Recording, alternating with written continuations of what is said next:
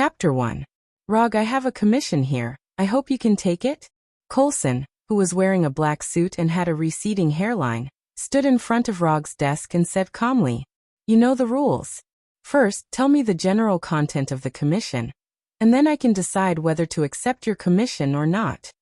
Rog, who was leaning on the back of the chair, opened his eyes and glanced at Coulson, then leaned back in the chair and closed his eyes again. 2 weeks ago, Tony Stark went to Afghanistan to deliver weapons to the local U.S. military. After the transaction was completed, on the way back to the U.S. military base, Tony Stark was attacked and then kidnapped. His current whereabouts are unknown. I hope you can go to Afghanistan and rescue Tony Stark. Coulson briefly described the content of the commission and the general situation. At this time, although Rog looked like he was about to fall asleep, he was completely awake when he heard the name Tony Stark. Tony Stark, it seems that what should have happened has happened. Rog opened his eyes and sat up, then took out a scroll from the drawer of his desk and placed it in front of Coulson. Just as Rog was about to open the scroll, he suddenly remembered something and put the scroll back in the drawer. "I have something to deal with now. Come to me at 5 o'clock tomorrow afternoon." As soon as his voice fell, Rog's figure completely disappeared in front of Coulson, as if he had teleported. Although the scene before him didn't conform to common sense, Coulson wasn't surprised by it. After all, this was not the first time he had watched Rog disappear in an instant. Through the flying Thor technique, Rog instantly moved from his office to the roof of a warehouse next to the Hudson River. And here there was Rog, who looked exactly like him, waiting for him. "Thank you for your hard work." As soon as he finished speaking, Rog, who had been waiting here for a long time, turned into a cloud of smoke with a bang and dissipated into the air. After dispelling the shadow doppelganger, Rog received all the information his doppelganger had gathered. On the surface, Roger's identity was that of a detective with his own firm. But in reality, he is a ninja. To be more precise, he is a ninja who transmigrated to this world. To be more precise, it's a ninja who should have crossed into the Naruto world, but ended up in the Marvel world. Just like how there were all kinds of strange reasons for transmigrating, the cheats or goldfingers that transmigrators had were also different. Rog's goldfinger was very simple. It was a system called the God of Ninjas. This system was also very simple. It only had 2 functions: commission and exchange. By completing tasks entrusted by others, Rog can get something called Ninja Coin. Ninja Coins can be exchanged for anything in Naruto's world except for humans. For example, Ninjutsu, Kekkai Genkai, Secret Arts, Ninja Tools, Tailed Beast. As long as he has enough Ninja Coins, Rog can exchange all the ninjutsu in Naruto's world, and all the Kekkai Genkai, Kekkai Genkai, Kekkai Genkai, and even all the 9-tailed beasts, making him the real god of ninjas. The future that the system can give is very good. The only drawback is that it is not as easy to get ninja coins. Rog has been in this world for 3 years, but he still didn't get many ninja coins, and he barely exchanged 9 ninjutsu. For example, the shadow doppelganger that had just been removed was learned by Rog through the exchange. As for the advanced ninjutsu, Flying Thor, it is the system's friendly care for the newcomer, and it is one of the rewards in the newcomer gift pack. If he hadn't mastered the S-class ninjutsu, Flying Thor from the beginning, Rog wouldn't have the ability to complete the commission, and it would be impossible to exchange ninjutsu through ninja coins and enhance his strength little by little. The mission information given by Kingpin is actually accurate, which is a bit inconsistent with his character.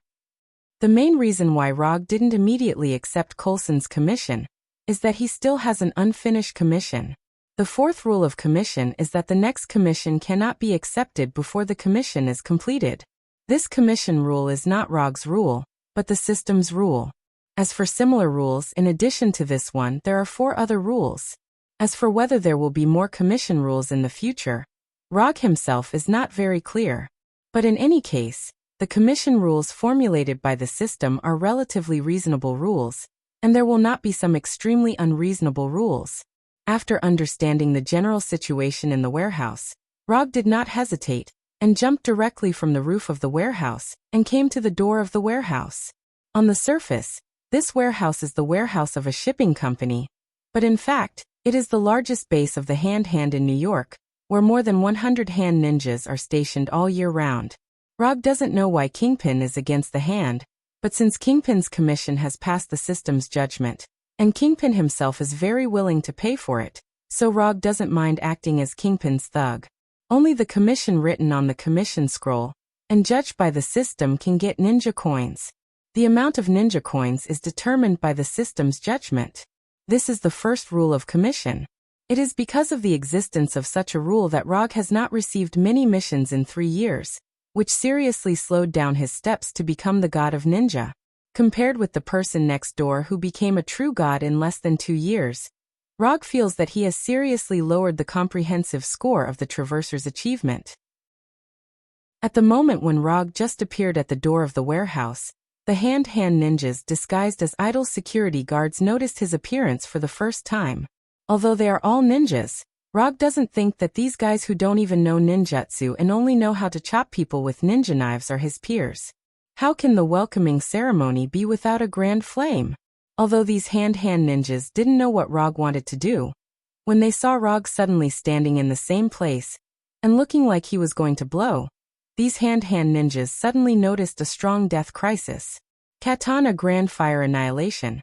Although the name of ninjutsu does not affect the power of ninjutsu, Rog still likes to read the name of ninjutsu before performing ninjutsu. There's no reason, just because it looks more handsome. With Rog's exhalation, a flame came out of his mouth.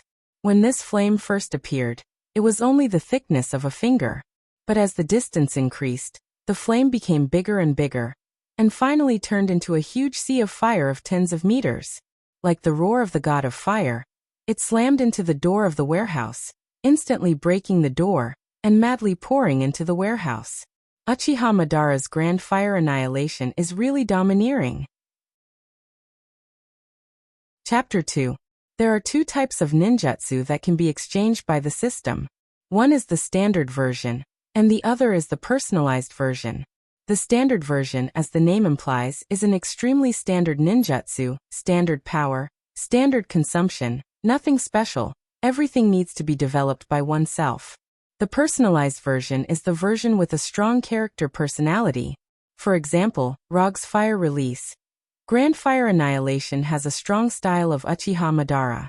The power is greater, but the consumption of chakra didn't change, and in the process of exchange, you can directly get Madara's experience on this ninjutsu. You can either spend time slowly to become stronger, or you can directly spend money to become stronger. Although the personalized version of ninjutsu is more powerful and less hand seals, it also consumes more ninja coins, which is one of the balance given by the system. However, this advantage doesn't exist for Rog. Along with Flying Thor, there are also Muji Jutsu and 7 Attribute Chakra. Flying Thor, Muji Jutsu, 7 Attribute Chakra, these 3 are all the rewards in Rog's gift pack. For some ordinary ninjutsu, such as Shadow Clone Jutsu, Rog exchanged the standard version. But for some ninjutsu he exchanged the personalized version. After the raging sea of fire poured into the warehouse, it caused terrible damage. A small number of hand ninjas stationed in the warehouse were directly burned to death. As for the others, although they were lucky enough to survive, they were also left with significant injuries. This is the difference between having ninjutsu and not having ninjutsu. They are all ninjas, but the 2 are completely different. Rog's Grand Fire Annihilation lasted for 5 or 6 seconds, and then stopped. It didn't last long, but it left a terrible impression on these hand ninjas. Is this really a human? A Grand Fire Annihilation directly killed a quarter of the hand ninjas in the warehouse. Even so, those who survived by luck didn't have the slightest intention to escape. They took out their weapons and had the momentum of dying together with Rog. Your aura is not bad, but unfortunately, you are too weak. Rog didn't care about the killing intent of the hand ninja. They were just a bunch of small fries. They didn't have the ability to harm him at all. Under the gaze of these hand ninjas, Rog casually walked into the warehouse, as if he wasn't walking into a warehouse where a group of murderous ninjas gathered, but a large shopping mall filled with people.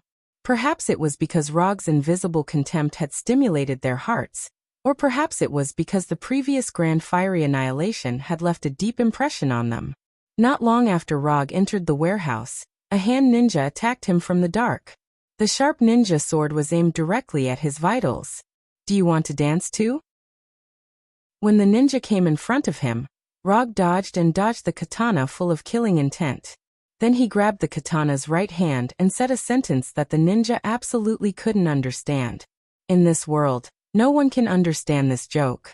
It's really a loss. Rog didn't pay attention to the hand ninja, directly grabbed his katana, and then slid the katana across his neck.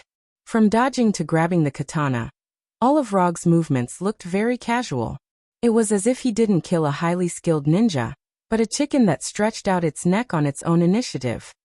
Don't waste time, all of you come together. With that, Rog made an international hand gesture to these hand ninjas, showing the middle finger. Although there was a language barrier, the meaning of showing the middle finger was understood by all the hand ninjas present. And what made them even angrier than showing the middle finger was that Rog casually killed one of their companions, and then threw the dead hand ninja aside, as if he was throwing garbage. Without anyone issuing an order, these hand ninjas rushed toward Rog one by one. At the same time, they issued bursts of screams and howls. Facing the collective charge of these hand ninjas, Rog didn't retreat but rushed toward them, with a hint of excitement on his face.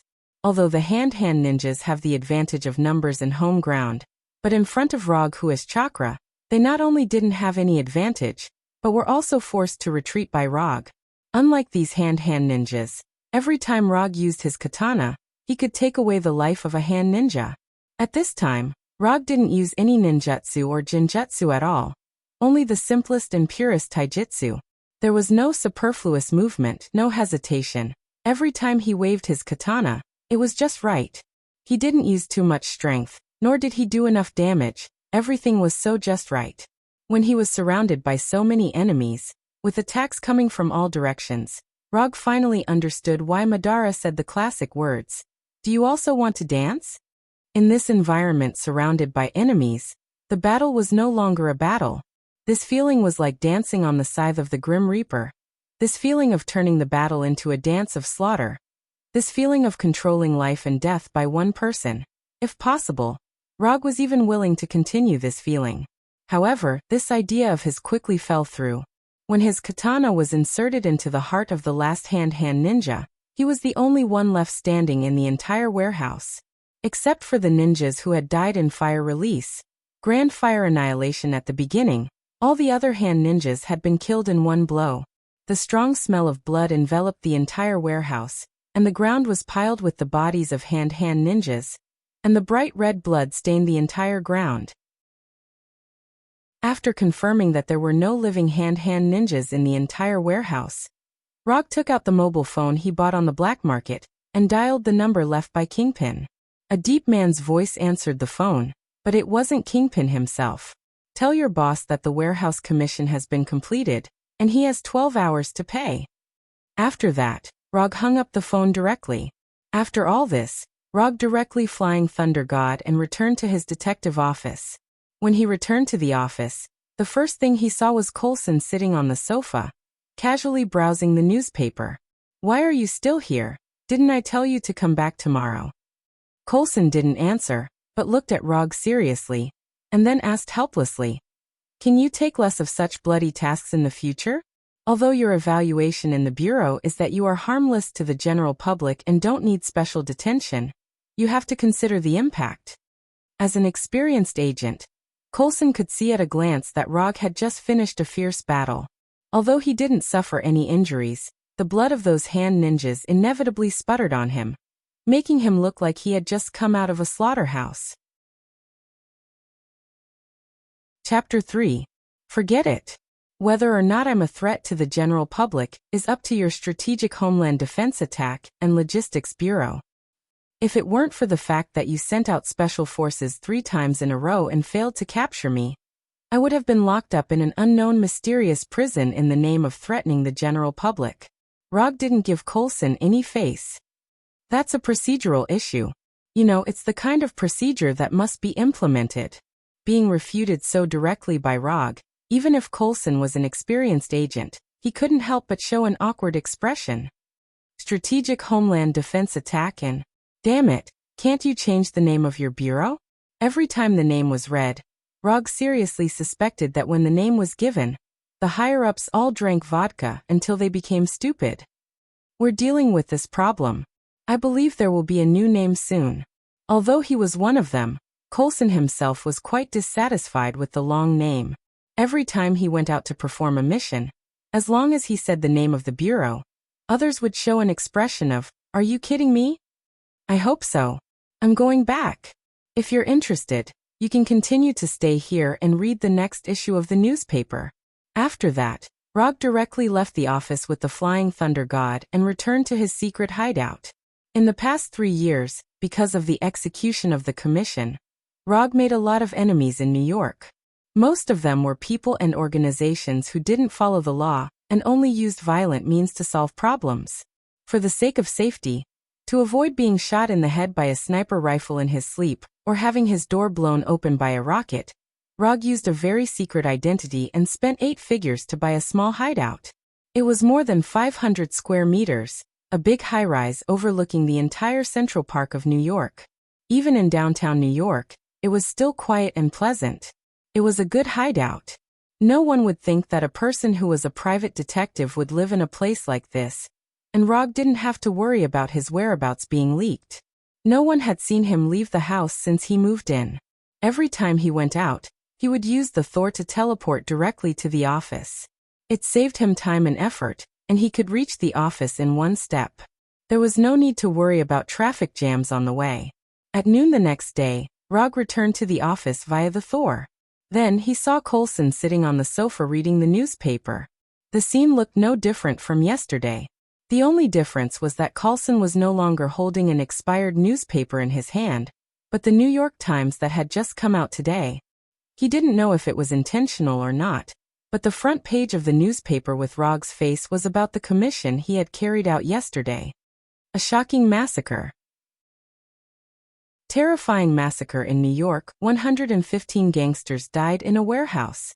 Is this the distortion of human nature or the decay of morality? Strictly speaking, ninjas of the hand and gangsters were 2 completely different professions, but it was clear that the reporter in charge of writing this article wasn't aware of this. However, Rog liked the headline given by the reporter, which brought back some good memories. "It seems that you care a lot about Tony Stark." The coffee in front of Coulson had no temperature. Obviously, he had come to the office a long time ago. His father is one of the founders, and he is also the most important weapon supplier to the government, so we don't want any accidents to happen to him, Coulson said with a serious face, but Rog didn't believe his explanation. If they really cared about the safety of Tony Stark, they would have sent someone to rescue Tony early. The 10-ring gang hiding in the mountains of Afghanistan may be difficult for others to find, but for them, it was at most a little troublesome. Whatever you say. After that, Rog took out a commission scroll from the drawer of his desk. Just as he was about to open the scroll and let Coulson write the commission in black and white, he suddenly thought of something. He took out a legal mobile phone from the drawer and logged into his account. When he saw the balance of less than 5 digits on his account, his face became a little ugly. I was actually reneged on my debt. After refreshing the page several times in a row, Rog had to admit this fact. He was indeed reneged on his debt. Kingpin, the king of the underworld in New York, actually reneged on his debt. Although this matter looked a bit funny, in the System Commission column, the words incomplete were clearly displayed. The second rule of commission was that only when the reward indicated in the commission was received, the commission was considered complete. My last commission was reneged on by the client, so you need to wait here for another 5 minutes. I will be back in 5 minutes. As soon as his voice fell, Rog's figure disappeared in front of Coulson again. Having waited for the whole morning, it doesn't matter if he waits for another 5 minutes. Coulson had no objection to this. Although Coulson didn't know who Rog's last commission client was, he was very sure that the client was very unwise. Some people's money can never be reneged on, and it's best not to even think about reneging on your debt. Through the flying Thor, Rog directly teleported to the top of the Fisk building. The Fisk building is where Kingpin's headquarters is located, and before teleporting, Rog deliberately used chakra perception to perceive Kingpin's position. Chakra perception jutsu is one of his accumulations in the past 3 years. He exchanged it from the system. It originally belonged to second Hokage Senju Tobarama. This jutsu doesn't need to be printed, and the insight is extremely accurate. Even if the target is thousands of miles away, it can accurately perceive the vitality and chakra strength of the target. Except for the need to consume a lot of ninja coins when exchanging, this jutsu has no shortcomings. Because in this world, except for Rog himself, no one else has chakra, so this jutsu was slightly adjusted by the system, and the ability to perceive chakra strength was replaced with the ability to perceive energy strength. When he commissioned, Rog and Kingpin met once, so he was very clear about Kingpin's vitality. Before the Flying Thunder God, he perceived Kingpin's position in advance and found that Kingpin happened to be in the Fisk building. As for the Flying Thor technique on the top of the Fisk building, he left it a long time ago. Not only the Fisk building, but even the top of the Stark building also has the Flying Thor technique. In the past 3 years, Rog left hundreds of Flying Thor techniques in New York, so that he can teleport to various areas of New York at any time through the Flying Thor. Chapter 4. It's a good habit to leave Flying Thor jutsu behind. Especially when needed, this habit can help a lot. And with chakra perception, even if there are a lot of Flying Thor jutsu, it doesn't affect the accuracy of Flying Thor's teleportation at all. Kingpin's office is on the top floor of the Fisk building, which is only a few dozen meters away from Rog's current position. If he uses the method of breaking the wall, then the distance between them will be further reduced. However, Rog doesn't intend to do this, because he is a gentle person. Or he is a gentle ninja. Kingpin may have never thought that someone would come down directly from the top of the building to find him. So on the way to Kingpin's office, Rog was not stopped. Even Kingpin's blonde secretary with a curvy figure directly treated him as a normal visitor. Just as the blonde secretary with a delicate face and a proud figure was about to ask Rog if he had an appointment, Rog walked directly past her and pushed open the door of Kingpin's office. "Sir, you can't enter." Before the blonde secretary finished speaking, Kingpin waved at her and motioned her to leave the office. "Mr. Kingpin, I didn't expect that you, who has a big business, would rely on a ninja's hard-earned money." Although Rog's tone was extremely calm, Kingpin and his 4 men in the office could clearly feel the anger in his words.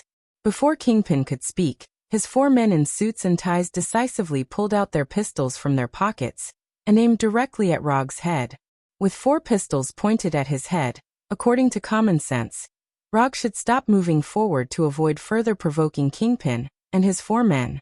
But Rog didn't do this. He still walked towards Kingpin unhurriedly, as if he didn't see the 4 pistols at all.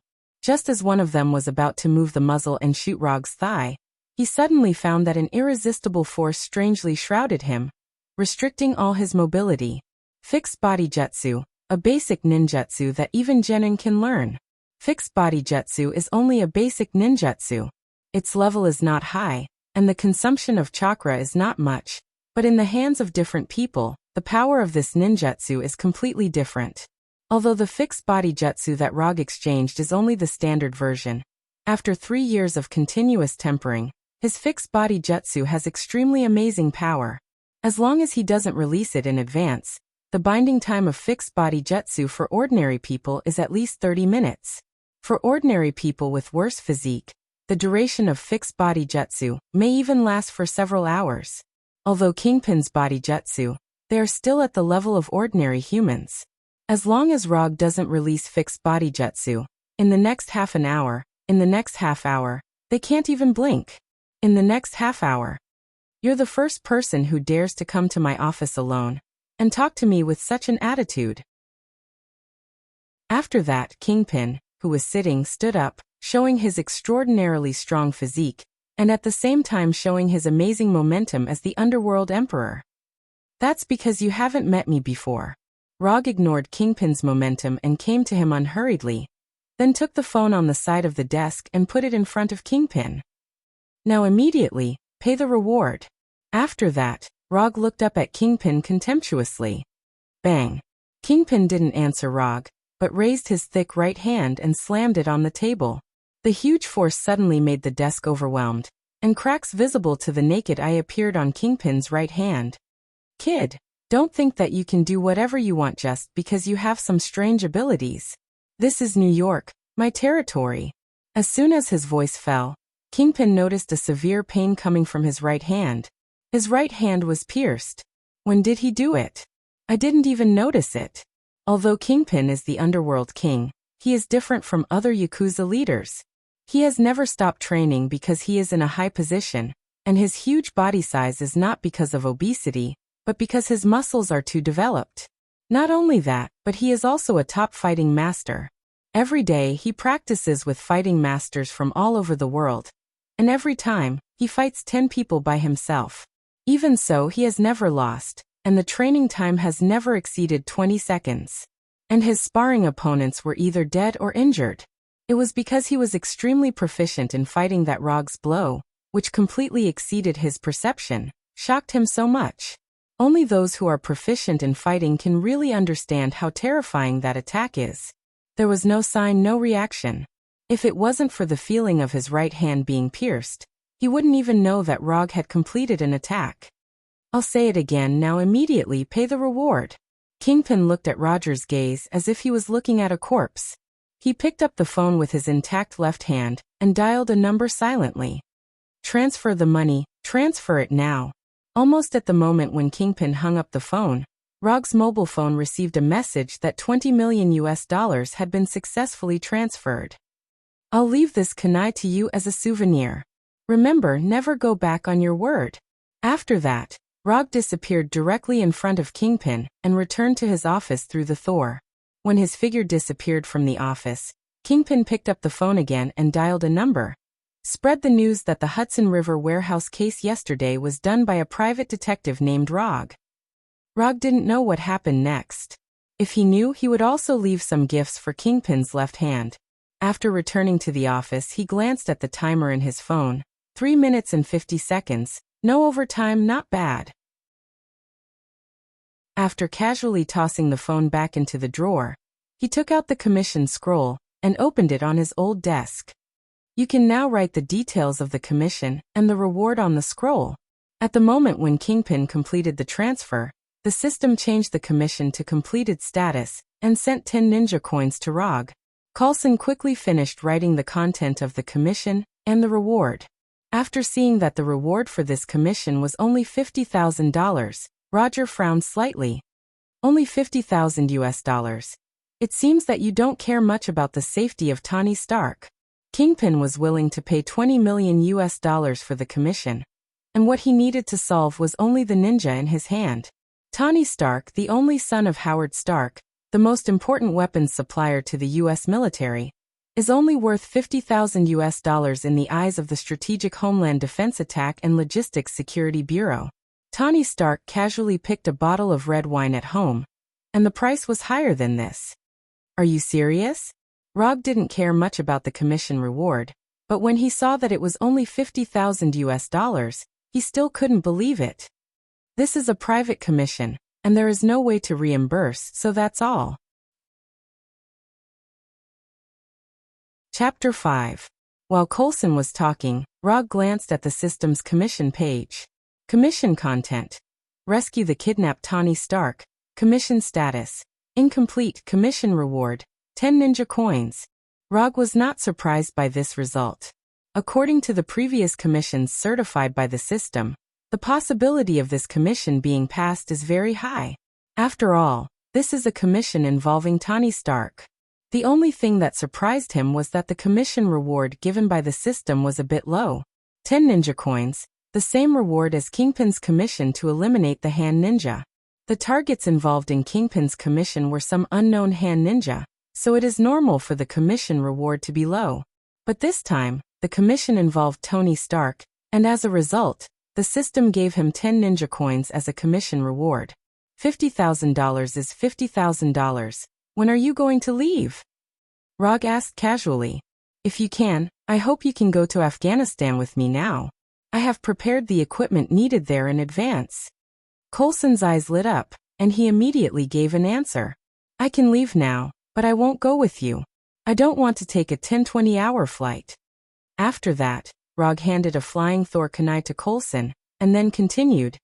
You take this kunai, call me when you arrive, and I will appear in front of you. Coulson didn't expect that Rog would use such a method to set off. However, he soon realized something. This kunai is the key prop of Rog's teleportation ability. If he can analyze the secret of this kunai, maybe he can. After this idea emerged in his mind, Coulson looked at Thor kunai with a subtle change in his eyes. Don't think about it. Even if I give you this kunai directly, you can't figure out the secret of teleportation, so you should give up as soon as possible. Rog can't read minds, but as long as he takes a look at Coulson now, he can know what Coulson is thinking. Trying to figure out the secret of flying Thor through the kunai engraved with the flying Thor technique is pure daydreaming. Are you really not worried about revealing the secret at all? There will be some worries, but it will never be because of you. Coulson finally left with the flying Thor kunai, and then flew directly to Afghanistan through the plane arranged in advance. After Coulson left, Rog lay directly on the sofa and opened the exchange page in the system. Complete Susanoo, 6 Tomo Rinnegan, Bijou Karama, Mystical Art, Mokuton True Thousand Hands, Buddha on top. Every time he saw these shining golden ninjutsu and Kekkei Genkai, he swallowed his saliva unconsciously. When will he be able to exchange all of these? After calming down a little, Rog put his eyes on a Kekkei Genkai marked with 300 ninja coins. 3 Tomo Sharingan. In order to exchange for the 3 Tomo Sharingan, Rog stopped exchanging ninjutsu a long time ago, and silently accumulated ninja coins. Although the process of saving ninja coins is a bit difficult, he will soon be able to exchange for this long-desired Kekkei Genkai. Unconsumed ninja coins, 295. As long as he successfully rescues Tony Stark, Rog can smoothly exchange for the 3 Tomo Sharingan, and thus have this Kekkei Genkai that is very powerful in the early stage, and even more powerful in the later stage.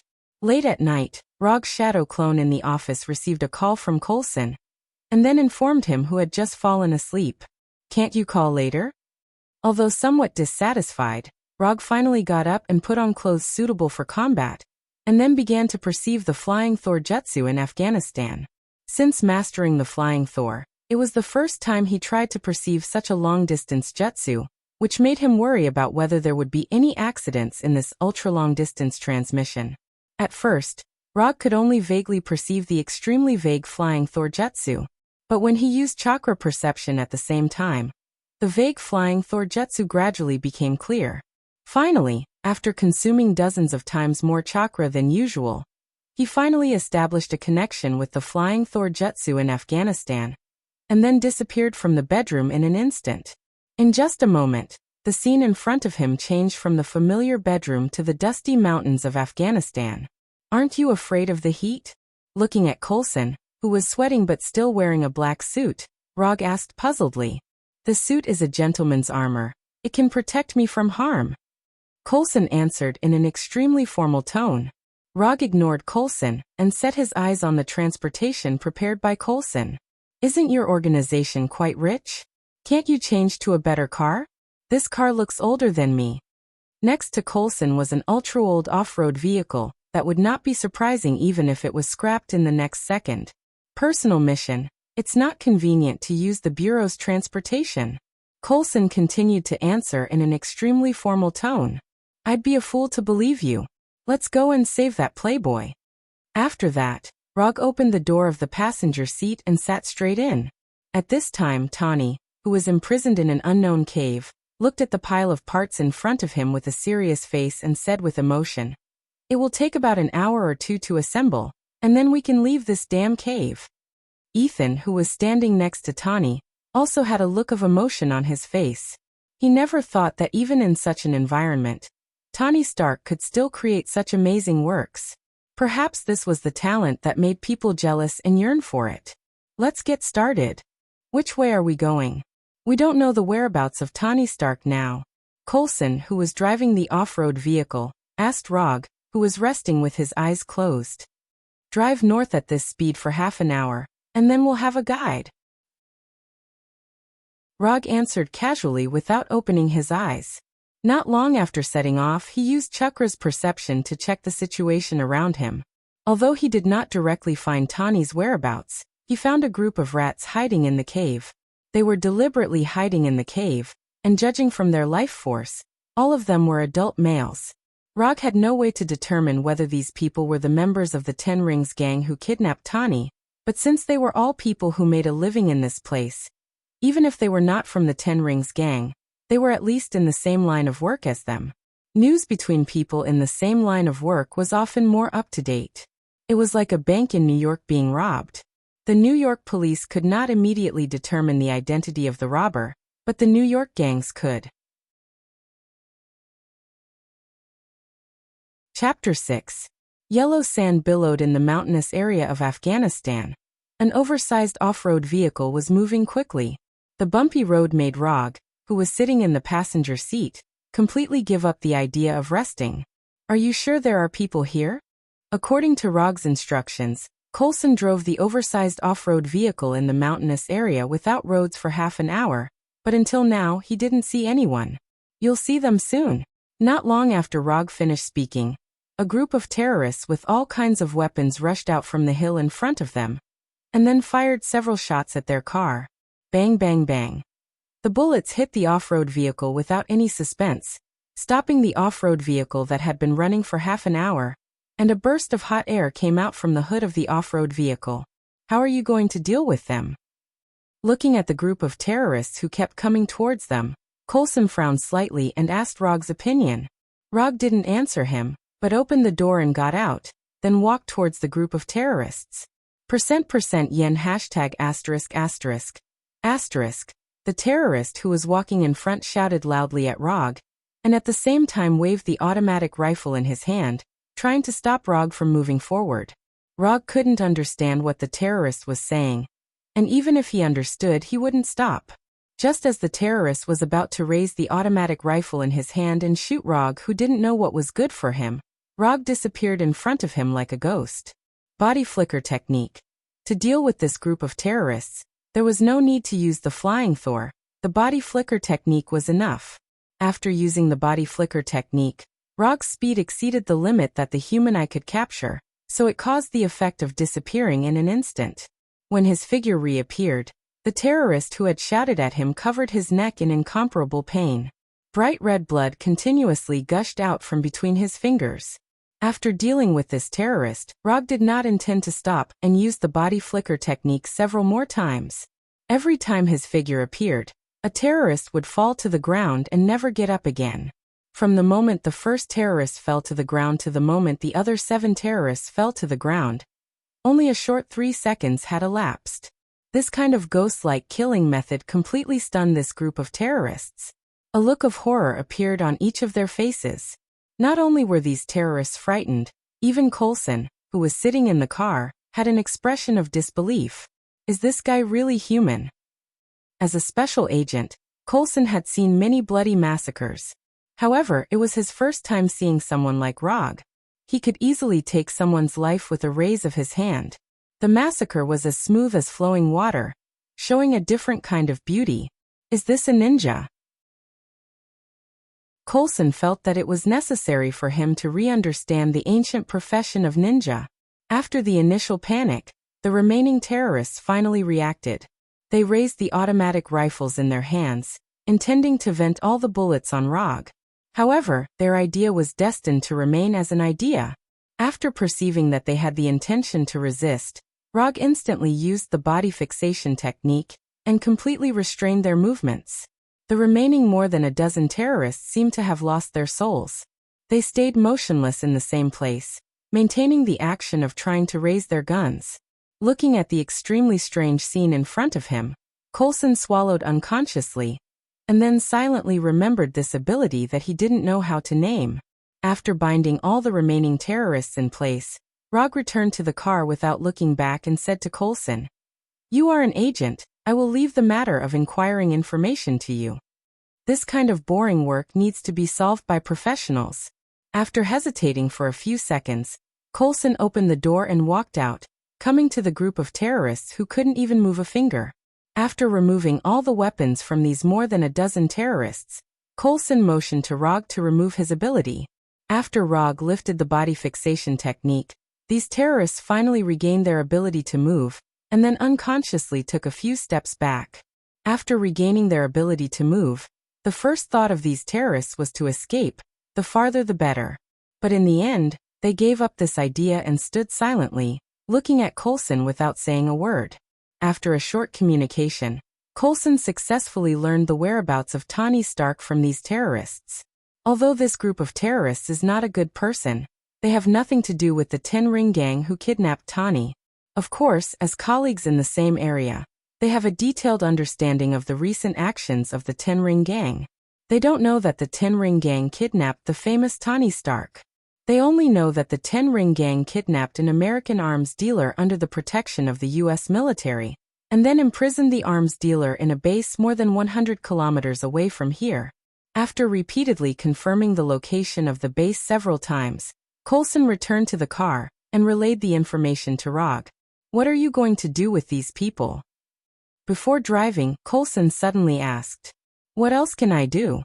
Of course, I'll let them go. I'm not a psychopathic murderer." After Coulson and Rog drove away, these terrorists finally breathed a sigh of relief, and then began to regret coming out of the cave. If they didn't come out, they wouldn't have met the man who was like the Grim Reaper, and they wouldn't have lost 8 people inexplicably. The off-road vehicle was getting farther and farther away, but these terrorists still didn't leave, nor did they pick up the weapons that were thrown on the ground. Being a terrorist is too dangerous. Do they really want to continue? When Coulson drove the off-road vehicle to the cave where Tony was imprisoned, Tony and Ethan were also speeding up the assembly of the battlesuit. In this cave with several monitors, if the terrorists outside found out that they were assembling battlesuits and not Jericho missiles, then they wouldn't have to think about how to leave this cave. At this time, Raza, who was in another cave, felt a little uneasy today. After kidnapping Tony Stark, this was the first time he felt this way. As a member of the Ten Ring Gang, and a member of a high position, Raza has always believed in his intuition. This is why he was able to go from an ordinary member of the Ten Ring Gang to one of the leaders with his own base and subordinates step by step. Under the guidance of his intuition, Raza came to the cave where the surveillance screens were placed, intending to learn about Tony Stark's work progress. Where's Tony Stark? Where is he? On the surveillance screen, Raza saw the busy Ethan, but he didn't see Tony at all. He was just here. A member of the Ten Ring Gang beside Raza quickly replied, "Go and see what's going on." For some reason, the uneasiness in Raza's heart became more and more obvious. Chapter 7. Ethan Stark. 2 terrorists with automatic rifles ran to the cave where Tony was held, opened the observation hole on the iron door, and shouted loudly, "Say something, answer him." Tony whispered to Ethan, who was helping him put on the battle suit. "This is Hungarian, I don't speak it." "Then just say a few Hungarian words." Ethan had no choice but to stop what he was doing and reply casually in his uncertain Hungarian. But obviously, Ethan's answer did not satisfy the terrorists at the door, and they continued to ask loudly. A few seconds later, the terrorists who did not get any further answer from Ethan motioned to their companions to open the iron door of the cave. Boom. The moment the terrorists opened the iron door, a violent explosion blasted the heavy iron door and the terrorists at the door away. After seeing this scene on the monitor, Raza, who had always been very cold, finally changed his expression and immediately issued an order. "Everyone take your weapons, don't let Stark escape." The next second, Raza suddenly remembered something, picked up the walkie-talkie in front of him, and issued a second order. "Don't kill Stark, I want him alive." At this time, Ethan continued to help Tony put on the battlesuit in the cave. "How's the effect?" Tony, who had entered the battlesuit, could not see the effect of the explosion, so he asked Ethan in front of him. "The effect is very good. Of course, this is the bomb I made." Tony never doubted his ability. The reason why he asked Ethan was just to prove his thoughts. "I'm almost done." Ethan's tone became a little excited. "Wait, start the power system first." Ethan put down the wire in his hand that was about to be connected, turned around, and came to a shabby but functional computer. "What should I do?" The computer installed the program to start the power system of the battlesuit, but this program was completed by Tony alone, so Ethan did not know how to start the program. Press the function key F11. Tell me when you see the progress bar. Under Tani's guidance, Ethan successfully activated the power system of the battlesuit and returned to Tani to continue his previous work.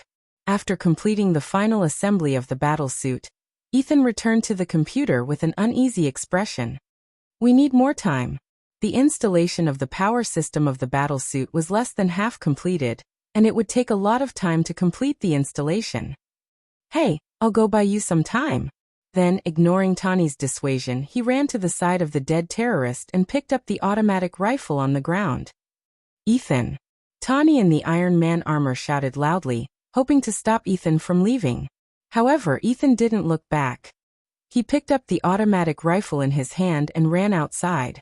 At the same time, he pulled the trigger.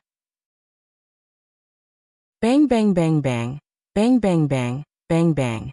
As the gunshots got further and further away, Tani's expression became more and more serious. It didn't take long for Tani in the battlesuit to hear a fierce gunshot, and then there were no more gunshots. Relying on the time bought by Ethan, the final installation of the power system of the battlesuit was finally completed. At the moment when the system was completed, there was a sound of mechanical assembly in the cave, and the originally bright cave quickly dimmed and became dark. At this time, on the rugged mountain road 20 to 30 kilometers away from the cave, Rog, sitting in the off-road vehicle, suddenly felt a distinctive energy fluctuation. This energy fluctuation? Damn it, it's still too slow. Although Rog had not been in contact with the arc reactor before, he was sure that the energy fluctuation just now was caused by the arc reactor on Tani's chest. In this backward mountainous area of Afghanistan, it is impossible for other high-end technology to exist, so the energy fluctuation can only come from the arc reactor on Tani's chest. There is only one possibility for the energy output from the arc reactor to increase to this intensity in an instant, and that is Tani activated the Iron Man armor Mark 1. If Tani did not activate Mark 1, Rog would not have been able to sense the energy output from the arc reactor. The amount of energy needed to prevent the shrapnel from entering the heart was too small to be accurately sensed. But now it's different.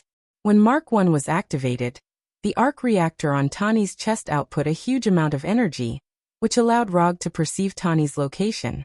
Something happened to Tani. I have to go first.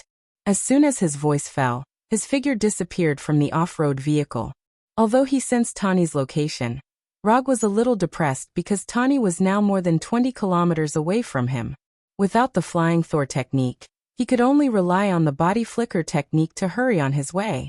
Although the body flicker technique can make the caster's speed exceed the limit of what the human eye can capture, causing the effect of flashing. But in the end, this ninjutsu is just gathering chakra on the feet, and then relying on the strengthening of chakra to move at high speed. In other words, you still have to run on your own, but the body flicker technique can make you run a little faster. I hate running, especially this kind of long-distance ultra-high-speed running. Although he complained like this, Rog did not lift the body flicker technique on his body. His whole person disappeared like a flash, and then appeared hundreds of meters away, and then kept repeating this process. While Rog was using the body flicker technique to rush on his way, Tani was wearing the Iron Man armor and fighting terrorists. Although Mark 1 looks a bit rough from the outside, this does not affect its power. The guns in the hands of the terrorists were simply unable to penetrate the outer shell of the Mark 1. Tony, who was wearing the Mark 1, was like an invulnerable god of war as he rampaged through the dark passageway, continuously walking towards the exit outside. When Tani solved the terrorists in the passage, he finally saw the exit and saw Ethan, who was shot and fell to the ground. Be careful! Ethan, lying in a pool of blood, shouted at Tani. Ethan's warning was accompanied by a grenade fired from a rifle. Boom! The grenade flew dozens of centimeters in front of Tani, blowing a big hole in the wall in front of him. The one who fired the grenade was none other than Raza. After seeing Ethan rush out alone regardless of life and death, Raza roughly guessed Tani's plan. As a top weapon inventor, Tani Stark would never be unprepared. So when all his men went in to arrest Tani, Raza himself did not go in, but stayed at the hole with his weapon, waiting for Tani to come out by himself. I don't know if Raza's marksmanship is too bad or Tani's luck is too good. The grenade did not cause any damage to Tani. In return, Tani activated the small missile on the left hand of Mark 1 and gave Raza a more powerful gift. Chapter 8. Boom. Just like Raza's grenade, Tani's small missile also missed its target. Instead, it hit the wall behind Raza. The huge explosion blasted a big hole in the wall, and the splashing gravel buried Raza. Although the small missile didn't hit Raza directly, it also made him unable to fight and move. Tani didn't care too much about Raza's situation. He quickly walked to Ethan, who was constantly bleeding, and opened the steel helmet's visor. "Stark," Ethan called out to Tani weakly. "Get up, let's go." Tani looked at Ethan, who was getting weaker and weaker, and said slowly, "Even if it's for me, you have to get up and follow our plan." "Actually, this is my plan." Ethan's voice became weaker, and his breathing became more difficult. "Get up, you still have to see your family." Although Tani didn't have much experience in battle, he knew very well that once Ethan's spirit relaxed, Ethan would never be able to stand up again. "My family is dead, I'm going to see them soon." Tani was silent. He didn't know what else he could do now. "Don't worry, I have nothing to worry about." After hearing Ethan's answer, Tani was silent for a few seconds with a solemn expression. Then he sighed weakly and said to Ethan very seriously, "Thank you for saving my life. Then cherish it. Don't waste your life." After that, Ethan took a few painful breaths, and then slowly closed his eyes. Watching Ethan die, Tani's heart surged with an uncontrollable anger as he controlled Mark 1 to walk toward the cave entrance. In the dark cave entrance, the figure of Mark 1 became clearer and clearer. Outside the cave, there were dozens of terrorists with rifles in their hands, aiming their muzzles at the entrance of the cave. When Mark 1 walked out of the cave, these terrorists shouted and pulled the trigger at the same time. The bullets hit Mark 1 like a bomb, and the sound of metal hitting metal rang out continuously. The impact of the bullets made Tani, who was wearing Mark 1, shake a little, but none of the bullets penetrated the armor of Mark 1. After shooting for a few seconds, the terrorists stopped shooting and looked at Mark 1 at the entrance of the cave with a panicked expression. "It's my turn now." As soon as he finished speaking, Tani activated the flamethrower on Mark I's hands. Flames flew out like two torrents, igniting the terrorists gathered at the entrance of the cave. Under the shocking flame attack, these terrorists retreated one after another, trying to avoid the flame attack. Even so, many terrorists were still hit by the flames, and their bodies were covered in flames. Tani's target was not only these terrorists, but also the weapons placed everywhere, the weapons from Stark Industries. The boxes containing all kinds of weapons were ignited one by one, and the sound of explosions rang out continuously. Just as Tani was about to destroy all the weapons from Stark Industries, the terrorists on the mountainside pulled the trigger of a heavy machine gun. The power of a heavy machine gun was far greater than that of an ordinary rifle. Mark 1, which was hit by a heavy machine gun bullet, finally stopped moving forward. Even Mark 1, which was made of steel, could not withstand the continuous attack of a heavy machine gun. Tani raised his right hand in front of him to avoid being hit directly in the head by a heavy machine gun bullet.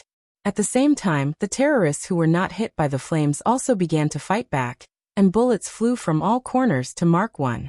The dense bullets hit Mark 1, and several of them hit the right leg track of Mark 1, which was not covered by steel. As the right leg track was broken, Mark 1, which weighed hundreds of kilograms, instantly lost the ability to move forward. The huge weight pressed Tani to one knee. Even so, Tani still had no intention of leaving immediately, and continued to attack the boxes containing weapons with the flamethrower. Explosions continued to sound in this unknown valley. After barely standing up, Tani raised his left hand and pressed the jet button on his left arm. Although Mark 1 did not have the ability to fly, it had the ability to fly for a short period of time, which was also Tani's last card to escape. After pressing the injection button, the Mark 1 didn't fly up as Tony had imagined. Instead, it stayed in place without any reaction. Mechanical failure. This word quickly flashed through Tani's mind. Then, Tani decisively gave up his plan to fly away, and threw himself to the ground and covered his head with his hands. Boom. Boom. Boom. After being burned by the flames, The weapons from Stark Industries exploded without any suspense, and the whole valley was instantly enveloped by the flames of the explosion. The powerful explosion swept through the valley, engulfing the terrorists who had not had time to escape. When the flames of the explosion gradually dissipated, the whole valley was in a mess. The traces of the explosion could be seen everywhere, and the guns and terrorist corpses scattered everywhere proved the power of the explosion. When everything returned to calm, Mark I, which fell to the ground, shook with difficulty, and then began to disintegrate. Because of the protection of Mark I, Tani did not suffer too much damage. Except for his bad image, everything else was okay. Tani, who came out of Mark I, glanced around. After confirming that there were no living terrorists around, he sat on the ground exhausted and gasped heavily. Not long after Tani sat down, a figure appeared behind him and hit him hard in the back of the head with the butt of a gun. The sudden attack made Tani faint. Before he completely lost consciousness, he saw a familiar face. The one who attacked Tani was not someone else, but Raza, who had just been attacked by him with a small missile. The huge explosion woke up the buried Raza. After trying to climb out of the rubble, what appeared in front of him was a messy valley and Tani, who was sitting on the ground and resting. Looking at the destroyed weapons and his men who had completely lost their lives, Raza wanted to shoot Tani directly in the head, but after seeing Mark I not far from Tani, he suddenly changed his mind. After an unknown amount of time, the unconscious Tani woke up again. When he opened his eyes, the first thing that appeared in front of him was the angry Raza. "Stark, I have to admit, I still underestimated you," Raza said while playing with the dagger. Tani did not speak, just looked at Raza silently. "I asked you to help me make Jericho missiles, and you made this thing." After that, Raza pointed to Mark I next to him, and then continued. "You killed my men and destroyed my weapons. I could have killed you now. But I'm willing to give you another chance. I'll provide you with the materials you want, and you help me make 20 sets of this armor. Not the current prototype, but the complete version that can be mass-produced. As long as you can do it, I'll let you go." Chapter 9. Tani, who was tied to the chair, looked at Raza as if he was an idiot, and then said sarcastically, "Do you think I, Tani Stark, am an idiot? Even if I help you build 20 sets of Iron Man armors, you will never let me go. The only thing you will do is to continue to imprison me in an unknown cave after you get the Iron Man armor, and make me your slave forever." Tani's face at this time had no fear, only determination.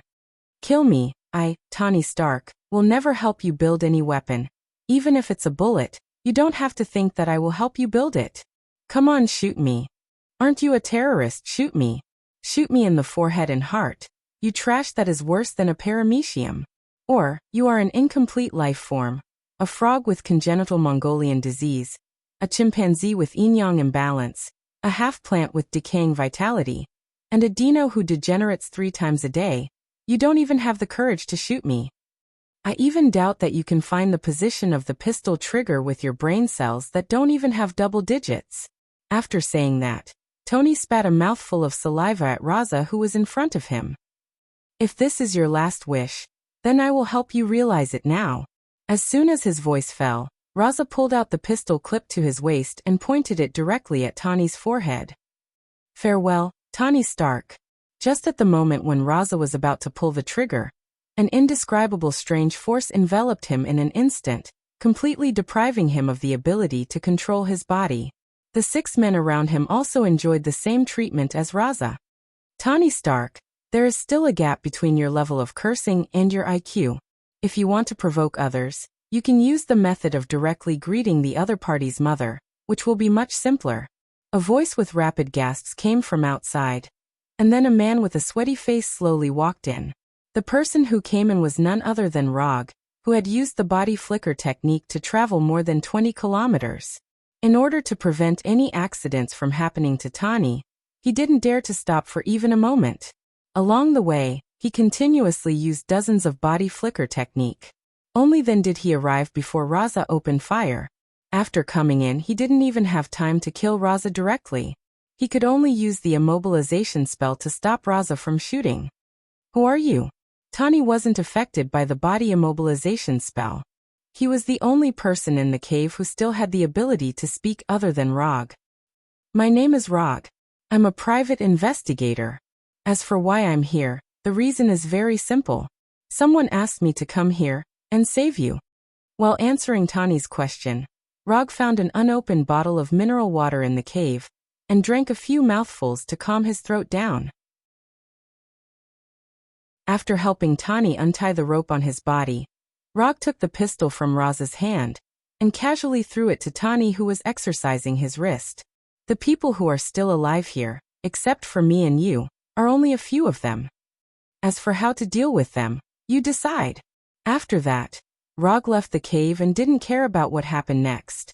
After being affected by his body immobilization spell, Raza and others couldn't resist at all, so there was no need to worry about whether Tani would have any accidents.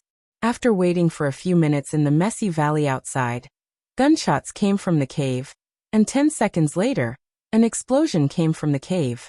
Tani walked out of the cave with a dignified expression and asked Rog, "Who asked you to save me, Colonel Rhodes?" "It's not him, it's someone you don't know yet. He's driving over now. You'll see him in a while." After waiting for nearly half an hour in the valley, Coulson, who was driving an oversized off-road vehicle, finally arrived at the valley, then went straight to Tani and extended his right hand to Tani. "Hello, Mr. Stark. My name is Coulson, an agent of the Strategic Homeland Defense Attack and Logistics Bureau." Tani shook hands with Coulson with a puzzled expression. He was sure that he didn't know Coulson, let alone the Strategic Homeland Defense Attack and Logistics Bureau. "Well, I'll stop here for the self-introduction. Coulson, now you can give me the commission reward. Are you in such a hurry?" Although Coulson didn't know why Rog wanted the commission reward now, he still took out his custom-made mobile phone and transferred $50,000 to Rog's bank account. At the moment when Coulson completed the transfer, the commission in the system was also changed to a completed state, and 10 ninja coins were also sent to Rog. Ninja coins not consumed, 305. The commission has been officially completed, then the rest of the things are up to you to deal with. After that, Rog began to perceive the flying Thor technique at his home in New York. Because he had already performed a super long distance perception, the second perception was a lot easier. After establishing a connection with the Thor technique at his home in New York, Rog directly flying Thunder God, and instantly disappeared in front of Coulson and Tani. He disappeared? Watching Rog disappear in an instant, a look of disbelief appeared on Tani's face. To be precise, he didn't disappear, he returned to New York. Coulson answered silently. After returning to his home in New York, Roger didn't immediately make the exchange. Instead, he leisurely took a shower, changed into a clean set of clothes, and had a rather sumptuous supper. After doing all this, he went to the Transform Gym and opened the system's exchange page. "Do you want to spend 300 ninja coins to exchange for 3 Tomo Sharingan?" "Yes." At the moment when he made the confirmation, an inexplicable force gathered in his eyes, and the transformation was completed in an instant. When he opened his eyes again, he saw his eyes in the gym's mirror, which were completely different. Blood red, 3 Tomo. The Uchiha clan's Kekkei Genkai is finally in his hands. Sharingan has the ability to observe, copy, hypnotize, and so on. It can give the holder extraordinary insight, observe the flow of chakra, apply and see through genjutsu, and copy taijutsu and ninjutsu that are not Kekkei Genkai. This is the real Sharingan, or the ability of Sharingan in Naruto's world. Because Rog is not in Naruto's world but in Marvel's world, the system also made some small adjustments to the Sharingan's Kekkei Genkai. The ability to observe the flow of chakra has been changed to observe the flow of energy, and the ability to copy ninjutsu that is not Kekkei Genkai has also been adjusted to copy the extraordinary ability that is not given by genetic mutation and racial bloodline. Chapter 10. Rog wasn't surprised that the system adjusted the ability of Sharingan. He had already experienced it once when he exchanged the chakra perception of second Hokage-sensei. Moreover, the system adjusted the ability to copy the ninjutsu without Kekkei Genkai to copy the extraordinary ability without genetic mutation and racial bloodline, which is also a good thing. In this world he is the only one who has chakra and ninjutsu, and he can't copy his own ninjutsu. So he is quite satisfied with the system's adjustment. Copying the extraordinary ability without genetic mutation and racial bloodline. That is to say, he can't copy the abilities of Spider-Man and Groot. As for whether he can copy Thor's ability to summon lightning and Doctor Strange's magic, he can't be sure for the time being. After a little adaptation to the newly acquired 3-Tomo Sharingan, Rog opened his property panel. Host, Rog Profession Ninja Talent. No Seal Casting 7 Attribute Chakra Kekkei Genkai. 3-Tomo Sharingan Ninjutsu. Substitute Technique, Flicker Technique, Fixed Body Technique, Shadow Clone Technique, Flying Thor, Chakra Perception Lightning Release. Chidori Fire Release. Great Fire Annihilation Water Release. Water Iron Cannon Genjutsu. Dark Walk Chakra Amount. 5 Kellen Consumed Ninja Coins. 5 There is an additional Kekkei Genkai with 3-Tomo Sharingan. Other attributes have not changed and the amount of chakra has not increased.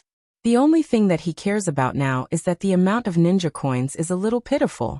5 ninja coins can't even be exchanged for the most basic ninjutsu. The only thing that can be exchanged are some common ninja tools and the system's special commission scrolls. The scroll that Roger used to accept the commission wasn't made by him, but it was exchanged from the system. 1 ninja coin was exchanged for 1 scroll. The reason why he chose the commission carefully is because the commission scroll also needs to consume ninja coins. If the request is written on the scroll, but it doesn't pass the system's judgment, it means that he wasted a ninja coin. Therefore, before deciding whether or not to accept the commission, he would ask the client to describe the commission's content and judge whether or not it was possible for the commission to pass the system's judgment. He would not write down everything on the scroll. Of course, his judgment might not be accurate. Only the system could decide whether the commission would pass the judgment. Next, should I exchange for the Manjikyu Sharingan or Hashirama's Wood Release? It's a bit of a dilemma. Whether it is Manjikyu Sharingan or Wood Release, both are abilities that Rog yearns for. But the price of these 2 abilities is not cheap. Manjikyu Sharingan costs 200 ninja coins, and Mokuton costs 500 ninja coins. In terms of price, Manjikyu Sharingan is much cheaper, but this exchange price is based on the fact that you already have 3-Tomo Sharingan. If you don't have the 3-Tomo Sharingan, the exchange price of Manjikyu Sharingan is 500 ninja coins, the same price as Would Release. Forget it, let's not think too much about it. I only have 5 ninja coins now. No matter which one I exchange, it will take a long time. I'll think about it later. After familiarizing himself with the 3-Tomo Sharingan in the transformed gym, Rog returned to his bedroom and began his interrupted sleep. New York, in a secret base of the hand. Now we can confirm that the person who slaughtered more than 100 of our ninjas is the private detective named Rog. Murakami said while wiping his katana. Let's do this. I propose that we use all the strength of the organization to kill this audacious boy. The dignity of the hand will not be trampled by anyone. Savant, sitting on the right-hand side of Murakami, said with a roaring tone while slamming his hands on the table in front of him. I agree. Bodo, sitting opposite Savant, agreed with Savant's opinion. It's easy to say, you have seen the battle scene in the warehouse and the scars on the corpses. That kind of amazing flame attack and the artistic way of killing, which one of you can resist? Alexandra, next to Bodo, said disdainfully. We still have hundreds of fearless ninjas. We still have Kuroku. Savant fiercely refuted. Looking at Savant, who was getting more and more agitated, Mrs. Gao, who had been silent, slowly said, even if Kuroku makes a move, he may not be able to kill Rog. And I suspect that Rog is the bait thrown by the Holiness Church in order to make us come out in full force. After hearing the name of the Holiness Church, even the most irritable Savant couldn't help but be silent. There are not many organizations that can make the Hand of the Hand pay attention to, and the Holiness Church, as a ninja organization, is the most important one. The Holiness Church and the Hand of Hand were like 2 sides of a coin.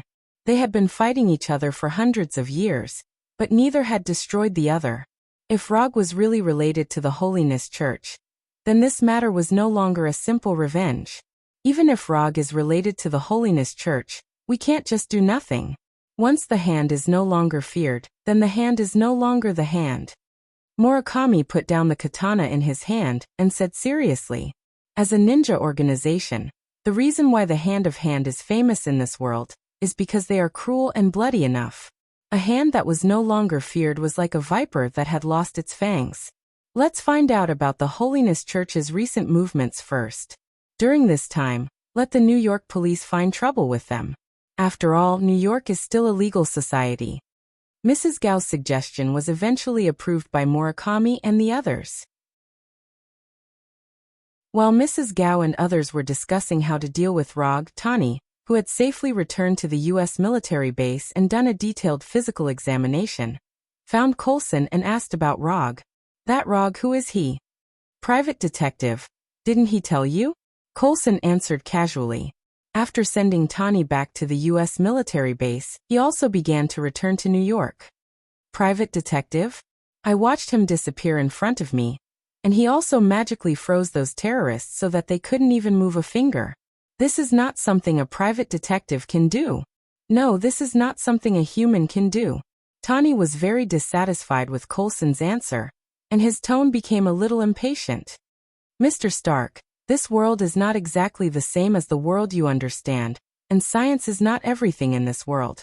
If you really want to know who he is, you can find the answer yourself. After that, Coulson took out a piece of paper with the address and bank account number of Rog's firm, and handed it to Tani. Chapter 11. After handing the paper to Tani, Coulson didn't say anything, and went straight to the plane that was about to take off.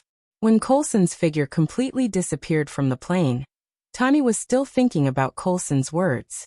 For a genius inventor, science is all the truth he believes in. But now, Tani began to doubt whether his beliefs were really correct. After a comfortable sleep, Rog planned to fly directly to the office by Thor. But after seeing his blood-red 3-tomo Sharingan, he hesitated for a few seconds. With his current amount of chakra, even if he keeps his Sharingan open 24 hours a day, it won't affect him much. And if he keeps his Sharingan open all the time, he will look more handsome. Handsome or low-key? This is the question. After thinking about it for a few seconds, Rog finally made a decision.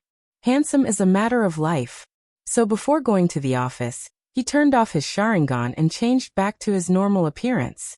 When he came to his very simple office through Thor, he found a man in a dark gray suit and dark red sunglasses sitting on the sofa in the office.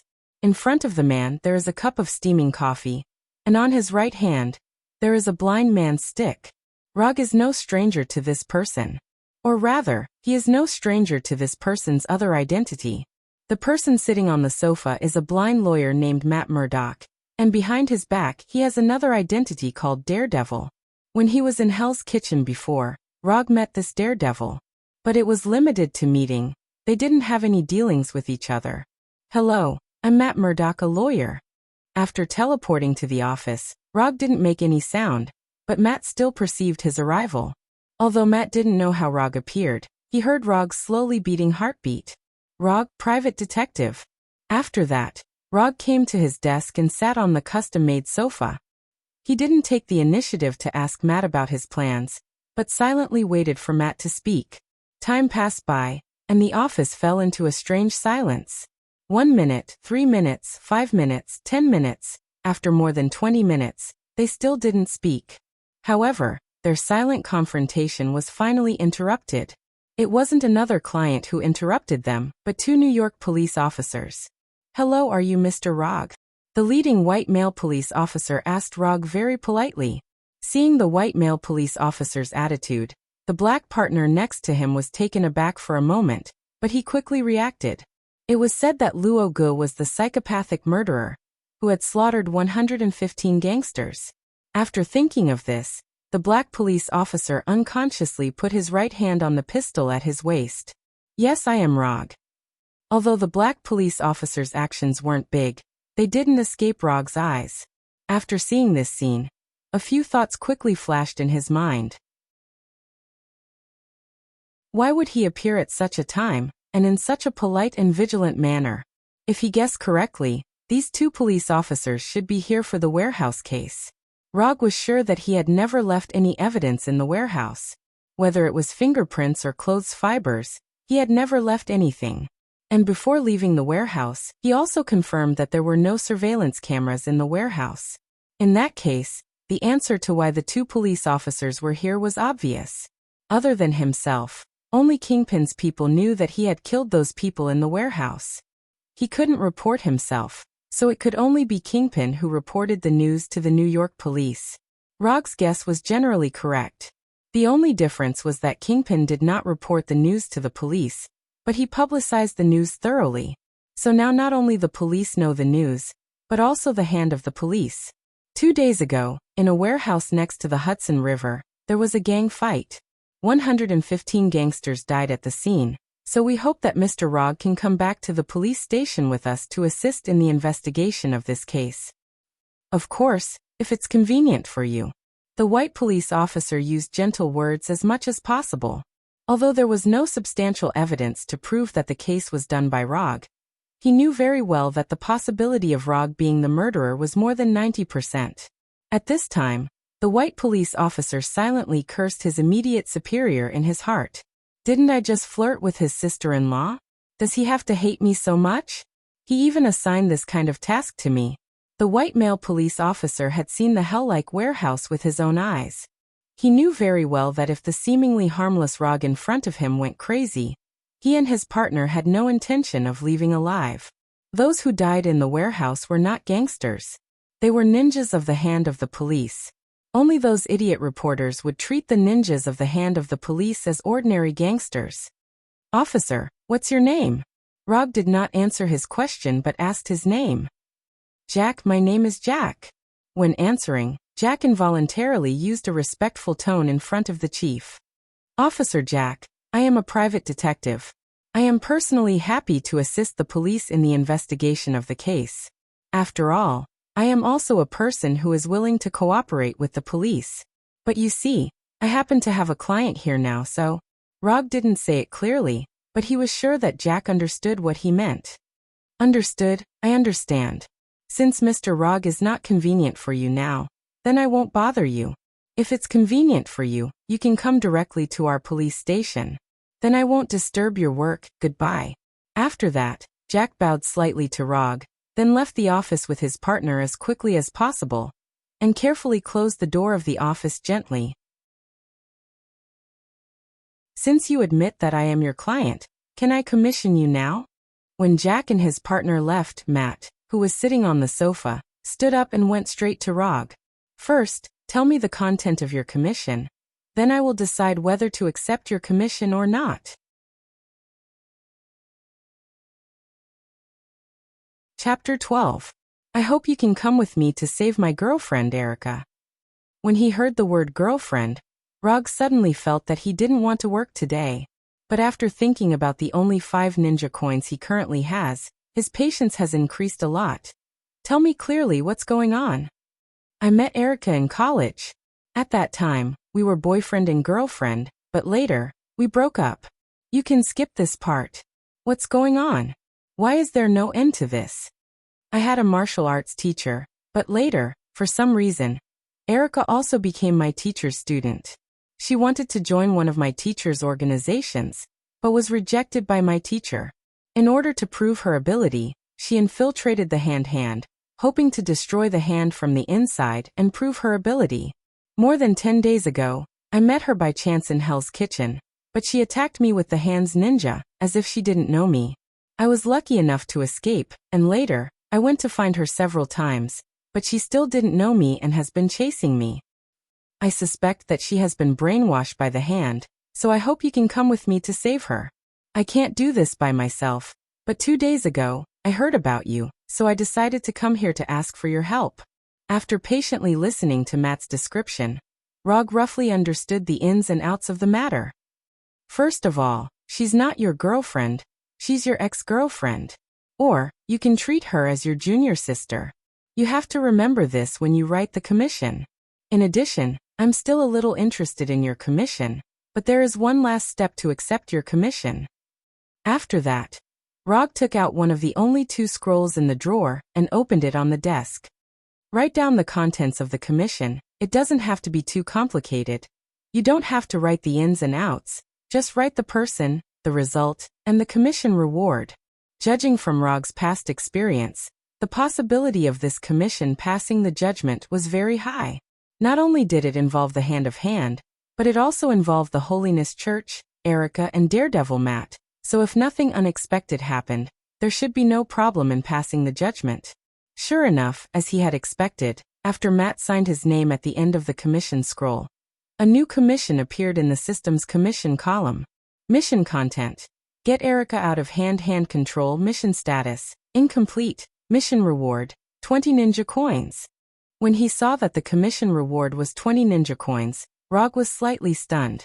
After rescuing the kidnapped Tani, the system gave a reward of 10 ninja coins. This system seems to favor women over men. This is not good at all.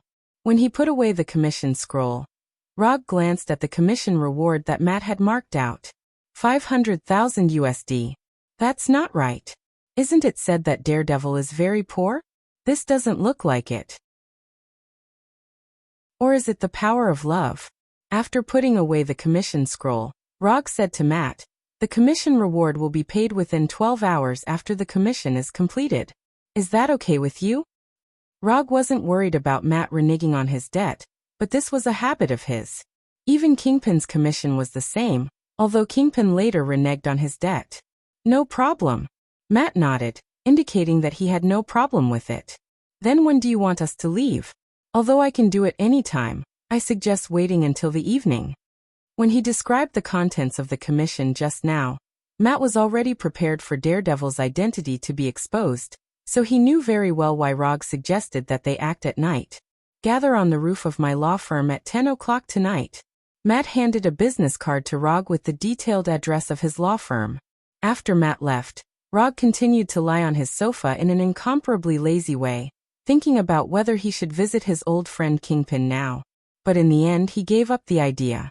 Although Kingpin's deliberate act of leaking the news was disgusting, his intuition told him that this might bring him unexpected developments, and maybe he could get a few more commissions as a result.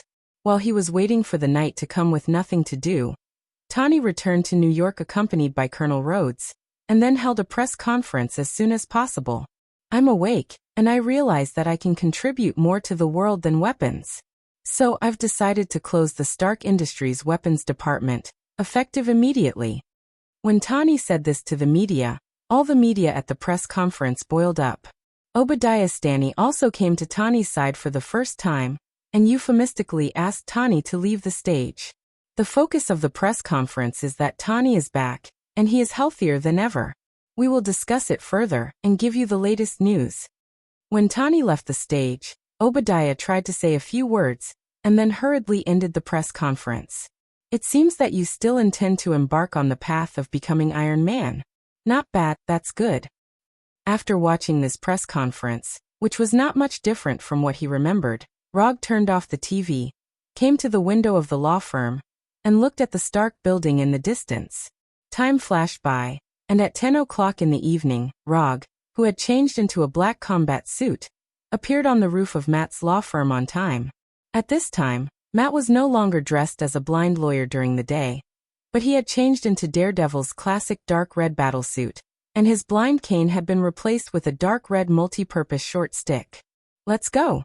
When Rog arrived, Daredevil Matt didn't say much and rushed directly to Erica's hand base.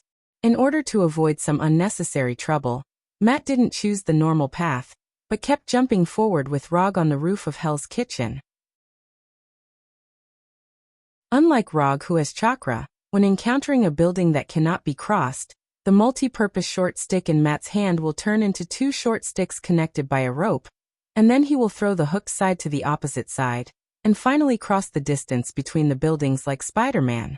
Looking at the exclusive weapon in Daredevil's hand, Rog couldn't help but have an idea. Having an exclusive weapon and not having an exclusive weapon are really two different images. This also made him consider whether to exchange special ninja tools from the system as an exclusive weapon. For example, Sasuke's Kusanagi sword, Zabuza's beheading sword, and Uchiha Madara's flame fan are pretty good.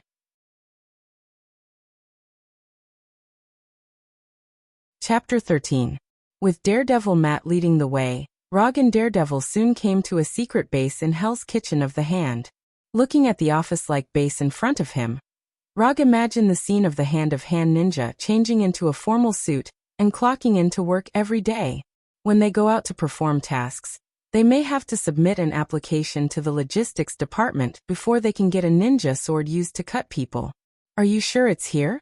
After coming to the top of a building next to the building, Rog used chakra perception to sense the situation inside the building and found that there were not many people inside, not even as many people as in the previous warehouse. Yes, I've been investigating this place for a long time. On the surface, this is the office base of a Japanese transportation company, but in fact, this is one of the most important bases of the Hand in Hell's Kitchen. Every time there is a large task, many Hand ninjas will gather here. It seems that because it's night, Matt gives people a completely different feeling than during the day, and even his personality has changed significantly. It's good that you've confirmed it. I don't want anything to go wrong when the time comes. Rog glanced at the front desk on the first floor of the building and immediately came up with a bold plan. What are you going to do? Although Daredevil Matt has never fought with Rog, he knows very well that the seemingly harmless man in front of him has strength far beyond his own. Matt even doubts whether he can survive for a minute when Rog is completely serious. I have 2 plans now. You can choose one you like more. First, I'll go in with you from the gate on the first floor of the building, and then I'll cut everyone I see all the way to the top floor. In this way, I can ensure that you will meet Erica halfway. Are you sure you want to do this? Although Matt hopes to save Erica from the Hand, he has never considered such a simple and straightforward plan with crazy intentions. This is not a plan at all. This is pure recklessness, simple and crude recklessness. It seems that you don't like the first plan very much. I have a second alternative. The second plan is for me to enter the building from the first floor and kill everyone I see, all the way to the top floor. As for you, you can choose to enter from another place and search for Erica. With me distracting them from the front, they shouldn't notice your presence, so you can look for Erica very calmly. After hearing Rog's second plan, Matt began to wonder if it was a mistake for him to seek Rog's help. In Rog's mind, there was no such thing as infiltration, and he didn't care about the impact it would cause. Roger looked at Matt and didn't rush him. Instead, he silently waited for him to make a decision. The customer is God. As a private detective, Rog respected his clients very much, except for those who would go back on their word. Use the second plan. If you meet Erica, I hope you can keep her safe and not hurt her. Matt had fought Erica several times, so he was well aware of her strength. Naturally, he didn't think that Erica could hurt Rog. No problem, I'll take good care of your ex-girlfriend. As soon as he finished speaking, Roger used the body flicker technique and directly arrived on the first floor of the building. He then pushed open the door and walked in casually. The building was brightly lit, and the receptionist on the first floor and the security guards next to the lobby were all wearing the uniforms for the roles they were playing. If it weren't for the obvious calluses on their hands, this place would look no different from a normal office building. Hello sir, who are you looking for? Rog had only taken a few steps when a hand ninja in a security uniform came over and blocked his way. As a ninja, your disguise isn't good enough. The moment he heard Rog's words, the hand ninja's face suddenly changed, and his right hand reached directly for the explosion-proof stick at his waist. However, before the hand ninja's right hand touched the explosion-proof stick, he felt a huge force coming from his neck, and then he instantly lost consciousness. After easily twisting the neck of the hand ninja, Rog moved his neck a little, and then opened his newly acquired 3-tomo Sharingan.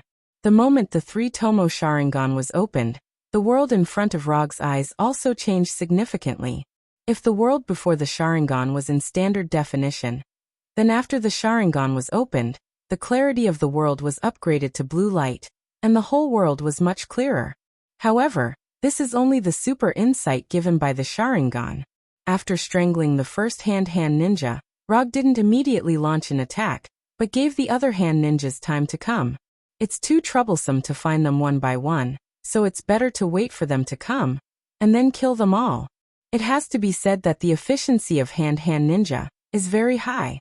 In less than a minute, more than 30 hand-hand ninjas rushed over, and without exception, all of them were fully armed. Come on, you bunch of scum!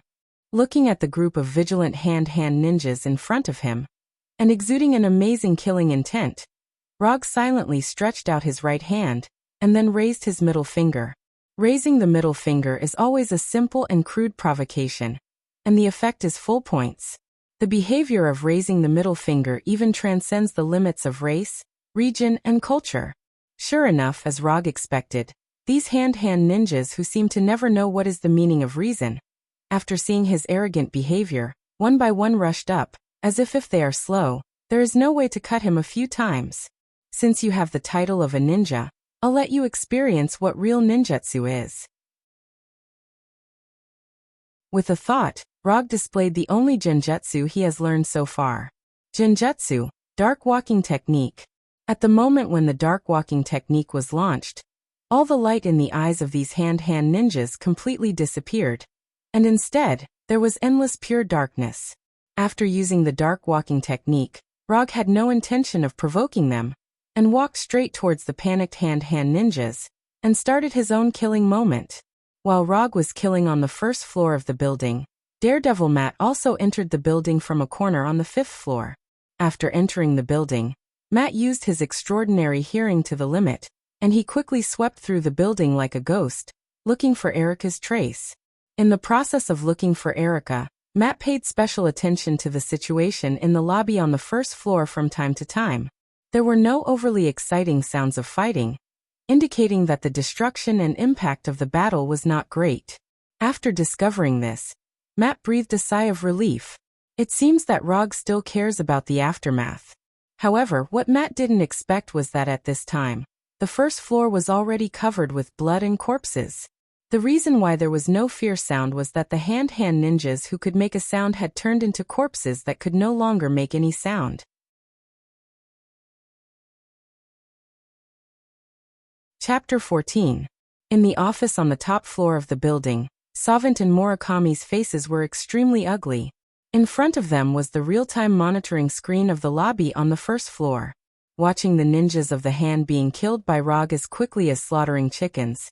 As the leaders of the hand, they couldn't help but feel an uncontrollable anger.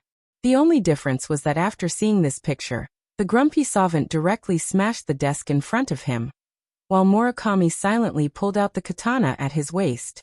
This is not a battle at all. This kind of death is a shame for a ninja. Although Savant and Murakami could see the real-time monitoring screen of the lobby on the 1st floor, they didn't know what the hand ninjas had experienced. In their eyes, these highly skilled and experienced ninjas took the initiative to come to Rog, and then begged Rog to end their lives. This is not right. Their behavior is very abnormal. After watching carefully for a while, Murakami was sure that the hand ninjas in the lobby on the 1st floor were in an abnormal state. But what he couldn't be sure was what kind of abnormality it was. Let Kuroku and Erika do it.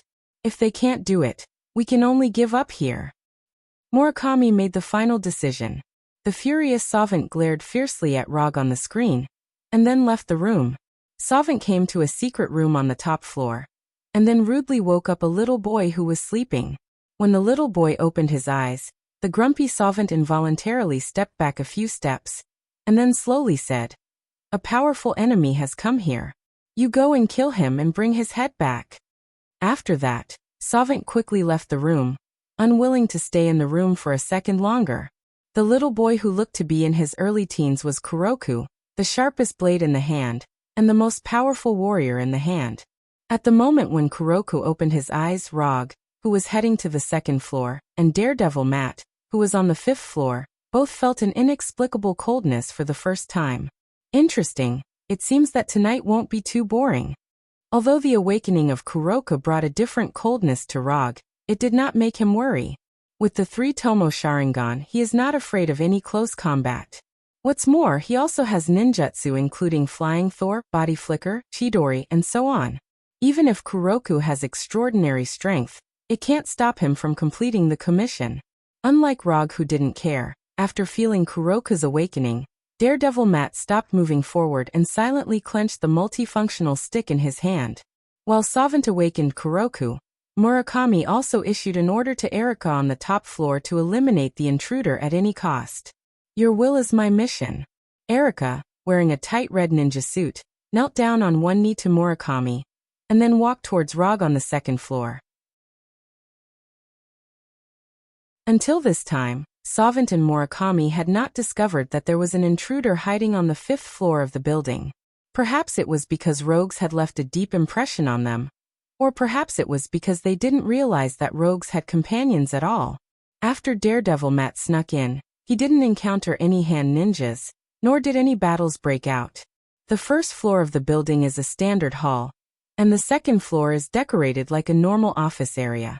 As far as the eye can see, there are common office cubicles. The only difference from the normal office area is that standing in these cubicles are not white-collar workers in formal suits, but a group of ninjas with katanas in their hands. It's so late and you're still working overtime. It seems that you really love this job. As soon as Rog finished speaking, the originally brightly lit 2nd floor fell into darkness. Hand of Hand Ninja turned off all the lights on the 2nd floor, and actively created a dark environment, trying to use the darkness to kill the intruder Rog. That's a good idea. Unfortunately, your strength can't keep up with your ideas. In Russell's hand was a katana that he snatched from the Hand Ninja on the 1st floor. Bright red blood was constantly dripping from the tip of the katana. The Hand Ninja on the 2nd floor obviously didn't intend to talk nonsense with Rog. While turning off the lights, they threw smoke bombs one after another, making the already dark 2nd floor suddenly shrouded in smoke. For a normal person, the pitch-black environment combined with the smoke was enough to put him in an extremely disadvantageous situation. Unfortunately, these Hand Ninjas weren't normal people. With the super insight granted by the 3 Tomo Sharingan, the dark environment and smoke didn't affect Rog too much. He could still clearly see the movements of these Hand Ninjas. He wondered if the higher the floor, the stronger the Hand Ninja was. In the process of fighting, Rog could clearly feel that these Hand Ninjas on the 2nd floor were obviously stronger than those on the 1st floor. Although the number of Hand Ninjas on the 1st floor were not as much as those on the 1st floor, but the cooperation between them and the way they attacked were more sophisticated and more vicious. Using the not spacious environment on the 2nd floor and their tacit cooperation with each other, these Hand Ninjas created the most favorable battle situation so far. After fighting with each other for a few minutes, Rog suddenly stopped, no longer chasing these ninjas jumping up and down, but abnormally stayed in the same place. Just as Rog stopped moving forward, a fierce attack like lightning struck towards his neck. The edge of the katana was only a few centimeters away from his neck. When the katana was about to cut Rog's neck, Rog's figure instantly flashed, and the katana cut across his neck, bringing out a beautiful line of blood. Substitution Jutsu. When perceiving the sudden attack from behind, Rog decisively used Substitution Jutsu, and instantly changed his position with a Hand Ninja not far in front of him. This Hand Ninja didn't expect that he would become the replacement target of Rog's Substitution Jutsu. He didn't have time to react. Until the katana cut across his neck, he didn't know what happened. Rog didn't know many ninjutsu, so he particularly cherished each of his ninjutsu. He spent a lot of time and energy to hone and familiarize himself with each ninjutsu, and these ninjutsu were almost instinctive. For him, the level of ninjutsu is not the most important thing. The most important thing is how to use ninjutsu. Even if it is an E-class ninjutsu, as long as it is used properly, it can also play a miraculous effect.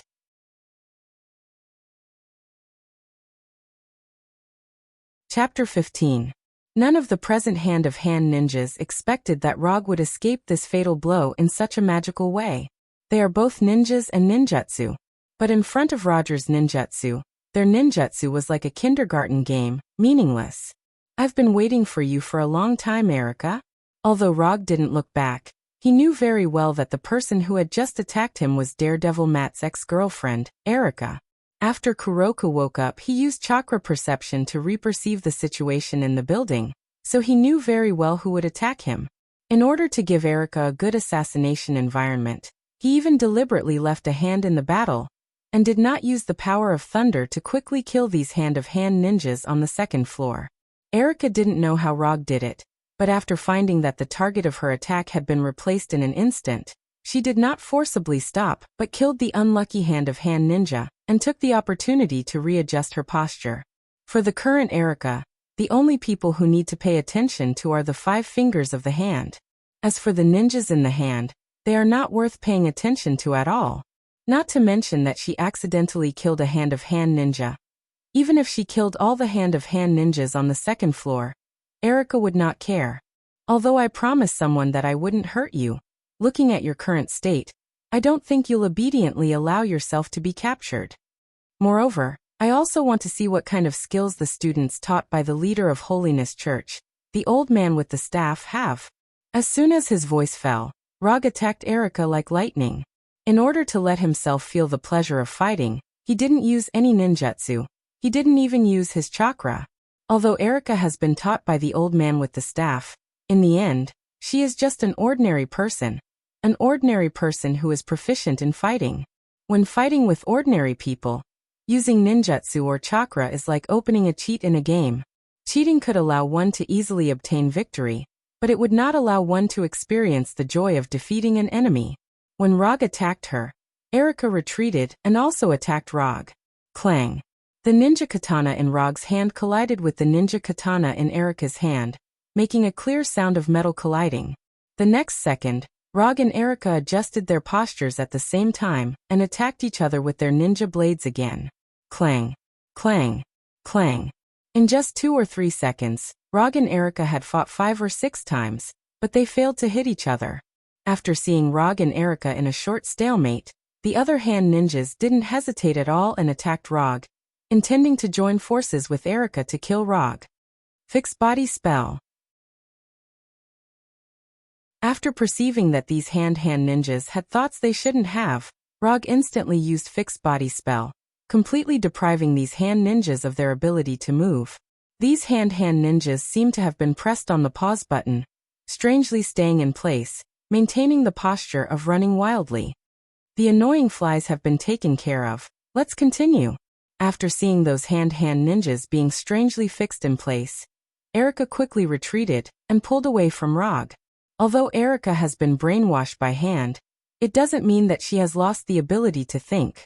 Whether it was the previous substitution technique or the fixed body spell just now, it made Erika instinctively aware of the danger.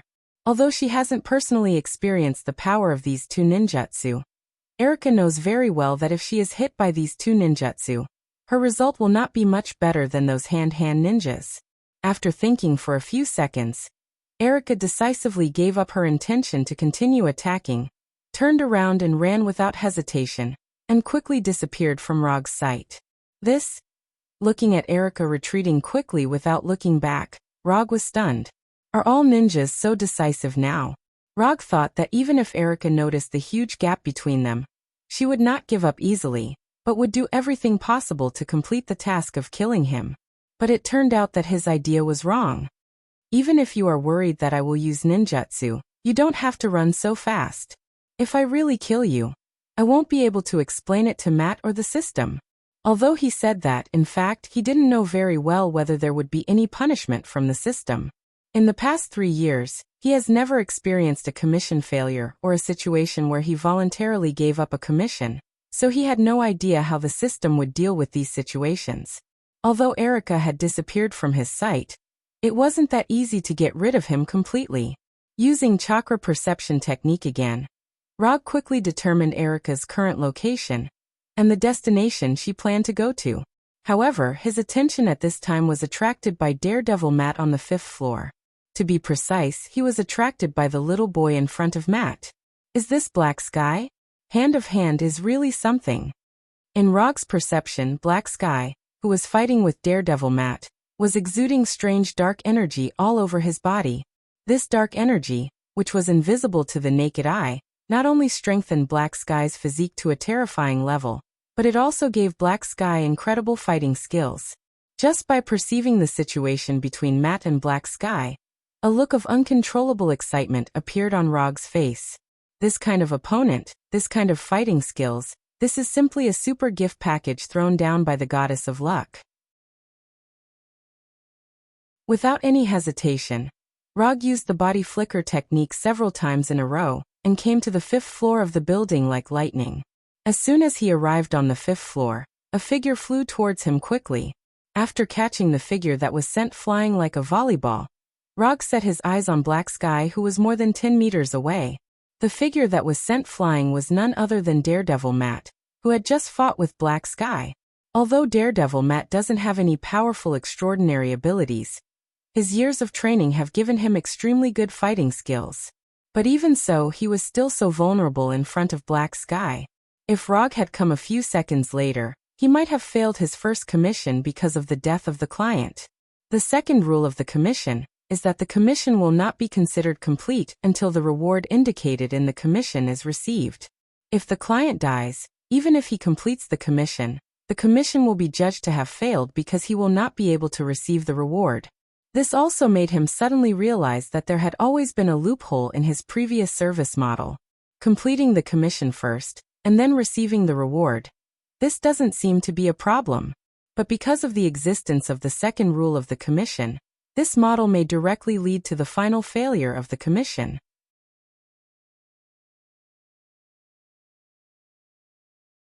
Chapter 16. I'll collect the commission reward first in case of any accidents. Rog quickly made a decision. After seeing Rog catch Matt, Hyuko didn't immediately attack Rog. Instead, he looked at Rog like he was looking at prey. From the outside, Hyuko looked like a child in his early teens.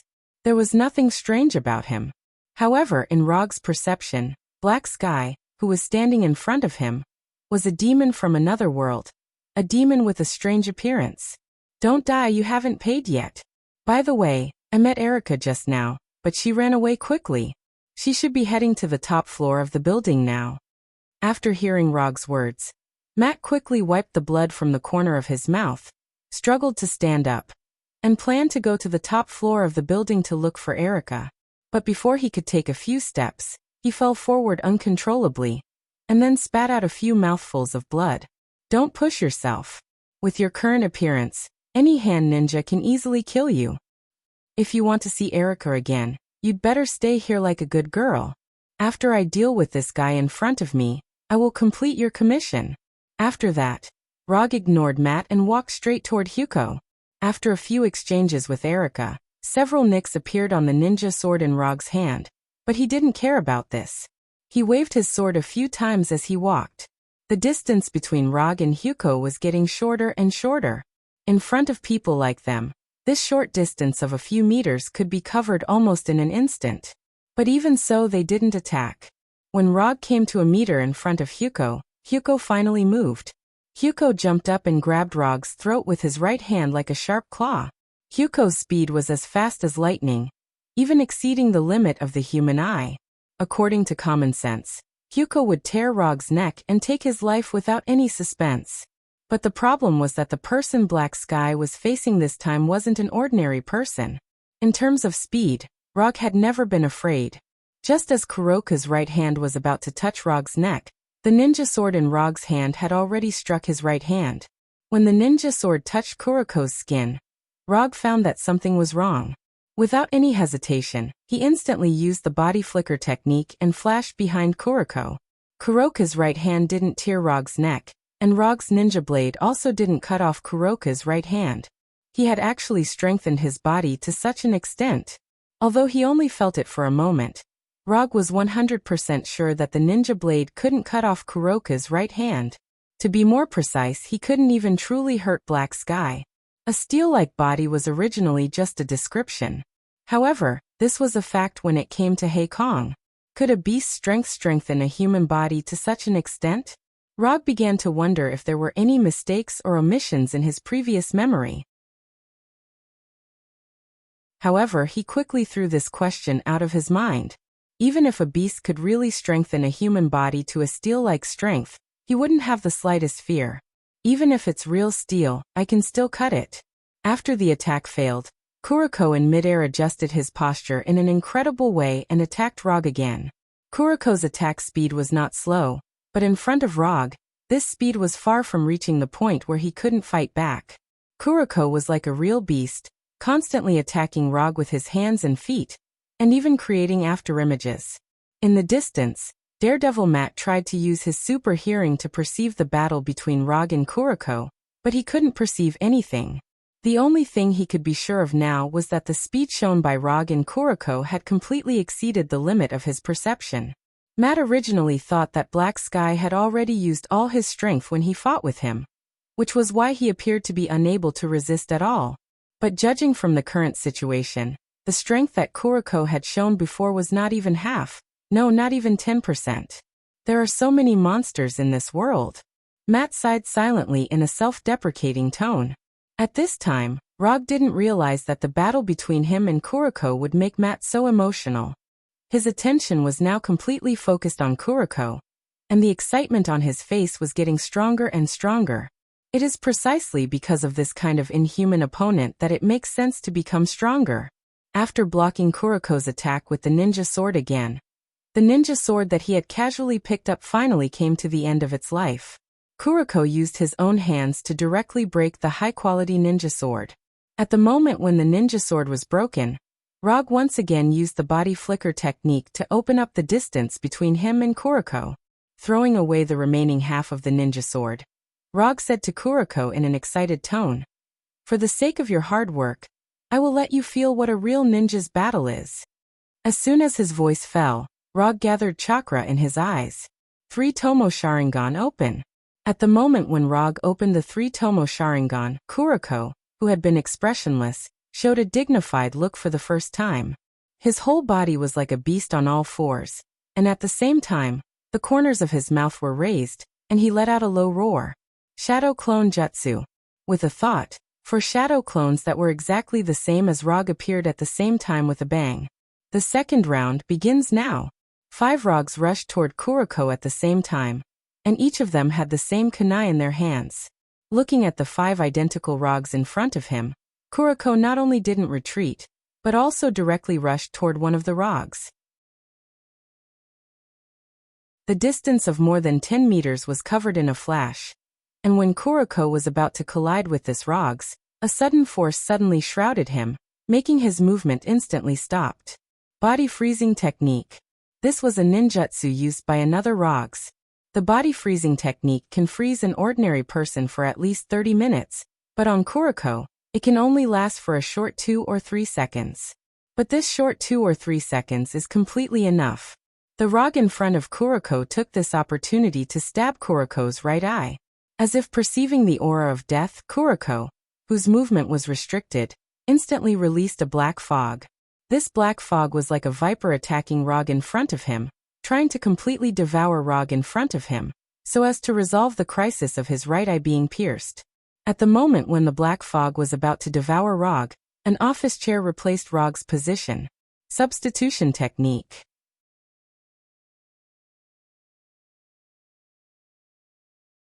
Chapter 17. The Rog in front of Kuroko used substitution jutsu to change the position of the office chair with himself, so that the target of the black mist swallowed was the office chair instead of himself. The office chair swallowed by the black mist instantly vaporized as if it had encountered an indescribable high temperature. After seeing this scene, the other 4 Rog instantly pulled away from Kuroko to avoid being touched by the black mist. While pulling away, 2 of the Rog threw the kunai in their hands towards Kuroko. When these 2 kunai were about to hit Kuroko's body, the strange black mist once again gushed out from Kuroko's body and swallowed the 2 kunai. One of the kunai was instantly vaporized like the office chair, while the other one slightly pierced a small part of the black mist, then turned into smoke and disappeared. After seeing this scene, one of the Rog showed a smile and silently said, "It seems that there is no way to engage in close combat, but ninjas can do more than just close combat." Genjutsu, Dark Walk Jutsu. The Rog who spoke took the lead in using ninjutsu. Unlike the fixed body jutsu that deprives the ability to move, Dark Walk Jutsu is an illusion that specifically targets vision. Although in the face of Dark Walk Jutsu, there is also a possibility that the effect of Dark Walk Jutsu will be weakened, but this does not affect Rog's next plan. Although the black mist gushing out of Kuroko's body can devour matter, It can't stop the Dark Walk Jutsu that directly targets vision. When this Rog finished casting Dark Walk Jutsu, the other 4 Rog were not idle. They immediately adjusted their positions and came to the front, back, left, and right of Kuroku. Fire Release. Grand Fire Annihilation. The 4 Rog used Grand Fire Annihilation at the same time, and Kuroka's surroundings suddenly turned into a sea of fire. Although the 4 Grand Fire Annihilation will not have 4 times the power, but it can completely block all of Kuroka's escape possibilities. The black mist gushing out of Kuroka's body can perfectly defend against physical attacks, but Grand Fire Annihilation is pure fire damage. Grand Fiery Annihilation from 4 different locations struck Black Sky, who had temporarily lost his vision without any suspense, causing him, who was at the center of the attack, to let out an intense scream that did not belong to humans. While the other 4 Rogs were casting Grand Flame Extinguishing spell, the Rog who first cast Dark Sneak Technique didn't stay idle. He cast Body Fixing Technique on Black Sky one after another. Since a single hold spell could only hold Black Sky for 2 to 3 seconds, then he would use more hold spells to prolong the time. When the effect of the first hold spell disappeared, the second hold spell descended upon Black Sky. The effect of the second body securing technique disappeared, and the third came. Black Sky was forced to stay in place for more than 10 seconds by relying on immobilization spells one after another. He had to endure the full power of 4 Grand Flame Annihilation spells. When the flames of Grand Flame Extinguish dissipated, Black Sky, who was at the center of the attack, became a skeleton in a broken state. He was barely able to stand with the support of a weak black mist. He had taken all the damage. Strong control to death. At this point, Rog dispelled the Shadow Doppelganger.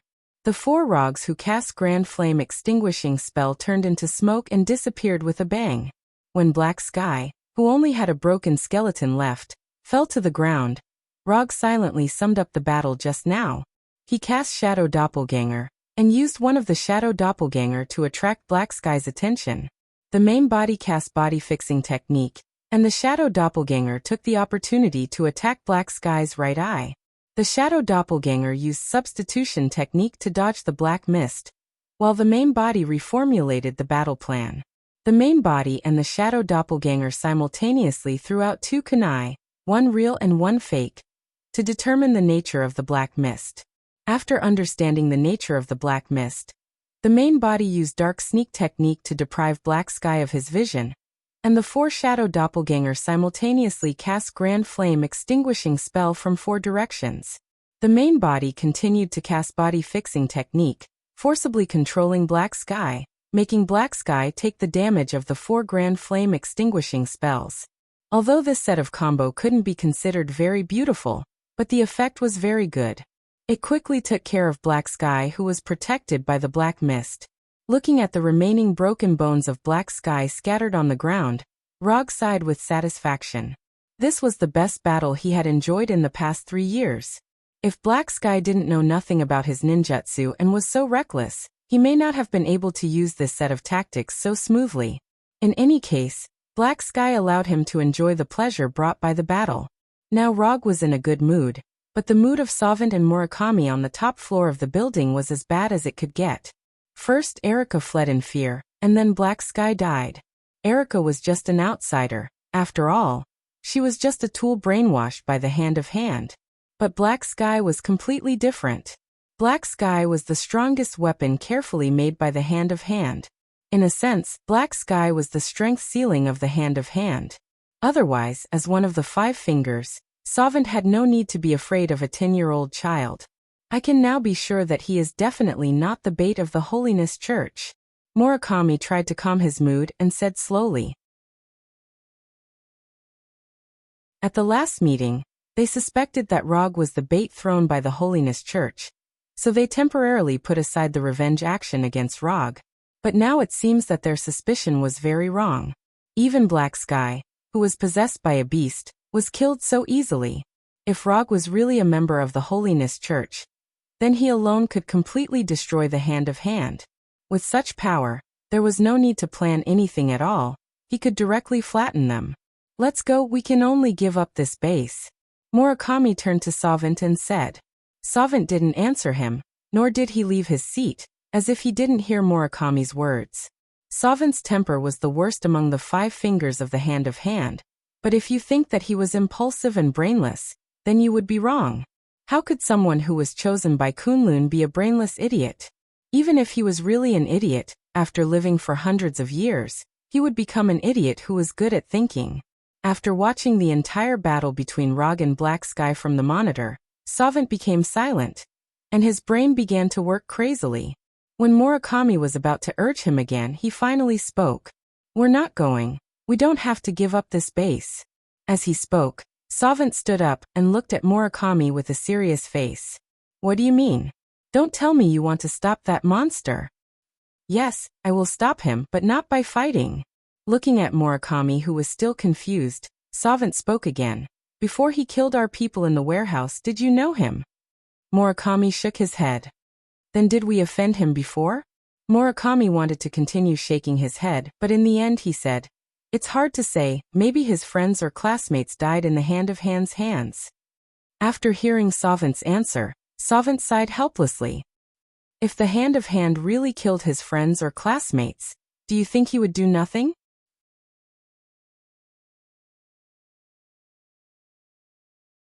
Chapter 18. After listening to Savant's words, Murakami shook his head again. "That's right.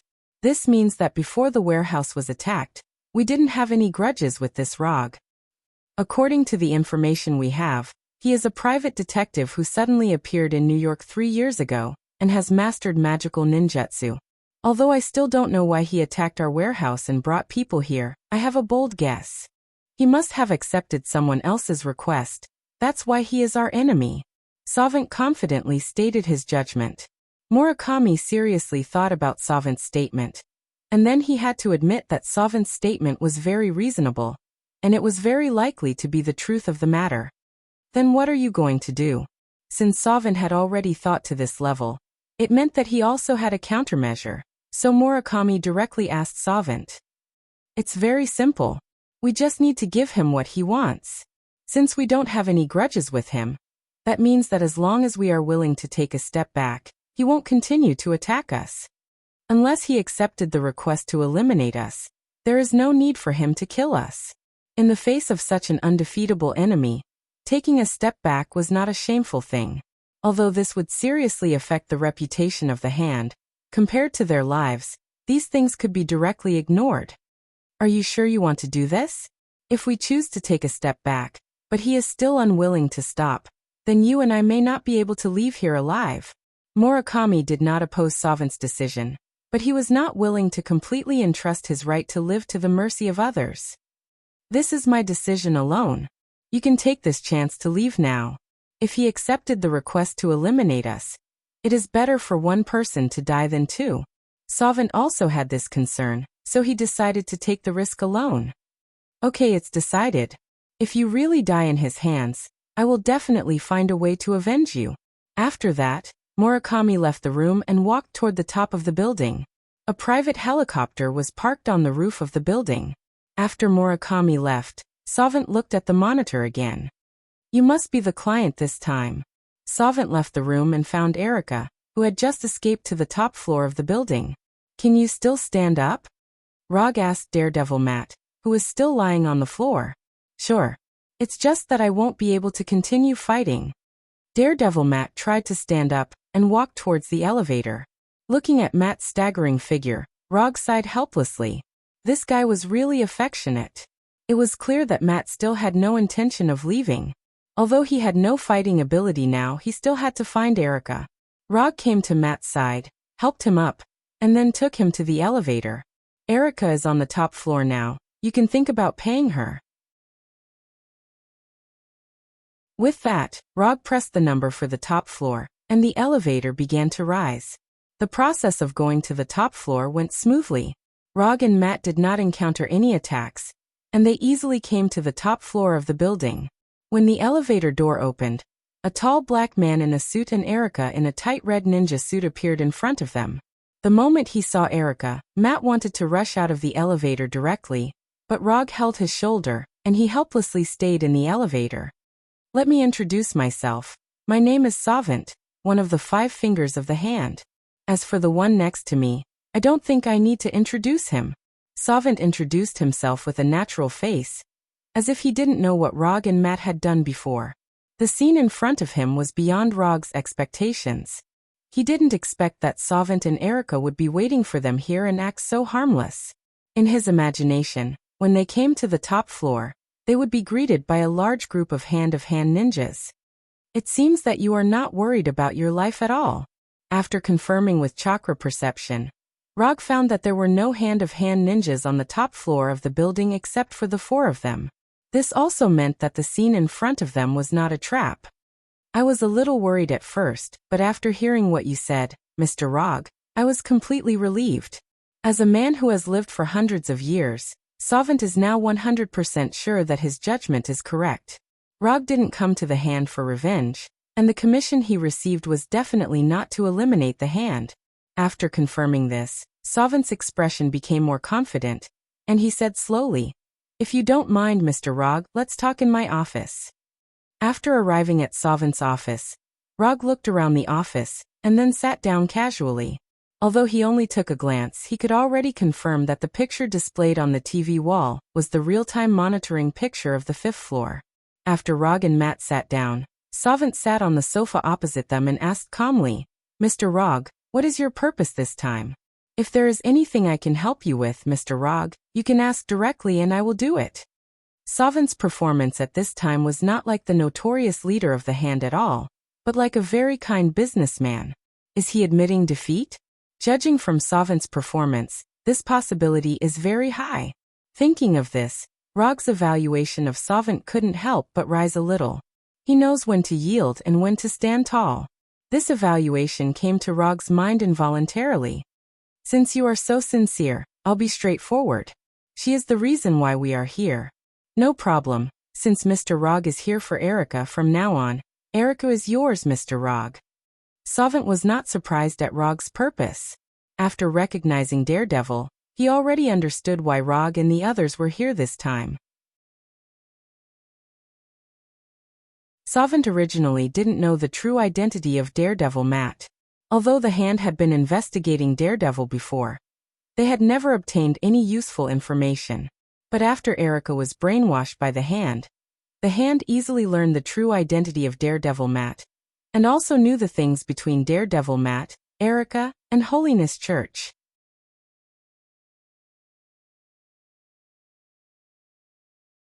Chapter 19. Rog was not surprised by Savant's answer.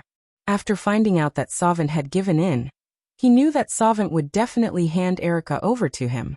Rog's face was calm, but Daredevil Matt, who was sitting next to him, and Erica, who was standing next to Savant, were surprised.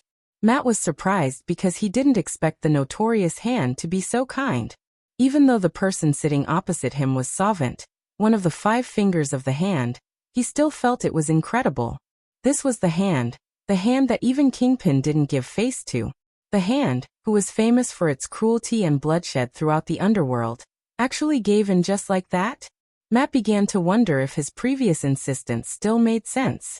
He risked his life to punish evil, but the result was nothing compared to Rog's thunderous slaughter. The so-called justice was not as good as the simplest way to curb violence with violence. Like Matt, after hearing that Savant had handed her over to Rog so easily, Erica, who had been standing straight, couldn't help but tremble slightly. After being brainwashed, the hand became the only faith left in Erica's heart. After knowing that she was no match for Rog, she violated Murakami's orders and returned to the top floor of the building. She didn't mind sacrificing for the hand, but she didn't want the hand she believed in to suffer a huge loss here. She believed in the hand, but what she really cared about were the 5 leaders of the hand. She could die here, at the hands of Rog. But Savant and Murakami must not be hurt, so even if she disobeyed orders, she had to return to the top floor of the building. She wanted to escort Savant and Murakami safely out of the building, and when they were safe, she would stop or kill Rog at the cost of her life. But she never thought that Savant, whom she regarded as a faith, would hand her over to Rog so easily. It turns out that in their hearts, I am no different from those ninjas. Erica thought of the hand-of-hand ninjas who were regarded as tools by him, and her attitude towards those ninjas. The more she cared, the sadder it was. Although Erica was trying her best to control her trembling and emotions, no one present was an ordinary person. So her abnormality was quickly noticed by Rog and others. Rog had no reaction to this. To him, it didn't matter whether Erica's emotions were normal or not. What was important was the judgment of the system. Like Rog, Sounder didn't react. But his lack of reaction was only on the surface. As for what he was thinking in his heart, it was estimated that only he would know. Of the three people, the one with the most intense reaction was Daredevil Matt. After noticing Erica's abnormality, Matt ignored the pain in his body and quickly stood up and immediately came to Erica, trying to comfort her. But his hands stopped in midair, and he suddenly realized that Erica was not the Erica he remembered. And he didn't know what identity to use to comfort Erica now. Ex-boyfriend? Senior brother? College classmate? New Yorker? When Matt sat back on the sofa with a lonely face, Rog opened the system commission page, glanced at it, and saw the picture he wanted to see. Commission content. Get Erica out of hand control. Commission status. Completed. Commission reward. 20 ninja coins have been sent. Ninja coins not consumed. 25.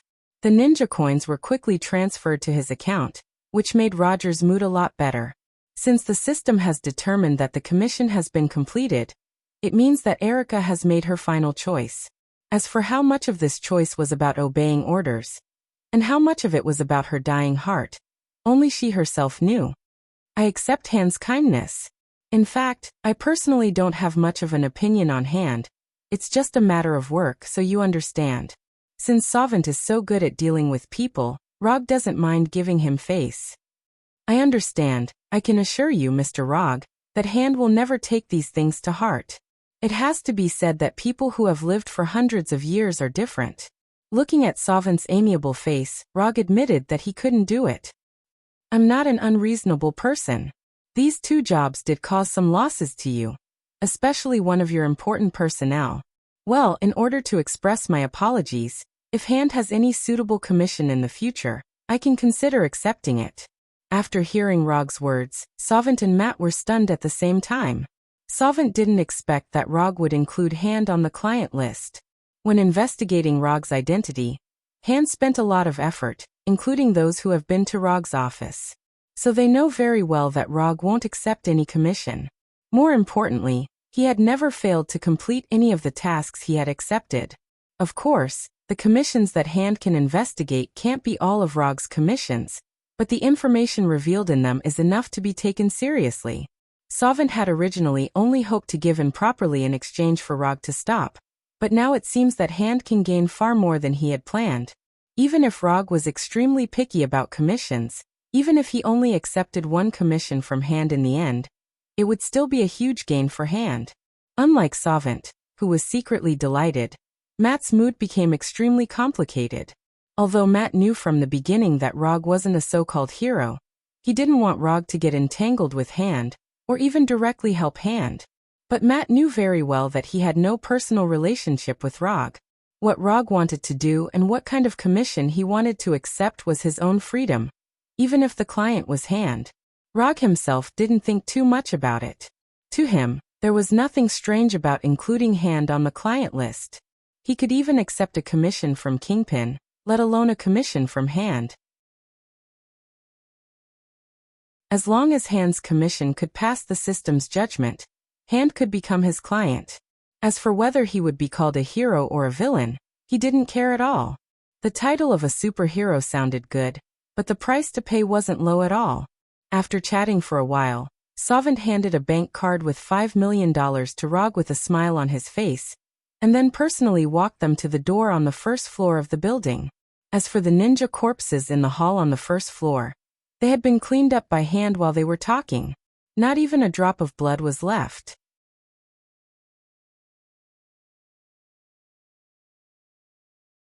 Chapter 20. Can you stop following me? I've said it many times, you're free. Rog, leaning back in his chair, said helplessly to Erica in front of him. Since they left the building in Hand, he told Erica very clearly that she could go wherever she liked and do whatever she wanted. But he didn't know if he didn't express himself clearly enough or if Erica didn't listen to him at all. After being ruthlessly abandoned by Savant, Erica seemed to have made up her mind to follow Rog.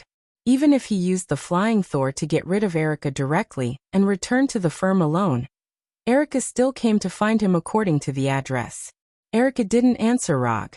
She just stood silently in front of Rog without saying a word. What made Rog even more helpless was that in addition to Erica, there was also the seriously injured daredevil Matt in his firm. Matt also didn't say a word, as if he would follow Erica wherever she went. Looking at Matt's increasingly pale face, Rog even wondered if Matt would suddenly die in his firm. I really have to hand it to you too. No wonder you could become a couple before. You are simply... Roger thought carefully for a moment, but couldn't come up with a suitable adjective to describe Erica and Matt, who were so stubborn. Forget it, you can do whatever you want. As soon as his voice fell, Rog disappeared in front of them and returned to his secret nest of more than 500 square meters. As for Erica and Matt, who stayed in the firm, they could do whatever they wanted. Anyway, he didn't plan to go to the firm in the next few days. Time passed in a flash. A few days later, when Rog returned to his firm, he still saw the face that made him helpless. Miss, what do you want?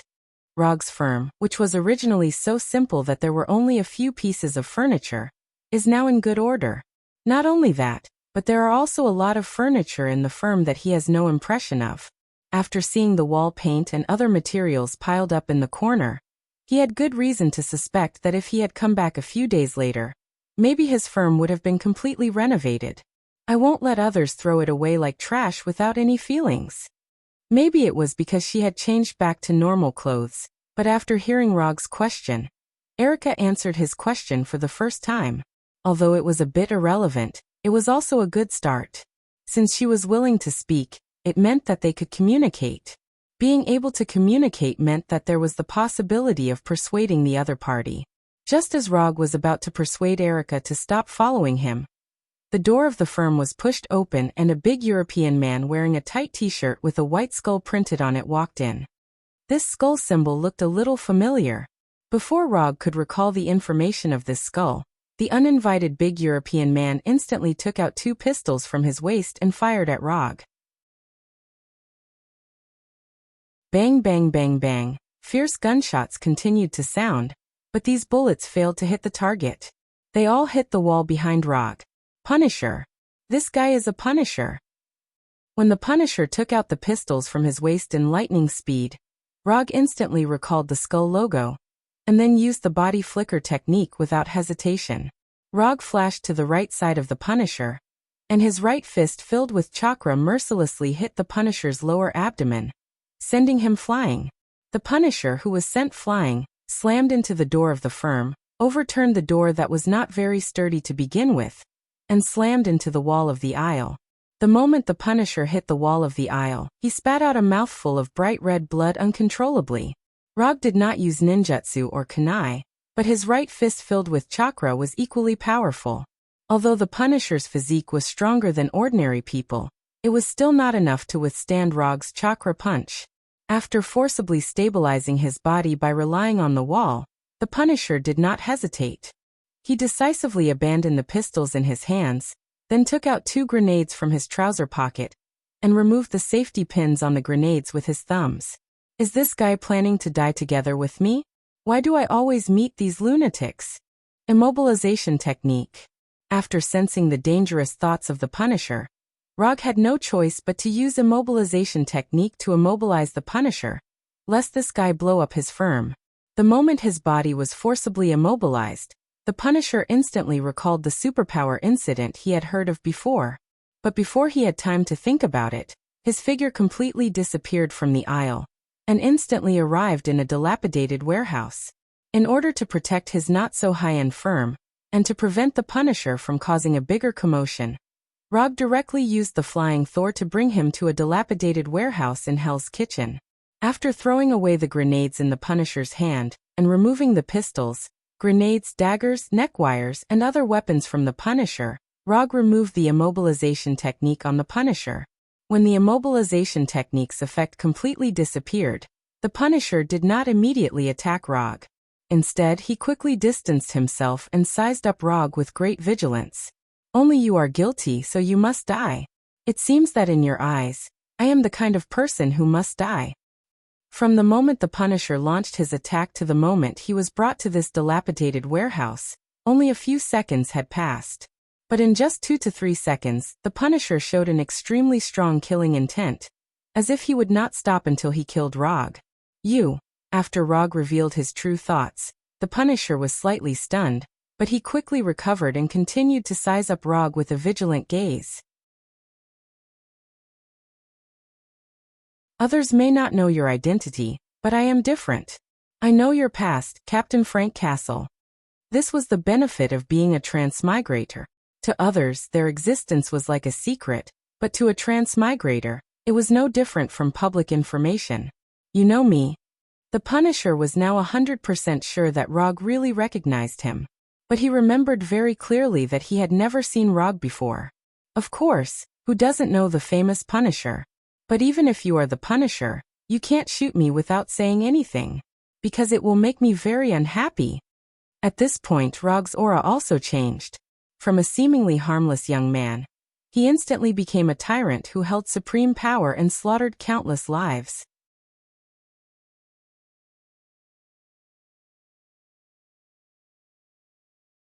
Chapter 21. Is this guy really human? After experiencing the amazing aura exuded by Rog, even the knowledgeable Punisher couldn't help but gulp, and at the same time, he silently took a step back. As an anti-hero, who knows how many gangsters and underworld overlords have died in the hands of the Punisher? But even if all their auras were added together, it would not be 1/10 of Rog's aura at this time. This aura, this sense of oppression, this kind of obedience that makes the body involuntarily want to kneel down. The Punisher felt that the person standing in front of him was not a human, but a tyrant who controlled the life and death of all things, a planet ruler with supreme power. In the face of this amazing, indescribable, terrifying aura, the ninjutsu Rog just used became extremely ordinary. The Punisher wanted to say something, but in the face of this godlike oppressive force, he finally shut his mouth obediently. Even his gaze silently moved down a little, not daring to look at Rog's figure anymore. After sensing the change in the Punisher, Rog finally retracted his indescribable aura and returned to the ordinary young man who looked harmless to humans and animals. It was the first time he was so angry since coming to this world. He had just given himself a few days off and returned to his office in a good mood, only to see Erica, who made him feel helpless. That wasn't all. What truly infuriated him was the Punisher's sudden attack filled with killing intent. Although the Punisher's attack did not really hurt him, it made his originally happy mood instantly gloomy to the bottom of the valley. If it weren't for his good self-control, he would have broken the Punisher's neck directly. I don't know if you attacked me because I slaughtered too many ninjas in the hand, or if it was for some other reason, but your attack made me very unhappy, but I don't want to kill anyone now, because killing people will make my mood worse. So I decided to give you a chance to make up for your mistakes. Become my subordinate, and I won't pursue the matter of you attacking me just now. Rog originally didn't have such thoughts, but after seeing the skull on the Punisher's body, he suddenly changed his mind. The Punisher was quite skilled, and his past meant that he was destined to have many miraculous feats. If he could make such a person his subordinate, there should be unexpected results. He might even be able to get more commissions. No, I refuse. The Punisher knew very well what his choice meant, but he still gave a decisive answer. Some things would not be given up just because of the fear of death. Very good. It was really good. But now, I want you to submit to me even more. Having a personality was better than not having one. Moreover, the Punisher's skills meant that he was destined to be a very qualified subordinate. So, Rog was even more determined to subdue the Punisher. I'm not afraid of your personality. I'm only afraid that you don't have the ability. I'm not your opponent, but I won't be your subordinate either. It's impossible now, and absolutely impossible in the future. If you really want to subdue me, I advise you to just kill me. The Punisher replied solemnly, but Rog did not take his words to heart. No matter which world it was, there was an eternal and unchanging law. an ultimate law that could transcend time and space. The law of fragrance. The stronger the rejection now, the stronger the law of fragrance would be in the future. It's a waste to kill someone like you. Since your belief is that as long as you are guilty, you must die. Then I'll give you a chance to carry out your beliefs, and I'll give you 3 chances. Hearing this, the Punisher couldn't figure out what Rog was trying to do. For the next month, I'll be in New York. You can attack me at any time and any place. As long as you can successfully injure me in 3 attacks, or successfully escape after 1 attack, I'll give up on subduing you. At the same time, I don't mind your attack this time. However, if you fail 3 times in a row, then you will have to become my subordinate, and you will have to do it willingly. How about it? Are you interested in accepting this challenge? As Rog spoke, he walked toward the Punisher. When he finished speaking, he arrived in front of the Punisher. Or are you saying that your beliefs are just empty words? Hearing Rog's mocking tone, the Punisher clenched his fists silently, took a deep breath, and replied in a gloomy tone. Since you want to play, I'll play with you. But if you lose, you'll die. If you can do it, do it. I admire your confidence. After that, Rog patted the Punisher on the shoulder and returned to his office through the Thor. When he returned to his office, the person who appeared before him was still Erica. But now, she was working hard to fix the door that the Punisher had destroyed. Erica noticed Rog, but she did not speak to Rog. She continued to fix the door, trying to restore it to its original state. Looking at Erica's back, Rog thought seriously for a few seconds before saying, "If you really want to stay here, that's fine, provided that you become an assistant in the office." After hearing Rog's words, Erica stopped. After a moment of silence, she said without looking back, "No problem, as long as you pay me." Rog did not answer Erica. He opened the drawer of his desk and took out the bank card that Solvent gave him last night. Treat the money inside as the office's funds. Your salary and the office's expenses will be paid from this. After throwing the bank card at Erica like a dart, Rog returned home with the Flying Thunder God, then turned on the PS4 and started playing games. As for the challenge between him and the Punisher, he didn't take it to heart at all because the Punisher was bound to lose.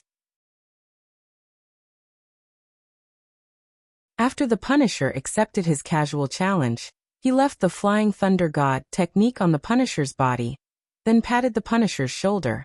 With the Flying Thor, the Punisher had no chance of escaping smoothly, nor was there any possibility of successfully attacking him. As long as he sensed the Flying Thor on the Punisher, he could clearly know the location of the Punisher, and even appear directly in front of the Punisher. So this challenge was not a fair game from the beginning. Ninjas were not knights, so there was no need to foolishly pursue so-called fairness. As long as he could achieve his goal, he didn't mind using some small tricks.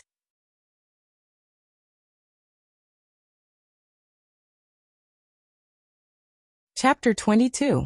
In the next few days, Rog will go to his office every day to see if there is any suitable commission that can be judged by the system. He doesn't know if the previous tasks have used up his good luck.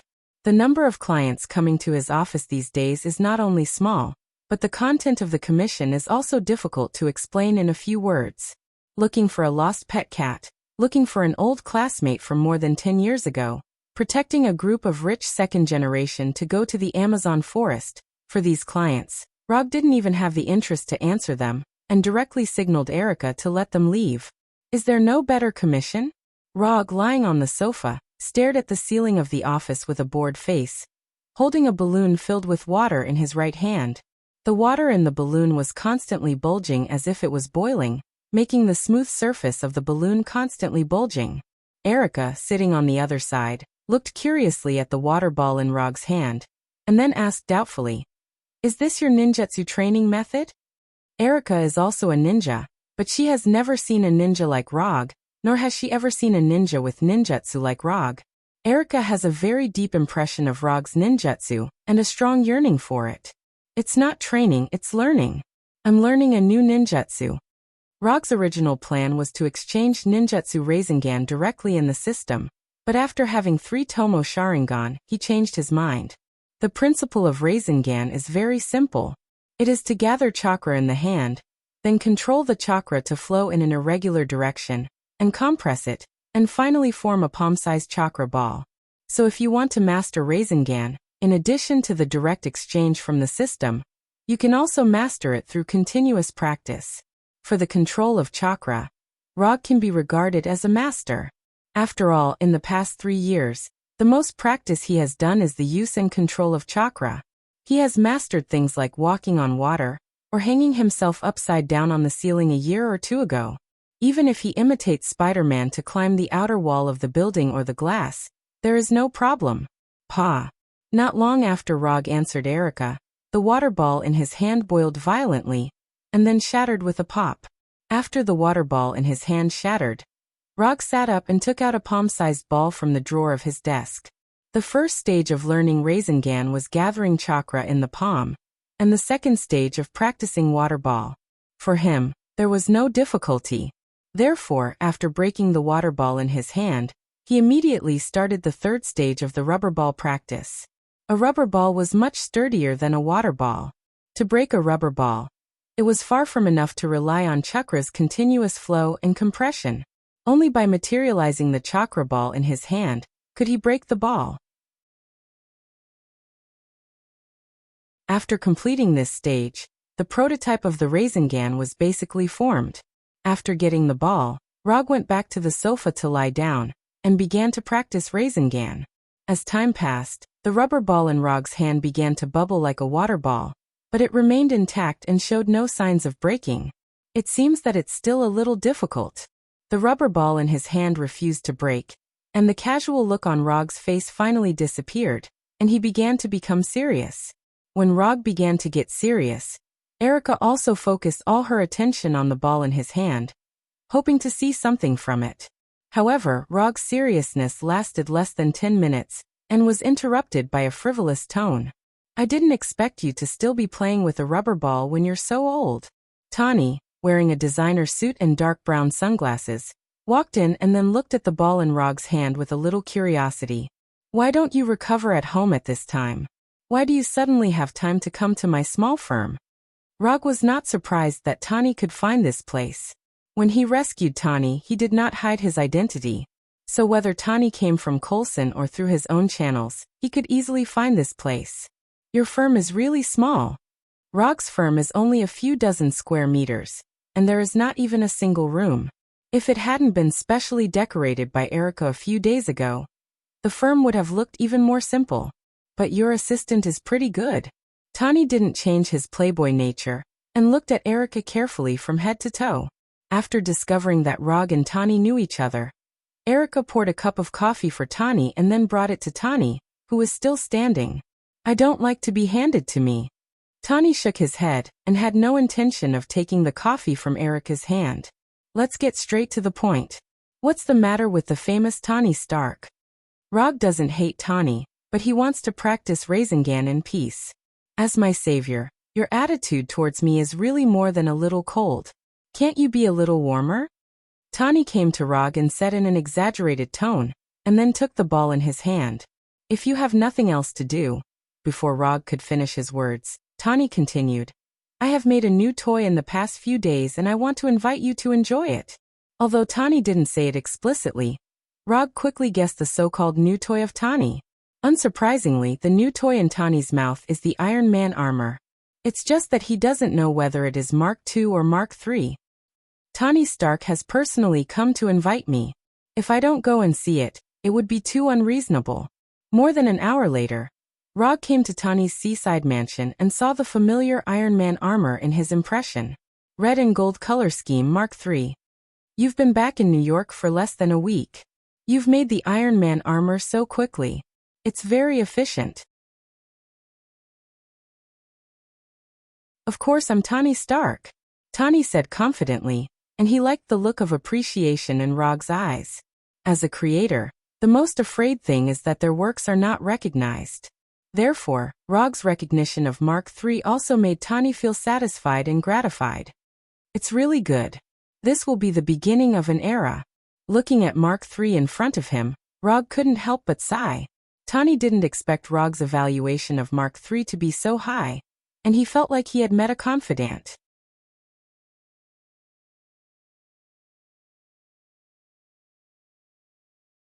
Chapter 23.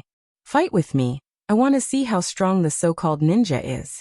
When Rog felt the cold metal texture from Mark III with his right hand, Tani suddenly said, "No, I refuse." Rog didn't look back and directly refused Tani and continued to focus on Mark III.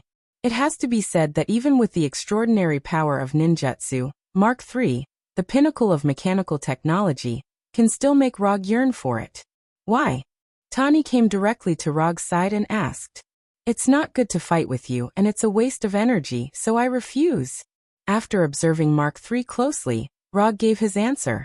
"Your new toy is really good. If you have nothing else, then I'll go back." After satisfying his curiosity, Rog didn't plan to continue to stay here.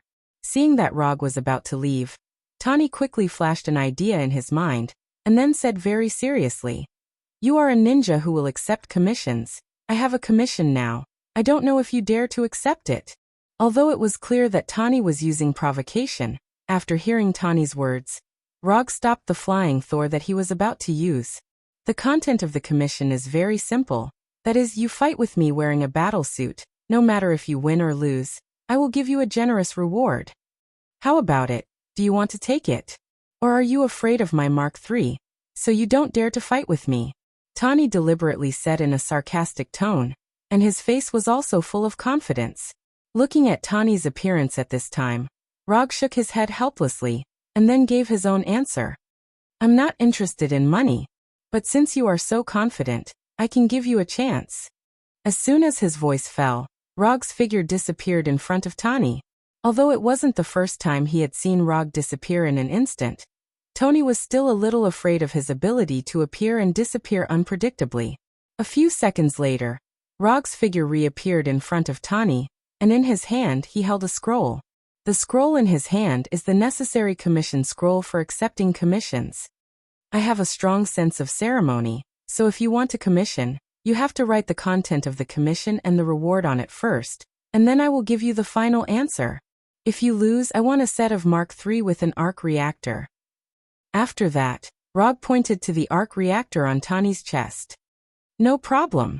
Tani quickly wrote the content of the commission and the reward on the commission scroll, and then threw the commission scroll back to Rog. When Tani signed his name on the scroll, a line of information appeared on the commission page in the system. Commission content. Fight with Tani Stark wearing Mark III. Commission status. Incomplete. Commission reward. 5 ninja coins. After seeing that Tani's commission passed the judgment, Rog's face also showed a satisfied look. Finally, there will be ninja coins again. Although there are only 5 ninja coins, no matter how small a mosquito's leg is, it's still meat, so Rog doesn't mind. The difficulty of the commission is very low, and it doesn't take much time and energy, and he can also get a set of Mark III as a trophy. This is a very good commission, and it can even rank in the top 3 of all the commissions Rog has performed. I accept your commission. When and where do you want to start this battle? Now the battle site is here. Tani originally wanted to say that they would fight here, but after taking a look at his garage, he decisively gave up the idea. You decide the location of the battle. In that case, let's fight outside.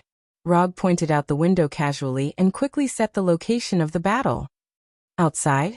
It's the sea outside. You want to fight me in the sea? Tani asked with a puzzled look. No, I'm not going to fight you in the sea. I'm going to fight you outside. You can fly in the air or dive in the sea. It's your freedom. Looking at the sea outside, Tani didn't understand how Rog was going to fight in that place, but he still agreed. Tani quickly finished wearing Mark III, and then flew out of the garage and directly over the sea a few kilometers away. Just as Tani planned to look back to see how Rog came to this place, Rog's figure appeared in front of him out of thin air, and then fell quickly under the influence of gravity. Tani, wearing Mark III, didn't fly very high, but he was dozens of meters away from the sea level. Looking at Rog's rapidly falling figure, Tani wanted to fly over to save Rog, but he finally gave up the idea. He wanted to see how this ninja, who has mastered mysterious ninjutsu, would resolve the situation in front of him. 30 meters, 20 meters, 10 meters, 5 meters. When Rog was about to fall into the sea, he seemed to have landed on the ground and stood firmly on the sea. If it weren't for the ripples on the sea under his feet, Tani would even doubt that it was still the sea. How did he do it? The scene in front of him was not scientific at all, not scientific at all. He didn't know why. Looking at Rog standing on the sea, Tani remembered some myths. But he quickly put these strange thoughts in the back of his mind, ready to let Rog see what is the power of science and technology. Without any hesitation, Tani flew directly towards Rog and began his attack. Obviously, he can rely on his flying advantage to attack from a distance, but he chose the simplest and most violent melee. It seems that I have been underestimated. The distance of dozens of meters for Tani flying at full speed can be crossed in an instant. After arriving in front of Rog like lightning, Tani's right fist punched out and hit Rog's chest. Bang! Tani's right fist hit Rog without any suspense, but Rog turned into a cloud of smoke and quickly dissipated in the air. Before he could figure out what was going on, a heart-wrenching pain came from his left shoulder. Pain, pain, pain. Tani felt like he was shot directly in the left shoulder by a rifle, and his entire left arm and shoulder were in unbearable pain. Am I shot? As soon as this idea emerged, it was rejected by Tani. He was wearing Mark III. Even if he was really shot by a rifle, it would never cause such pain at such a distance.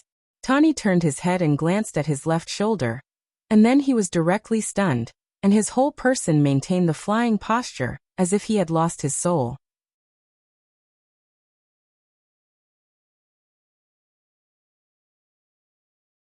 Chapter 24. He saw a finger-sized hole on the left shoulder of Mark III. In the hole, there were bursts of electric sparks from time to time. Mark III's left shoulder was directly penetrated. As the maker of Mark III, Tani knows very well what kind of defensive ability Mark III has. The main material of Mark III is gold titanium alloy, which has extremely high defensive ability. Even if it is shot by a 7.62mm rifle bullet on a large scale for a long time, it will not cause significant damage. However, such an enhanced composite armor with extremely high defensive capabilities was pierced through in an instant. Until now, Tani didn't know how he was hit, let alone what hit him. Tani suddenly turned back and saw Rog with his finger in the shape of a gun. You lost. Rog pointed to Tani's forehead with his right index finger, indicating that the battle has been decided. Tani wanted to refute something, but the pain from his left shoulder made him shut his mouth silently. And then without saying a word, he flew directly back to the garage. Looking at Tani's figure gradually disappearing, Rog sighed slightly. If Tani was not so careless, or a little bit serious, this battle could last a little longer. But obviously Tani, who wore Mark III, did not do this. In this battle, Rog used a total of 3 ninjutsu: Flying Thor, Shadow Clone and Water Release. Iron Water Cannon technique that he rarely uses in battle. Iron Water Cannon technique is a secret ninjutsu passed down from generation to generation in Hozuki clan, and it is the only water ninjutsu that Rog currently knows. The liquid bullet fired by Iron Water Cannon technique has a strong penetrating power, and its destructive power is very considerable, and it can penetrate most objects. What just penetrated Mark III's left shoulder was the liquid bullet fired by Iron Water Cannon technique. When observing Mark III in the garage, Rog left Flying Thor on Mark III. He used the Flying Thunder God to fly directly in front of Tony. It wasn't his real body, but one of Roger's shadow clones. If Tani scanned it in many different ways at the time, he may be able to find that Rog standing on the sea is not a real human. However, Tani did not do this, but flew directly towards the shadow clone standing on the sea, and then broke the shadow clone with a punch. When Tani broke the shadow clone, the real Rog came behind him through Flying Thor, and then decisively used Iron Water Cannon technique, and directly penetrated Mark III's left shoulder. After returning to the garage, Tani immediately took a look at his left shoulder. After seeing the injury on his left shoulder with his own eyes, Tani's face became more and more unsightly. The liquid bullet fired by Iron Water Cannon technique did not penetrate his left shoulder, but it just brushed past his left shoulder, leaving an extremely obvious scratch on his left shoulder. It's actually just a scratch. At the moment of injury, Tani thought that his left shoulder was completely penetrated, so there was such a distant pain. But it turned out that this was just his wishful thinking. When using iron water cannon technique, Rog deliberately avoided Tani's shoulder. The liquid bullet of iron water cannon technique only brushed past Tani's shoulder, but did not really penetrate his shoulder. After all, if it really penetrated Tani's shoulder, then the time for him to receive the loot would be greatly delayed. Looking at the scar on his left shoulder, Tani sighed with extreme annoyance. If he understood this at the time, maybe he wouldn't have lost so quickly, and he would still have a chance to fight back. However, Tani quickly thought of the scene where Rog's right index finger pointed to his forehead. Are you trying to tell me that if the target of the shot was my forehead, I would have died long ago? After a wry smile, Tani came to Mark III, removed the entire left shoulder of Mark III, and put it on his workbench. Just as Tani was about to study the hole on his left shoulder, Rog's figure appeared in the garage. It seems that you have recovered. I thought you would be lost for a while. Looking at Tani, who was about to start studying, Rog said with a little relief. This time I was just too impulsive. Next time I will never give you such an opportunity again. Although Mark III did not resist Rog's attack, Tani knew very well that the real reason for his defeat was not Mark III, but his own carelessness. I hope so. By the way, remember to inform me after you make the Mark III I want. I am still very interested in an Iron Man armor like Mark III. After that, Rog's figure once again disappeared in front of Tani, as if the person who had just spoken to him was just a phantom. I will win next time. Technology is the strongest power. Tani said silently in his heart, and then turned his attention back to Mark III's left shoulder. Although he still doesn't know what penetrated Mark III's left shoulder, he is sure that he will be able to study the reason. This is the confidence of a genius and the confidence of a top inventor. Because Tani has not paid the reward yet, the quest in the system is still in an uncompleted state for the time being. Rog is very confident in Tani's work efficiency. As long as there is no accident, it will not take long for Tani to complete the commission reward. After returning to the office, Rog took out the ball again and started his Rasengan practice. Before practicing Rasengan, he also deliberately used chakra perception to perceive the current location of Punisher Frank. Several days have passed since the date of the challenge, but during this period, Punisher Frank not only did not launch any attacks, but he also did not even approach Rog's office. Frank had been several kilometers away from the office, the closest he had been to. Since Frank did not show any signs of launching an attack for a while, Rog did not have to worry too much about Frank making any big scene. After practicing very seriously for several hours, the ball in Rog's hand finally showed some signs of damage. Boom! With Rog's continuous efforts, the ball in his right hand collapsed, making a sound that was not loud but enough to make him gratified. When the ball broke, Rog did not rest, but directly began the fourth stage of the practice. Because there was no cover, Erica on the side finally saw what Rog's hand was. It was a chakra ball emitting a light blue light. If you look closely, you can see the chakra flowing in different irregular directions in the ball. This is... Looking at the chakra ball in Rog's hand, Erica asked doubtfully. This is chakra ball, an unfinished prototype of ninjutsu. The energy flowing in it is called chakra.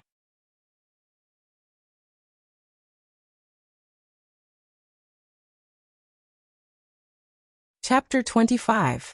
Rog briefly explained the chakra ball in his hand.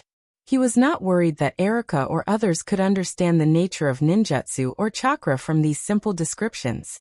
Knowing the source of a person's power and being able to resist the power of this person are two completely different things. Just like the future Iron Man, everyone knows that Tani relied on the high-tech Iron Man armor to have extraordinary strength. But people who can't beat him, even if they know this, still can't beat him. And Rog has no intention of hiding his abilities. Even if you know that chakra is the source of my power, even if you know all the ninjutsu I know, even if you know the fighting style I am good at, so what? Instead of carefully concealing his abilities, it is better to find ways to further improve his strength. As long as he has enough strength, why should he worry about the conspiracy of those demons and monsters? Crushing is the way of the king. Peerless is the ultimate.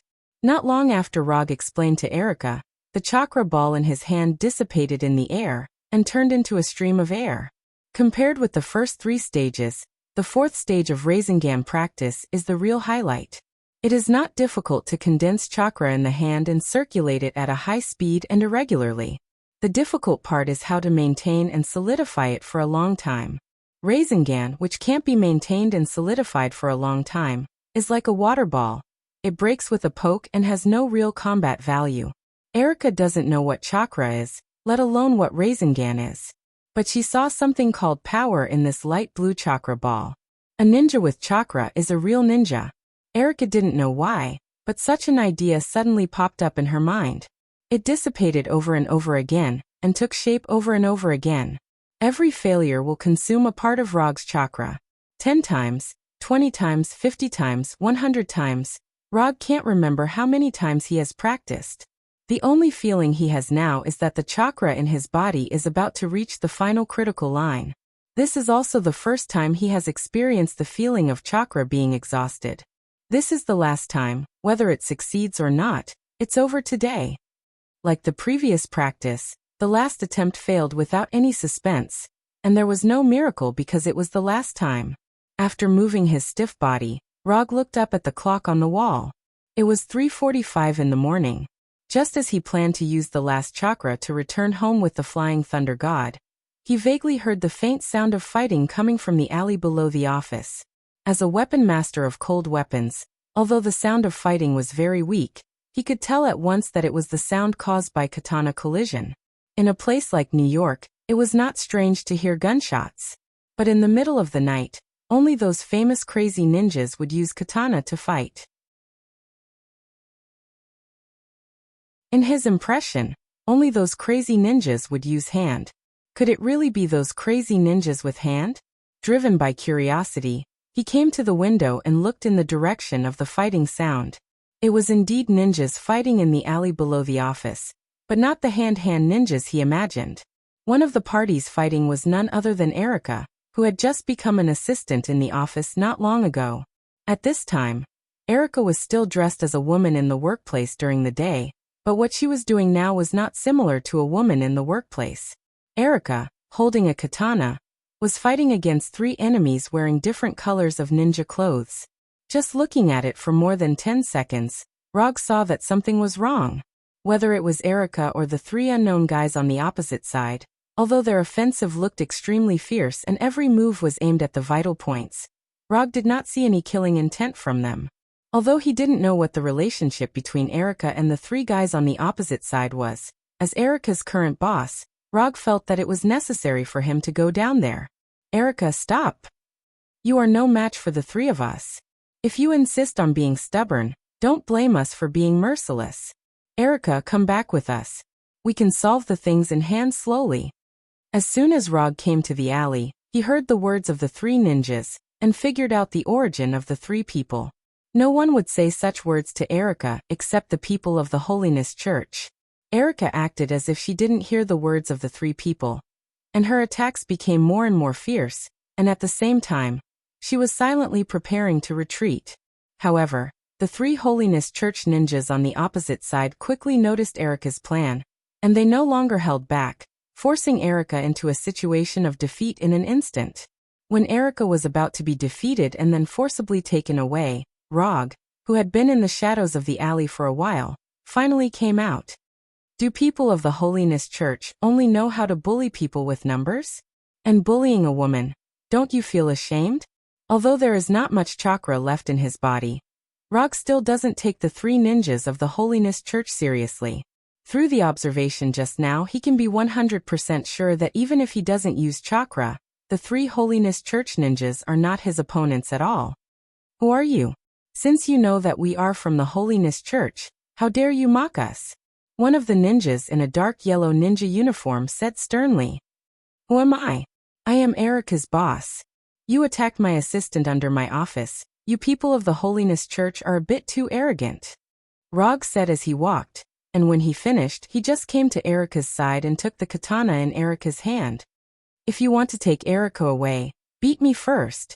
Or do you people of the Holiness Church only dare to bully women when there are many of you?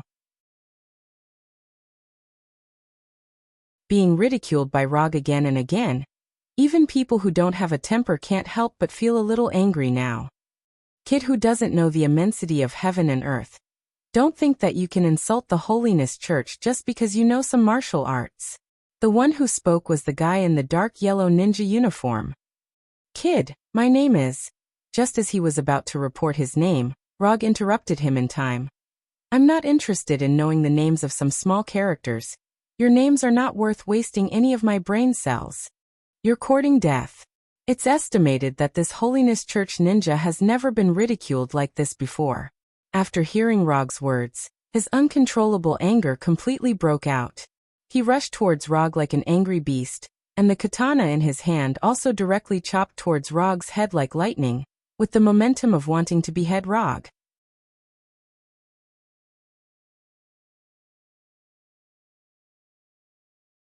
Chapter 26.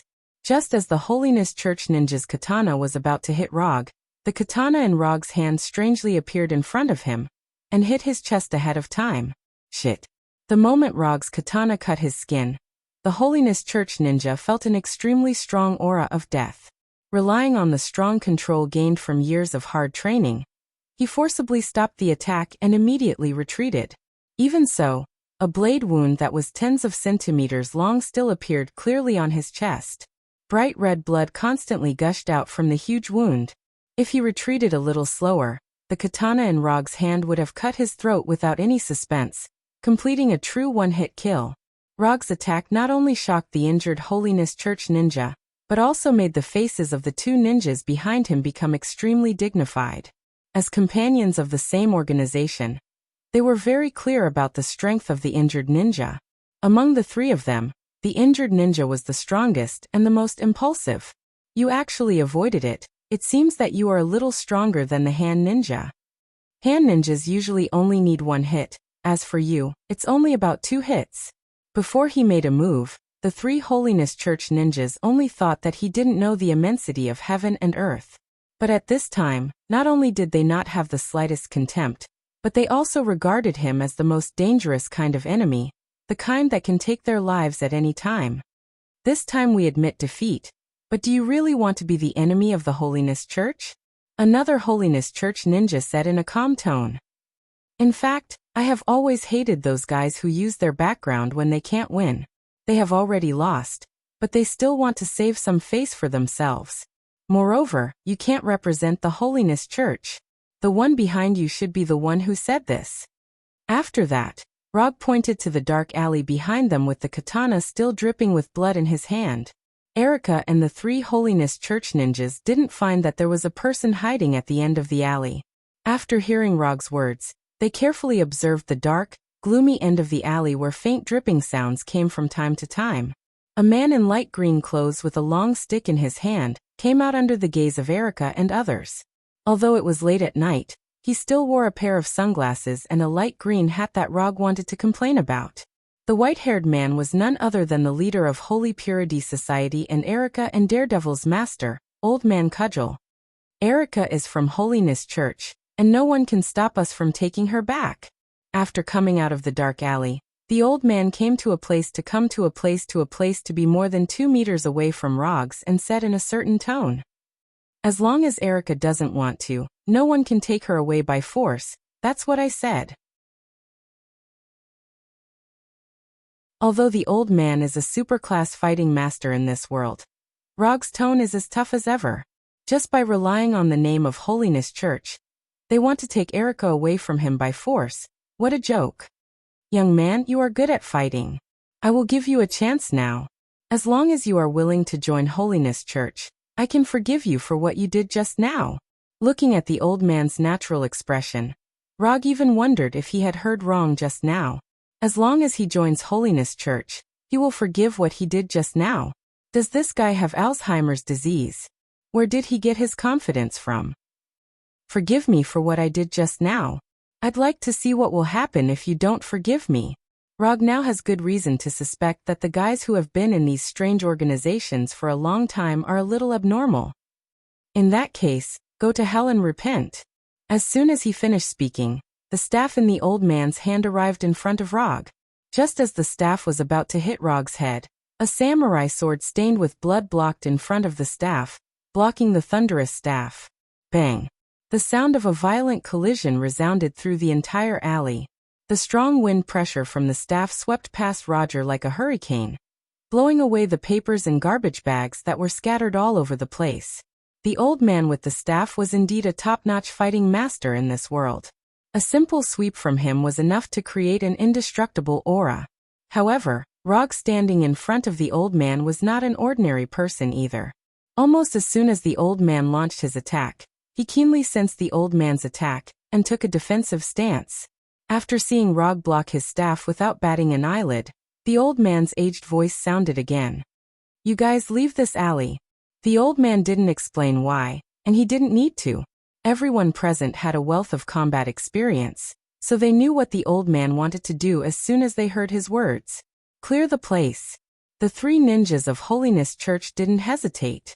They immediately left the alley and disappeared from the sight of Rog and others. Erica didn't leave. She still stayed in the alley, but silently retreated more than 10 meters. If she hadn't been brainwashed by the old man's hand, Erica would have done what the old man said without hesitation. But now she won't listen to anyone's orders, she will only follow her heart's choice. The old man glanced at Erica, and an undisguised look of dissatisfaction appeared on his wrinkled face. As the leader of the Holiness Church, he is the most important person in the Holiness Church. No one can disobey his orders.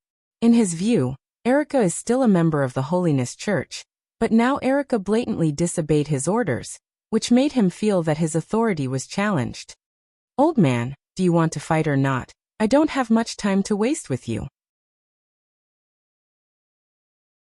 Just when the old man was thinking about how to punish Erica for disobeying his orders, Rog's voice pulled him back to reality. Rog wasn't interested in knowing what the old man was thinking. The reason why he was willing to cooperate with the old man was that he wanted to see what kind of skills this fighting master had. Rog's melee fighting skills aren't weak, he can even be regarded as one of the best. However, he had always wanted to know what level his combat skills had reached. Although he has such an idea for a long time, he has been very unlucky and has never met a real fighting master. However, the appearance of the old man gave him hope of achieving his wish. The old man's fighting skills are definitely at the top level in the world. It's simply appropriate to use him to test his fighting skills.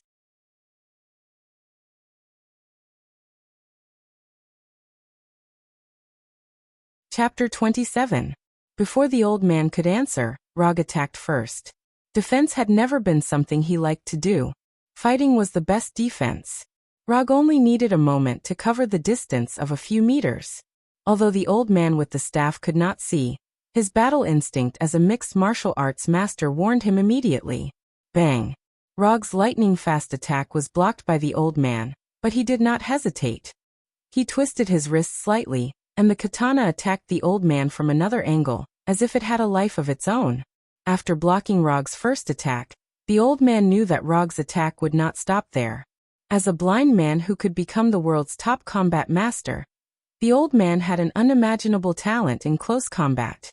Otherwise, he wouldn't have been able to become a master in the field of combat without his sight.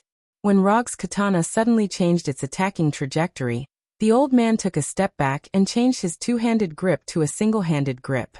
The old man's right hand slid to the middle of the long staff accurately.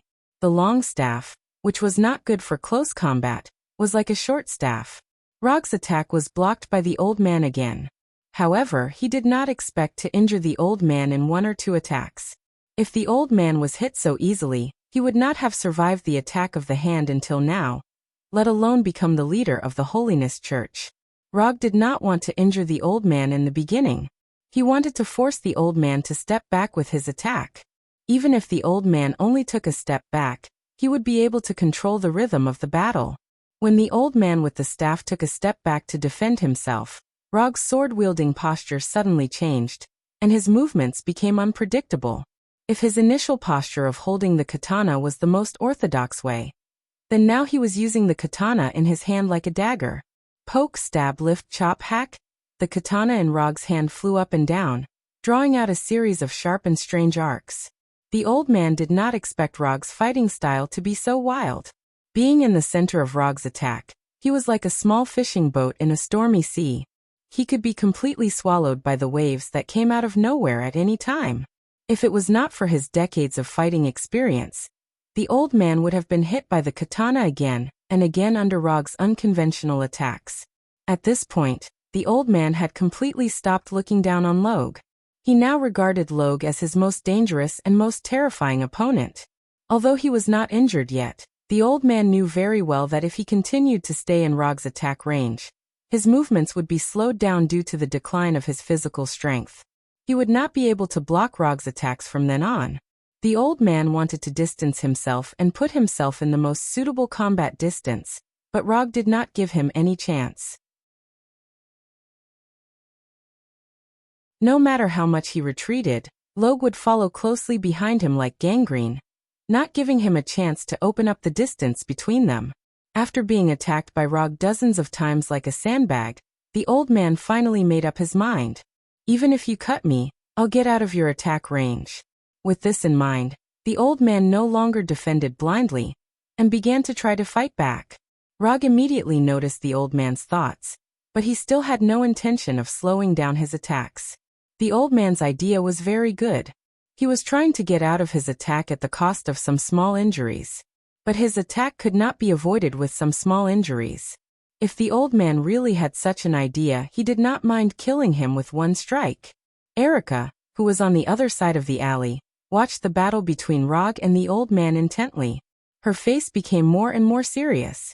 She always thought that the only difference between her and Rog was that Rog had mastered ninjutsu.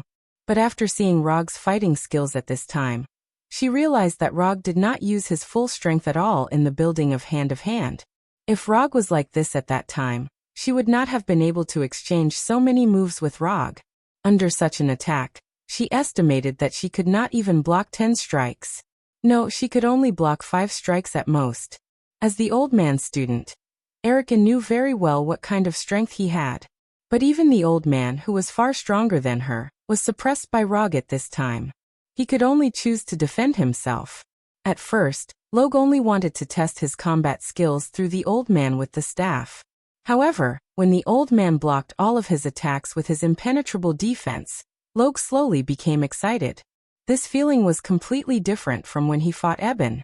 Although Eben also had a human body, Eben's fighting style was completely different from that of a human. When Rog fought Eben, he did not feel that he was fighting a human at all. He only felt that he was fighting a humanoid beast. But this time, it was completely different. The old man had a completely human body, and the fighting skills he displayed were completely moves that a human body could do. So when he fought with the old man, Rog could also learn a lot of fighting skills that he had never thought of before from the old man. This kind of battle where he could fully display his fighting skills was the most exciting game in the world for people who liked to fight. In the past, Rog did not understand why some people would become a pure battle maniac. But now, not only did he completely understand it, but he also had the tendency to develop in this direction. Regardless of the consequences, regardless of life and death. Bet your life, give everything you have.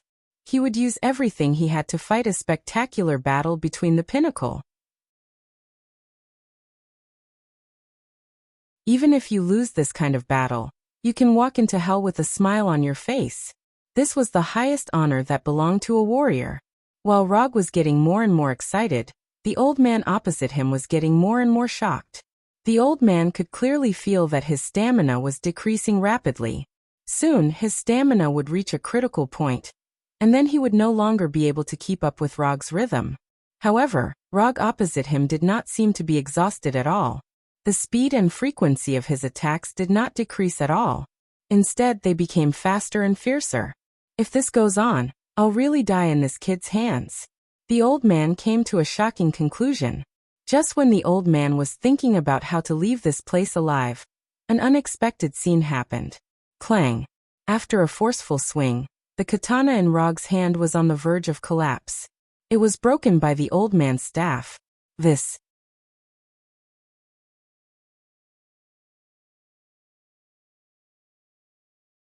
Chapter 28. The old man, who had been waiting for a chance to fight back, immediately swung his stick at Rog without any hesitation. The old man's attack came without warning. Seeing that the long stick, which was full of gaps due to the katana, was about to hit Rog's head, Rog blocked the attack with the remaining half of the katana in his hand. However, Rog did not feel any force from the broken katana. Although the old man launched a counterattack immediately, it was just a feint. When Rog was about to block the long stick with the broken katana, the old man decisively withdrew his long stick and quickly retreated 5 or 6 meters. After experiencing the battle where he could barely keep up with his thoughts, the old man with the wooden stick was traumatized by Log's strength. So he would rather give up a possible attack and take advantage of this opportunity to distance himself and give himself a suitable distance to use the power of the long stick. Rog did not follow up like before. After the katana was broken, his fighting spirit quickly cooled down, and he no longer had the same state of mind as before. The feeling of being interrupted by an accident when he was in high spirits was very uncomfortable. Rog sighed helplessly. Some things, once interrupted, can never get back to the previous feeling. So now he had no intention of continuing to fight with the old man. Go, that's all for tonight. While speaking, Rog threw away the broken katana in his hand, then turned and left directly, not caring whether the old man would take the opportunity to attack him. If the old man really did so, then he would let him experience the power of ninjutsu. Although he was a little unhappy with Rog's tone, the old man finally put away his long stick and disappeared at the end of the dark alley. If something like this happens again next time, you can tell me. No matter what, you're still a member of the law firm. If I cause trouble for you, I'm causing trouble for the law firm. After that, Rog directly flying Thunder God and disappeared in front of Erica. Although the battle with the old man didn't last long, it consumed a lot of his stamina. If he hadn't been using chakra to strengthen his body before, he wouldn't have been able to maintain that kind of high-intensity and high-frequency attack.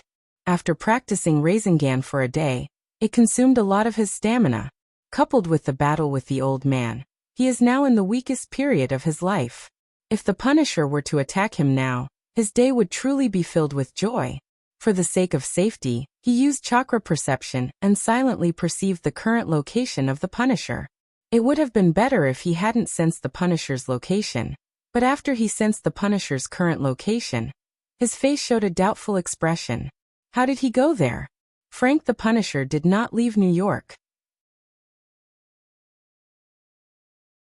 He was now on the roof of a building he had just visited some time ago.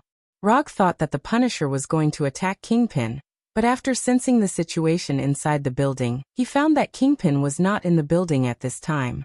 As a professional, it is absolutely impossible for the Punisher to make such a low-level intelligence mistake.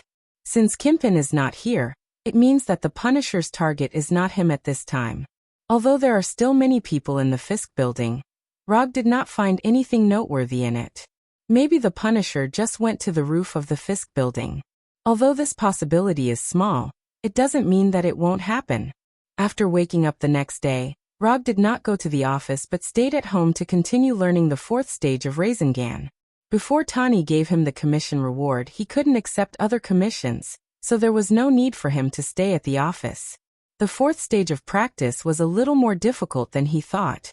After practicing for 2 consecutive days at home, he finally completed this stage of practice and truly mastered this extremely high-growth ninjutsu without any seals. Rasengan is just a starting point. What he wants is more than just a Rasengan. After dispersing the Rasengan in his hand, he opened his property panel. Host, Rog Profession, Ninja Talent, No Seal Technique, 7 Attribute Chakra Kekkei Genkai.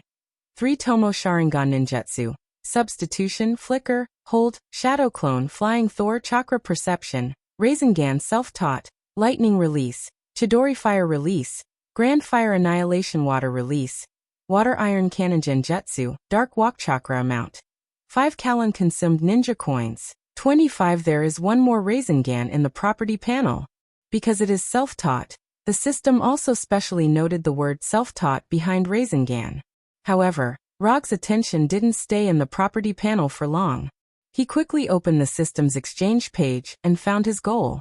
Otama Rasengan, Otama Rasengan, Futon Rasengan, Futon Rasen Shuriken, Futon Rasen Shuriken, Futon Rasen Shuriken, Futon Rasen Shuriken, Futon Rasen Shuriken, Futon Raisin Shuriken. There is a series of ninjutsu on the exchange page about Rasengan, and the exchange price is lower than before. Just like with 3 Tomo Sharingan, the price of Manjikyu Sharingan has dropped. The system is still very fair in the exchange price. As long as the prerequisites are completed, the subsequent exchange price will be adjusted accordingly. Although these ninjutsu on the exchange page made Rog quite excited, he didn't have much idea of exchanging them. The reason is simple, because he doesn't have enough ninja coins now. And even if he has enough ninja coins, he won't prioritize these Rasengan ninjutsu. Is Manjikyu Sharingan not good enough? Or Hashirama's would release not strong enough? Unless he has enough ninja coins, he won't consider exchanging Rasengan ninjutsu directly with ninja coins. The smooth mastery of Rasengan made him see another possibility, the possibility of developing ninjutsu on his own. When he was exchanging Chidori, the idea of developing and learning ninjutsu on his own was not particularly strong. But after mastering Rasengan through self-study, developing and learning ninjutsu on his own may become an important way for him to master new ninjutsu in the future. As for ninja coins, he can leave it to exchange for Kekkei Genkai and existence that can't be obtained through learning. For example, Hashirama's would release Eternal Manjikyu Sharingan Kyubi Chakra.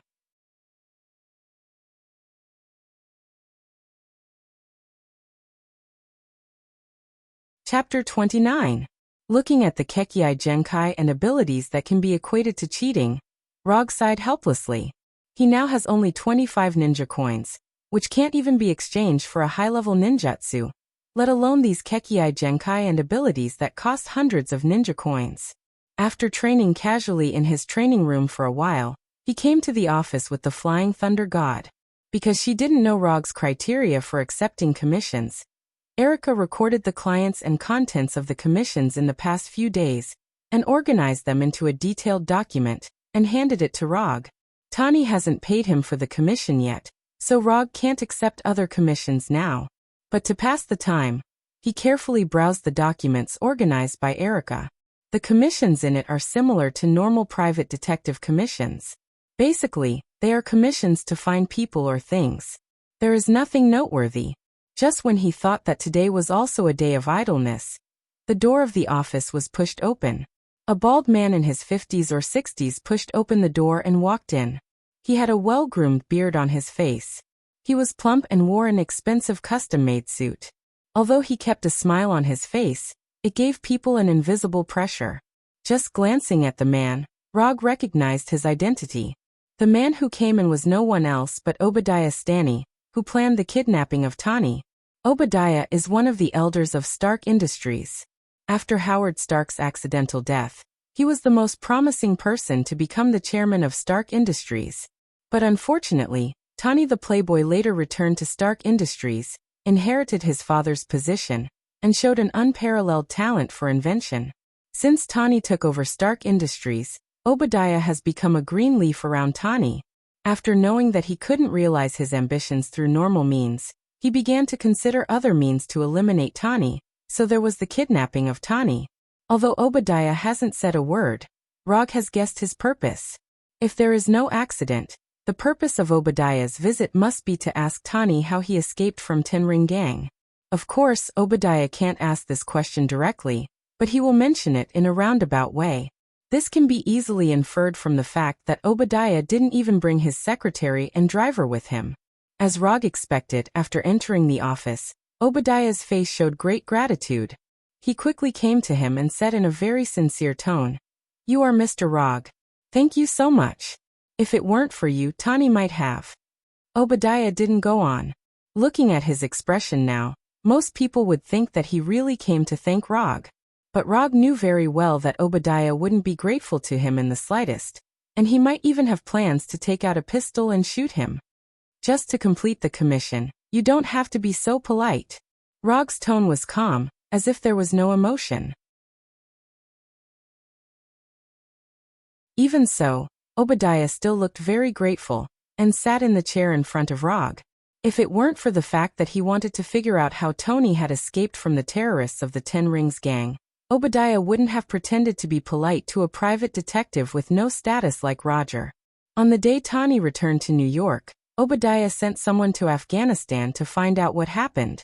Unfortunately, when his men spent a lot of effort to find the cave where Raza and the others were stationed, they only saw corpses all over the ground and a messy battlefield. Although they didn't find the answer they wanted, they eventually found a blown-up Iron Man armor in the cave where Raza died. When Obadiah saw the blown-up Mark I in his secret warehouse, he immediately realized that it was a weapon that Tani had built himself. After the wreckage of Mark I was sent back to New York, Obadiah sent people to start the reverse engineering project, trying to restore and upgrade Mark I. However, just as Obadiah's engineers were busy with the reverse engineering of the Mark I, one of his men, who had been assigned to monitor Tony's whereabouts, gave him a piece of news. Tani went to see a private detective and returned to the seaside villa with the private detective. As a veteran in the business world for decades, Obadiah immediately realized that the private detective was the key to rescuing Tani. If it weren't for this, the Mark I built by Tani wouldn't have appeared in the cave where Raza died and been deliberately blown up. A few days ago, Obadiah had planned to meet Rog, but before coming to the door, he asked his people to investigate Rog's past. As a result, the investigation took several days. After the investigation, Obadiah became more and more certain that Rog was the one who rescued Tani, so he came to Rog's office alone today. Although he was the only one who entered the office, more than a dozen of his bodyguards were near the office at this time. If anything happened to him, his bodyguards would come to the office and take him away as soon as possible. In any case, you are the one who rescued Tani, so as Tani's elder, I must express my gratitude. After that, Obadiah took out a checkbook from the pocket inside his suit, wrote it quickly, and put the check in front of Rog. $10 million. As expected of a rich man, his way of expressing his gratitude was simple and crude. Although Rog didn't like Obadiah very much, he still accepted the check and casually threw the check, which could be withdrawn at any time, into the drawer of his desk. I'll accept your thanks. After Rog accepted the check, Obadiah chatted with Rog for more than 10 minutes before mentioning Afghanistan in a roundabout way. Rog omitted some of the information and told Obadiah a half-true, half-false story. Combining the scars on the Mark I and the information brought back by his men, Obadiah used his imagination to reconstruct the scene at that time. It's a waste for an outstanding talent like you, Mr. Rog, to stay in this kind of place. If you don't mind, Stark Corporation now has a vacancy for a security chief. The salary is no less than $10 million a year. I wonder if Mr. Rog is interested?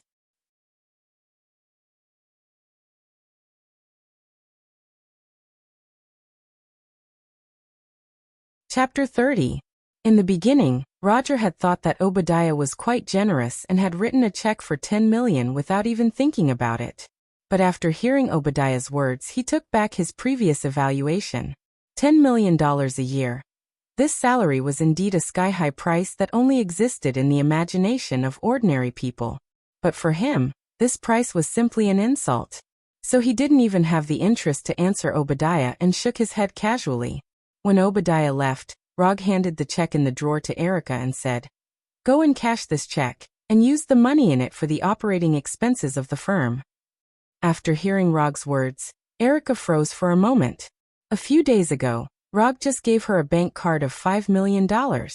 Just a few days later, Rog gave her another check of $10 million. The reason was the same as before, operating expenses of the firm.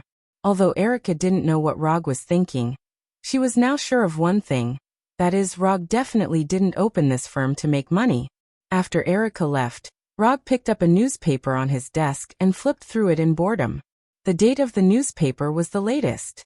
Obviously, this was prepared by Erica. Erica didn't have any experience as an assistant, not even a decent job, but she still worked hard to learn how to become a qualified assistant. Of course, if ninja was a profession, then her experience was quite rich. Rog originally planned to read the newspaper to pass the time, but a report in the newspaper attracted his attention. The biological laboratory of the Fisk building was invaded in the middle of the night, and 15 security guards died. Fisk building? Could this be the work of Frank the Punisher? Thinking of Punisher Frank's inexplicable appearance in the Fisk building last night, Rog became more and more sure that he was the one who did this invasion. After he made the 3 duels with the Punisher, he had been waiting for the Punisher to make a move. However, the Punisher seemed to have completely forgotten about this matter. It had no intention of attacking him at all. It didn't even have the slightest interest in approaching the firm. Although Rog didn't know what the Punisher was up to, he wasn't worried about his safety at all. If he could be so easily ambushed, he would have died in those strange vengeance long ago. Just as Rog was considering whether he should ask Erica to bring some Chinese food back, the door of the firm was pushed open again. The person who came in was not a client, but a delivery man wearing a Federal Courier uniform. "Are you Mr. Rog? Here's a delivery for you." It was a very normal thing for a courier to deliver a package to someone's door. But after hearing the courier's words, Rog immediately noticed that something was wrong. There might be a lot of people who knew the address of his office, but none of them would send a package to him. Roger appeared in front of the delivery man in a flash, and took the package directly. Then he opened the package with the kunai that he always carried with him. "Sir, you haven't signed yet, don't you?" Before the delivery man finished speaking, he saw the time bomb in the box that was counting down. A time bomb with less than 3 minutes left to explode. "I won't sign my name. If you don't want to, you can take it back." After hearing Rog's words, the shocked delivery man finally recovered from the shock. He quickly shook his head and ran away without looking back. After seeing the time bomb, Rog's first reaction was that the bomb was sent by the Punisher. But then he thought about it. He felt that the Punisher wouldn't attack him in such an idiotic way. Just as he was about to take the bomb to ask the Punisher himself, he saw the newspaper he casually placed on the table. An almost instinctive thought instantly emerged in his mind.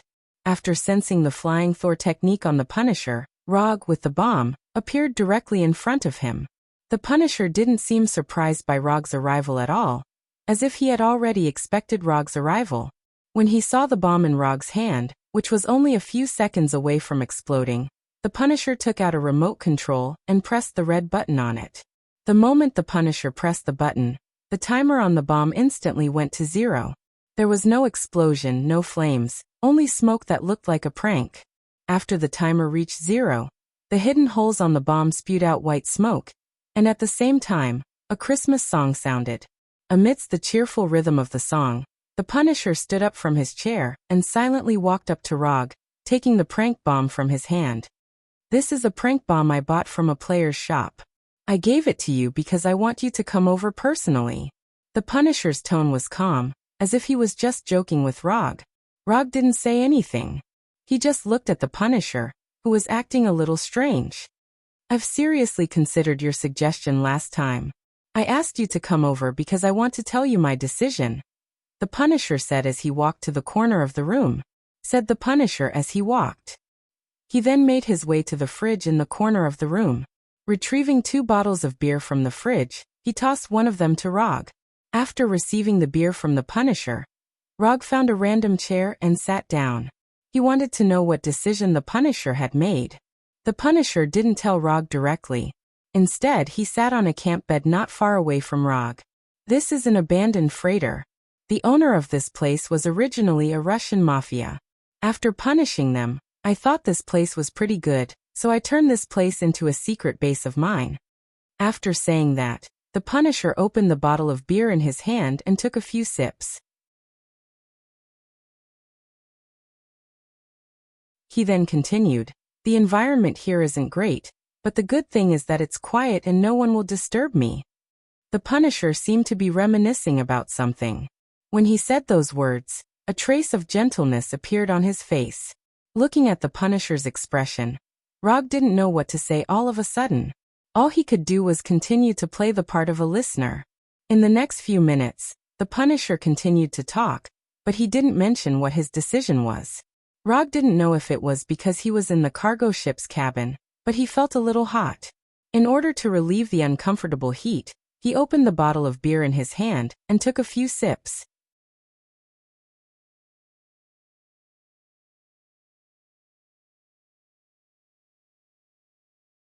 Chapter 31.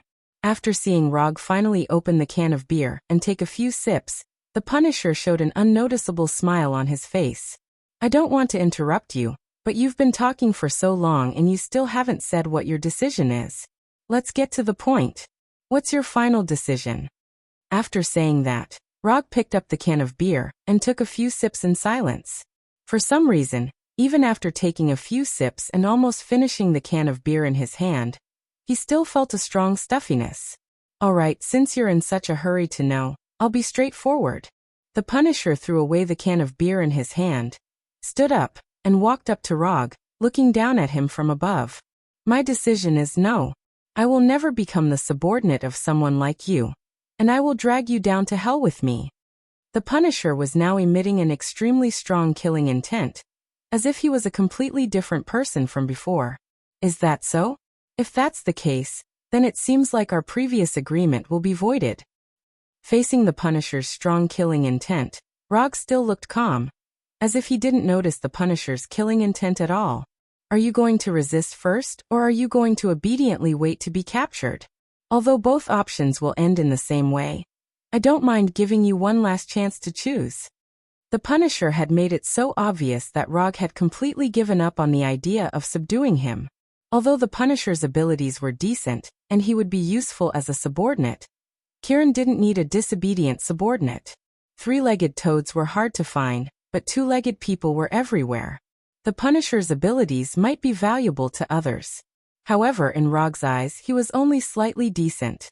I know I'm no match for you, but that doesn't mean I can't drag you down to hell with me. I've done enough in my life, and it's time to end it. Besides, if I can drag someone like you down to hell with me, I have nothing to regret.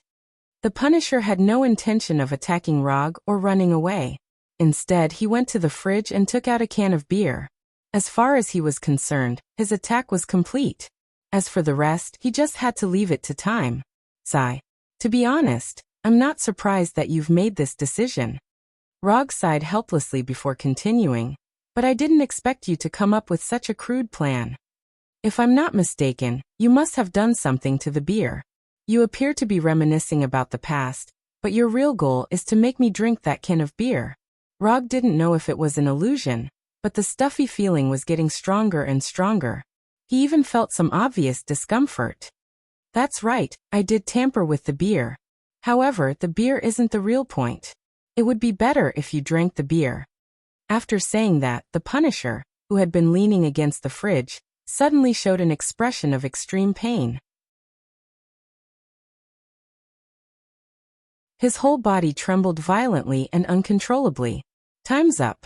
Seems like I'll have to leave before you. No matter what, I'll be waiting for you in hell. The Punisher said loudly to Rog in a painful and frenzied tone. His eyes were also bloodshot because of the intense congested blood.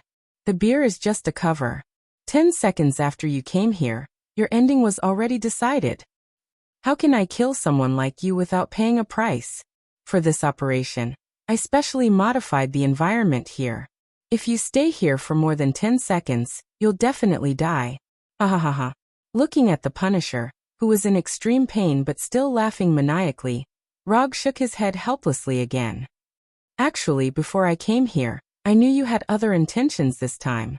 Rog changed his sitting position and continued, so the person who came here wasn't me. After hearing Rog's words, a puzzled look appeared on the Punisher's painful face. Let me guess. There are actually 3 aspects to the preparations you made this time. If I'm wrong, you can correct me. First, the time bomb. It's normal that there are no explosives in the bomb, because if there were, you wouldn't have been able to send it. However, this bomb isn't your so-called prank toy. Although the gas coming out of it doesn't look strange, I'm guessing that the gas should be some kind of deadly gas. It's very likely that it's the thing you stole from the biological laboratory in the Fisk building. Of course, you didn't expect this bomb to be effective because there are too many uncontrollable factors. For example, it might be damaged midway, delayed delivery, or not delivered to me at all. These are all possible. If I could receive it in time, that would be for the best. If I couldn't, you would think of other ways to inform me again to ensure that I would come here. After saying this, Rog took a few deep breaths to relieve the discomfort in his body, and then continued. When I came here, your 2 preparations began. This is a sealed space. You modified this place in advance. After I came here, you seem to have turned off the timer on the bomb, but I think the remote control signal should have also turned on other devices at the same time, such as some kind of device that can release deadly gas. In this kind of sealed space, as long as the settings are reasonable, the poisonous gas can quickly cover the entire space in a very short time, poisoning the people inside unknowingly. You know that I have the ability to leave this place at any time, so you must have a bait that is attractive enough to make me stay here long enough. In order to really kill me, you chose to use yourself as the bait. First, you can ensure that I won't leave immediately, and second, you can watch me die under your poisonous gas attack with your own eyes. As for the can of beer, it doesn't matter if it's poisoned or not. It's just a tool to cooperate with your act, but to ensure the final effect, you still tampered with it. After seeing the ability I showed last time, you know that you can't kill me with normal attacks, so you can only use this more subtle attack. And you know very well that you can only use this method once, because once you arouse my suspicion, I may not be in the mood to play games with you, Rog said slowly, and the Punisher's face no longer showed any madness.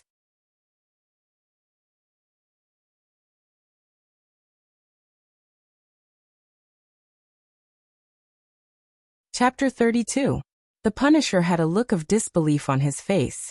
He could not understand why Rog knew so much about his plan. Since Rog had already guessed his plan, why did he still take the risk to come here?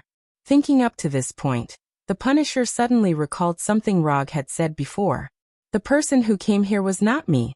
After recalling this sentence, the Punisher seemed to have realized something, and his expression turned extremely ugly. It seems that you've realized something too. But before you die, I'll let you see it. As soon as the Punisher finished speaking, Rog, who was sitting not far away from the Punisher, turned into smoke with a bang and quickly dissipated into the air. Looking at this scene that did not conform to science at all, the Punisher laughed bitterly, and then spat out a few mouthfuls of blood in pain. In order to make Rog stay here, he did not hesitate to use his own life as bait in an attempt to bring Rog to hell with him. But now his efforts were no different from a joke.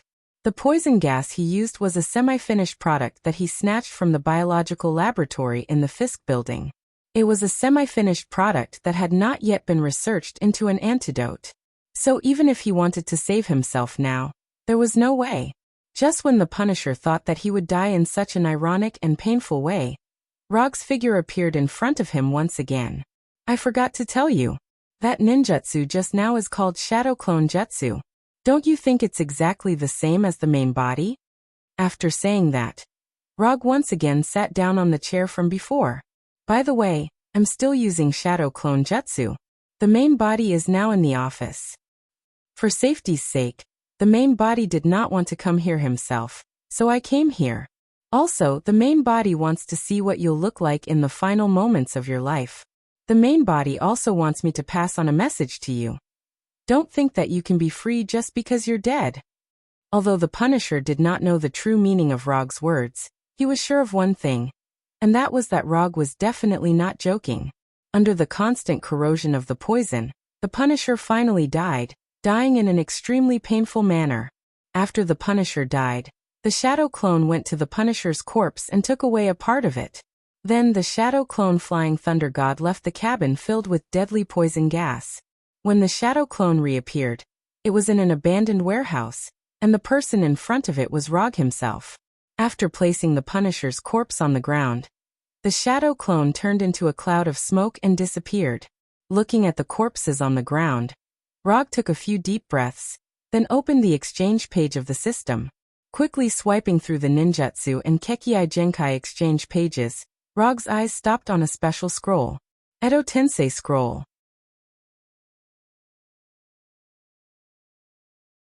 In the information bar, besides the name of the scroll, there was also a brief introduction about the scroll. Edo Tensei Scroll. Once exchanged, one can use the S-rank Forbidden Art, Edo Tensei. When exchanging the scroll, it comes with a living but unconscious male body that has been engraved with a control technique in advance. The original price is 100 ninja coins, and the novice trial price is only 20 ninja coins. There are many strange scrolls in the system, and the Edo Tensei scroll is one of them. Because he has never exchanged for the Edo Tensei scroll, Rog only needs to pay the novice trial price of 20 ninja coins when exchanging this scroll. Without hesitation, Rog directly exchanged this Edo Tensei scroll that only costs the novice trial price, and got a living and unconscious male body that has been engraved with a control technique in advance. The use of the Edo Tensei scroll is very simple. It can be used by inputting chakra. After putting the Punisher's corpse and the reincarnated body together, Rog opened the Edo Tensei scroll in his hand and inputted his chakra. After the seemingly ordinary Edo Tensei scroll received Rog's chakra, a formation full of complicated techniques suddenly emerged, and then emitted a strange black light. After a few seconds, the male body on the ground slowly stood up. Clouds of dust appeared around the male body that stood up, and under the cover of the dust, the body began to transform into the appearance of the Punisher. The transformation process was very short, and a few seconds later, the Punisher with the Edo Tensei body appeared in front of Rog. "I am alive?" The Punisher looked at his hands in confusion, somewhat unable to accept this fact. "Yes, you are alive in another form." Rog was not in the mood to explain to the Punisher what Edo Tensei is. Under the Punisher's incredulous expression, he connected his mind to the control technique on the Punisher, and directly erased the Punisher's emotions and will. What he wanted was a subordinate who could obey his orders 100%, not an enemy who wanted to kill him all the time. After his emotions and will were erased, the Punisher's eyes also turned from confusion to calmness. Although he still retained his past memories and experience, he no longer had his past emotions, and he was 100% obedient to Rog's orders. Test this body and see how much of its previous abilities it retains. After hearing Rog's order, the Punisher did not hesitate and immediately moved his body to test his condition. After more than 10 minutes of testing, the Punisher gave his answer. "Strength, speed, and technique are all weaker than before, but stamina is far greater than before. I don't feel tired at all. Moreover, there seems to be other abilities hidden in this body." When the Punisher was reincarnated, Rog used chakra to sense him in detail. Although it was an Edo Tensei body, there was no chakra in the Punisher's body. Shoot yourself in the head and you will know what the hidden abilities are. After saying that, Rog tossed a pistol to the Punisher. After receiving the pistol from Rog, the Punisher did not hesitate at all. He pointed the gun at his temple and pulled the trigger. Bang! After the gunshot, a big hole appeared in the Punisher's head. However, he did not fall, and no blood flowed out of the wound on his head. Just as the Punisher was feeling puzzled, clouds of dust appeared out of nowhere and quickly gathered in the wound on his head, quickly healing the wound. This is one of the benefits of the Edo Tensei body.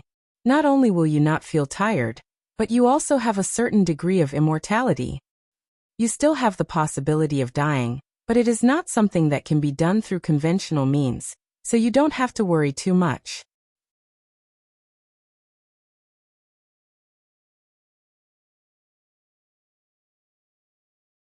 Chapter 33. Due to the Edo Tensei, the Punisher's strength had decreased slightly. However, the regeneration and immortality granted by the Edo Tensei allowed the Punisher to exert more strength. As a warrior with rich experience, the Punisher knew very well how terrifying such a near-immortal body could be in battle. Your current appearance is very different from normal people, so I suggest you consider wearing a mask or something. Of course, if you don't care what others think, it doesn't matter. Although the Punisher reincarnated by the Edo Tensei still looked the same, his eyes were completely different from a normal person's. The whites of a normal person's eyes were white, but those who were reincarnated by the Edo Tensei were black. Moreover, there would be obvious cracks on the faces of those who were reincarnated by the Edo Tensei. It looked like cracks on a clay puppet. I'll pay attention to this. Although the Punisher hadn't seen his current appearance yet, he would seriously consider any suggestion that came from Rog. As for what else is different about this body, you'll have to explore it yourself. If there's a need, I'll contact you again. The things given by the system would occasionally change, so Rog was not sure if there would be any unexpected changes to the Punisher's Edo Tensei. After instructing the Punisher, Rog returned to the office with the Flying Thunder God and looked at his current attribute panel.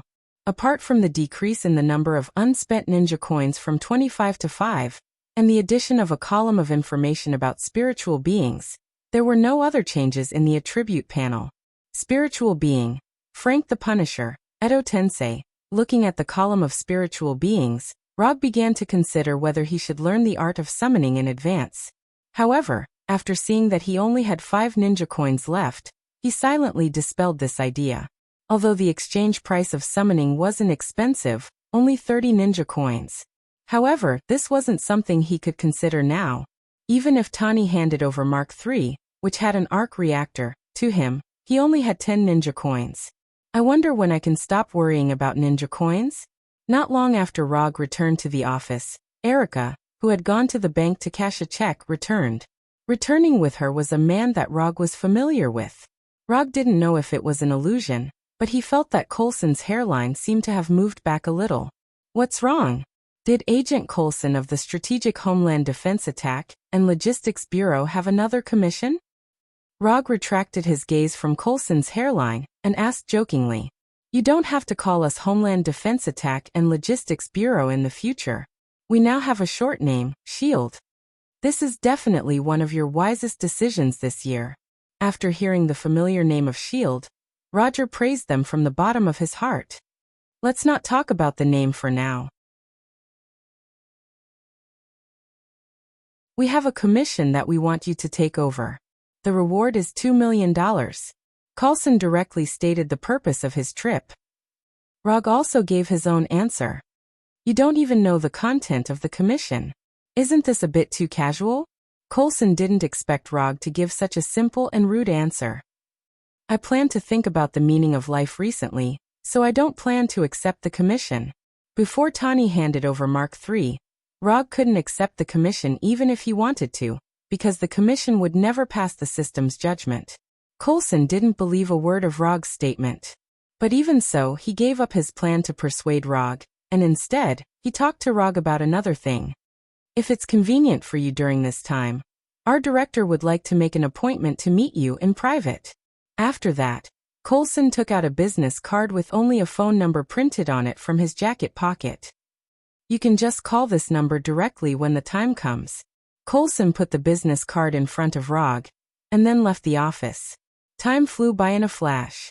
2 weeks after Rog transformed the Punisher into the Edo Tensei state, he received a call from Tani. The Mark III you want is ready. You can come and get it at any time. For some reason, Tani's tone sounded a little depressed and tired. After hanging up the phone, Rog didn't hesitate and Flying Thunder God directly to Tani's garage. After seeing Rog's arrival, Tani wasn't surprised at all. He casually pointed to the Mark III next to the garage. Rog didn't go directly to his Mark III. Instead, he asked Tani in confusion, "How did you become like this?" Right now, Tony was like a depressed patient who had been suffering from insomnia for a few days. His entire being was in an abnormal state of depression. I went to Jamila a few days ago. Do you know Jamila? That's Ethan's hometown. At this point, Tony's gloomy aura became even heavier. Ethan saved my life, but the people in his hometown were hurt by the weapons I invented. Isn't this ironic? Ethan saved an executioner who hurt the people in his hometown. Tani poured a few mouthfuls of liquor into his mouth. Beside him was a bottle of liquor that was about to be drunk by him. Rog didn't speak and silently acted as a listener. There was a group of terrorists threatening them, so I wore Mark III and taught those terrorists a lesson. I thought this would make them feel better, but I found that it didn't work at all. The weapons produced by Stark Industries still appear in the hands of those terrorists, and I can't do anything about it. When I just returned to New York, I announced at the press conference that the Stark Industries weapons department would be permanently closed. Hee. Looking at Tani, who reeked of alcohol in front of him, Rog sighed.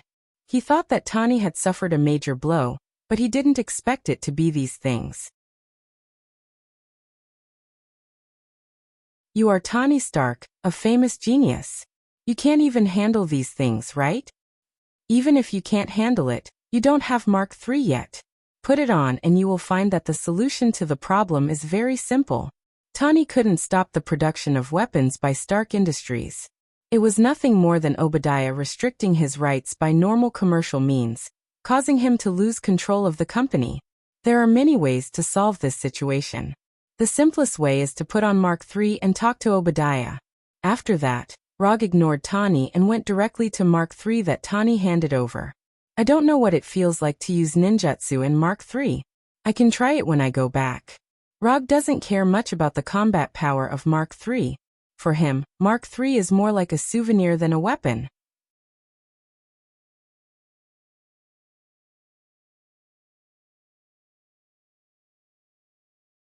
Chapter 34. Looking at the Mark III full of mechanical beauty in front of him, Rog suddenly had a bold idea. In the future, when accepting Tani's commission, he can let him use the Mark series battle suit as a reward. Although Tani may not be willing every time, there is no harm in trying. I'll take the reward, but I'll keep it with you for the time being. I'll come back to get it later. Wearing Mark III requires a special mechanical device. This device is only available to Tani, so even if he wears Mark III now, he can't take it off after returning to the office. Whatever you want, I've already given you the reward you want.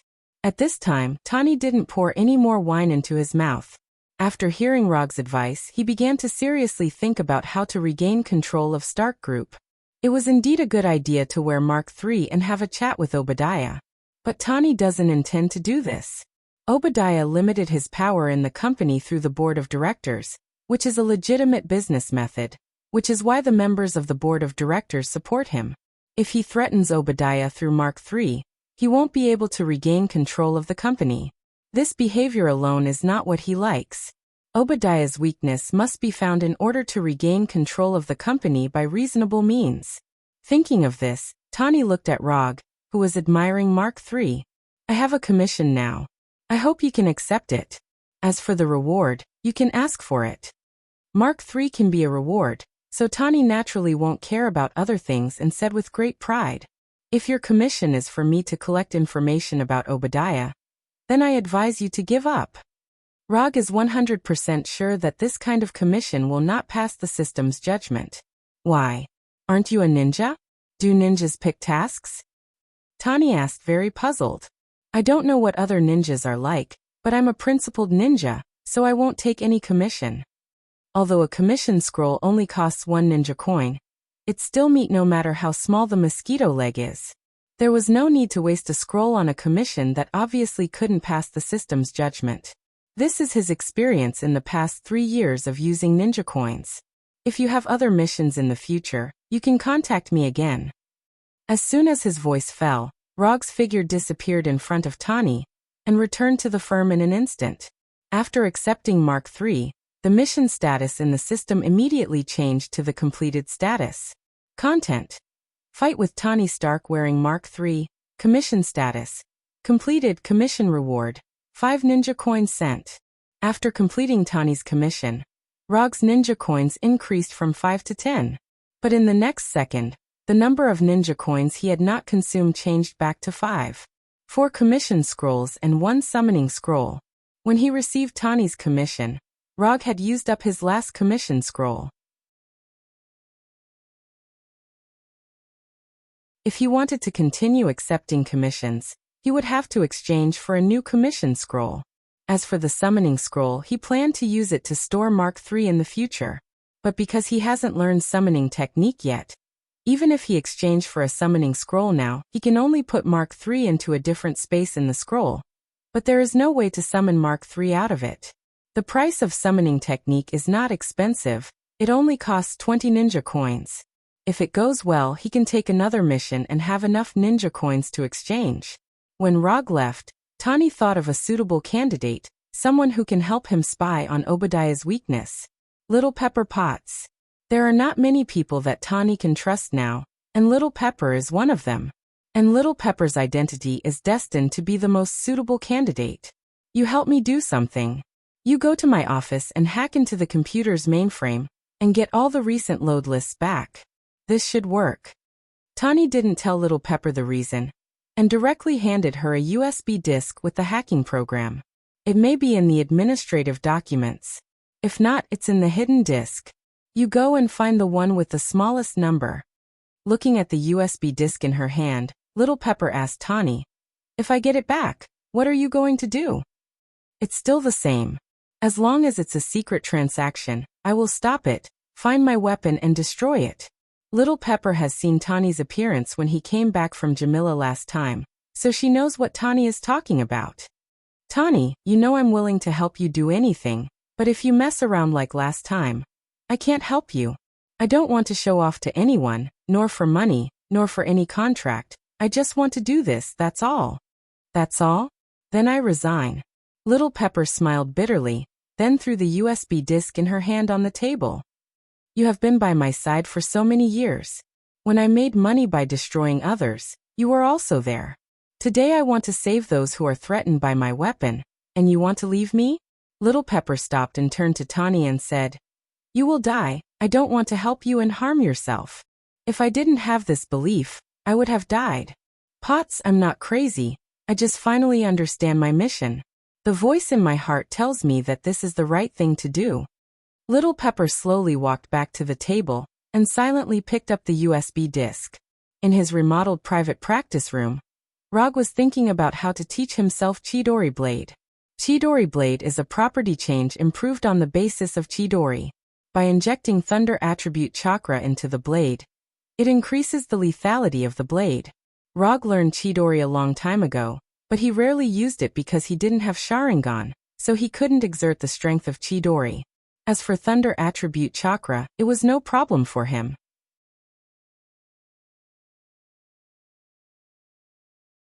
The problem now is how to add a property change to Chidori and attach it to the blade.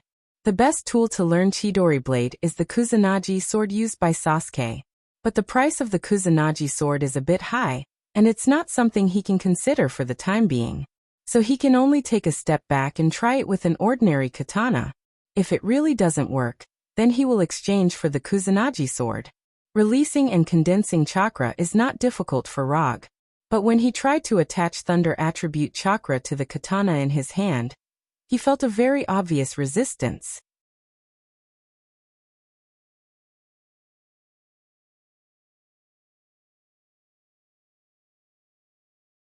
Chapter 35. When chakra tried to attach to the katana, it was like the positive pole of a magnet meeting a negative pole. There was an irresistible resistance between the two. After trying several times in a row, Rog had to stop this useless effort, and temporarily dispelled the idea of learning Chidori Blade by himself. And he now suspects that even if he exchanged Chidori Blade from the system, if he doesn't find a suitable weapon, he won't be able to use Chidori Blade, a lightning release ninjutsu. Looking at the Kusanagi sword priced at 80 ninja coins in the system, Rog sighed helplessly. Things like ninja coins are really never enough. Since there is no way to learn Chidori Blade for the time being, Rog immediately focused on another lightning ninjutsu derived from Chidori Blade. Unlike Chidori Blade can be used without a weapon, which is especially suitable for him who is now poor. Without hesitation, Roger tossed the katana in his hand to a corner of the training room. Then with a thought, he stretched out his right hand. The originally quiet practice room suddenly became very noisy at the moment he used Chidori, as if 1,000 birds were singing in the practice room at the same time. In addition to the sound of birds chirping around, a group of white electric current appeared in his right hand, making his right hand look like it was made of lightning. Although Rog rarely uses Chidori, his mastery of this ninjutsu is not weak at all. After using Chidori, he began to try to use chakra to guide Chidori's shape change. Unlike the self-taught Rasengan, he didn't have a complete idea of how to learn Chidori Blade. The only thing he can be sure of now is that Chidori Blade is a ninjutsu after Chidori's shape change. The attack range is much longer than Chidori, but the attack power is not as good as Chidori. From this point of inference, Chidori Blade achieves the effect of extending the attack range by sacrificing part of the attack power. Although he doesn't know the principle in the middle, he has a very bold idea. In the short moment before Chidori was formed, he controlled chakra to forcefully change the shape of Chidori, making it longer. Rog didn't know if this method would work, but there was no harm in trying. Even if it failed, the worst result would be that Chidori did not successfully use it, and at the same time, waste a portion of chakra. After making up his mind, he removed the 1,000 birds that had already formed in his right hand and prepared to use it again. This time, he deliberately let go of the speed of the 1,000 birds. The moment the white electric current appeared, he began to control the chakra in his hand, slowing down the formation of Chidori and trying to lengthen it. If it wasn't for the fact that he had never slacked off in his practice of chakra, he wouldn't have been able to control chakra to such a fine degree. Under his careful control, the Chidori that was supposed to cover his right hand began to grow along his fingers. It actually worked. After discovering that the 1,000 birds' form had changed, he couldn't help but feel excited. Because of his excitement, the Chidori that had begun to grow in his hand suddenly became uncontrollable, and then disappeared in the chirping sound of the birds.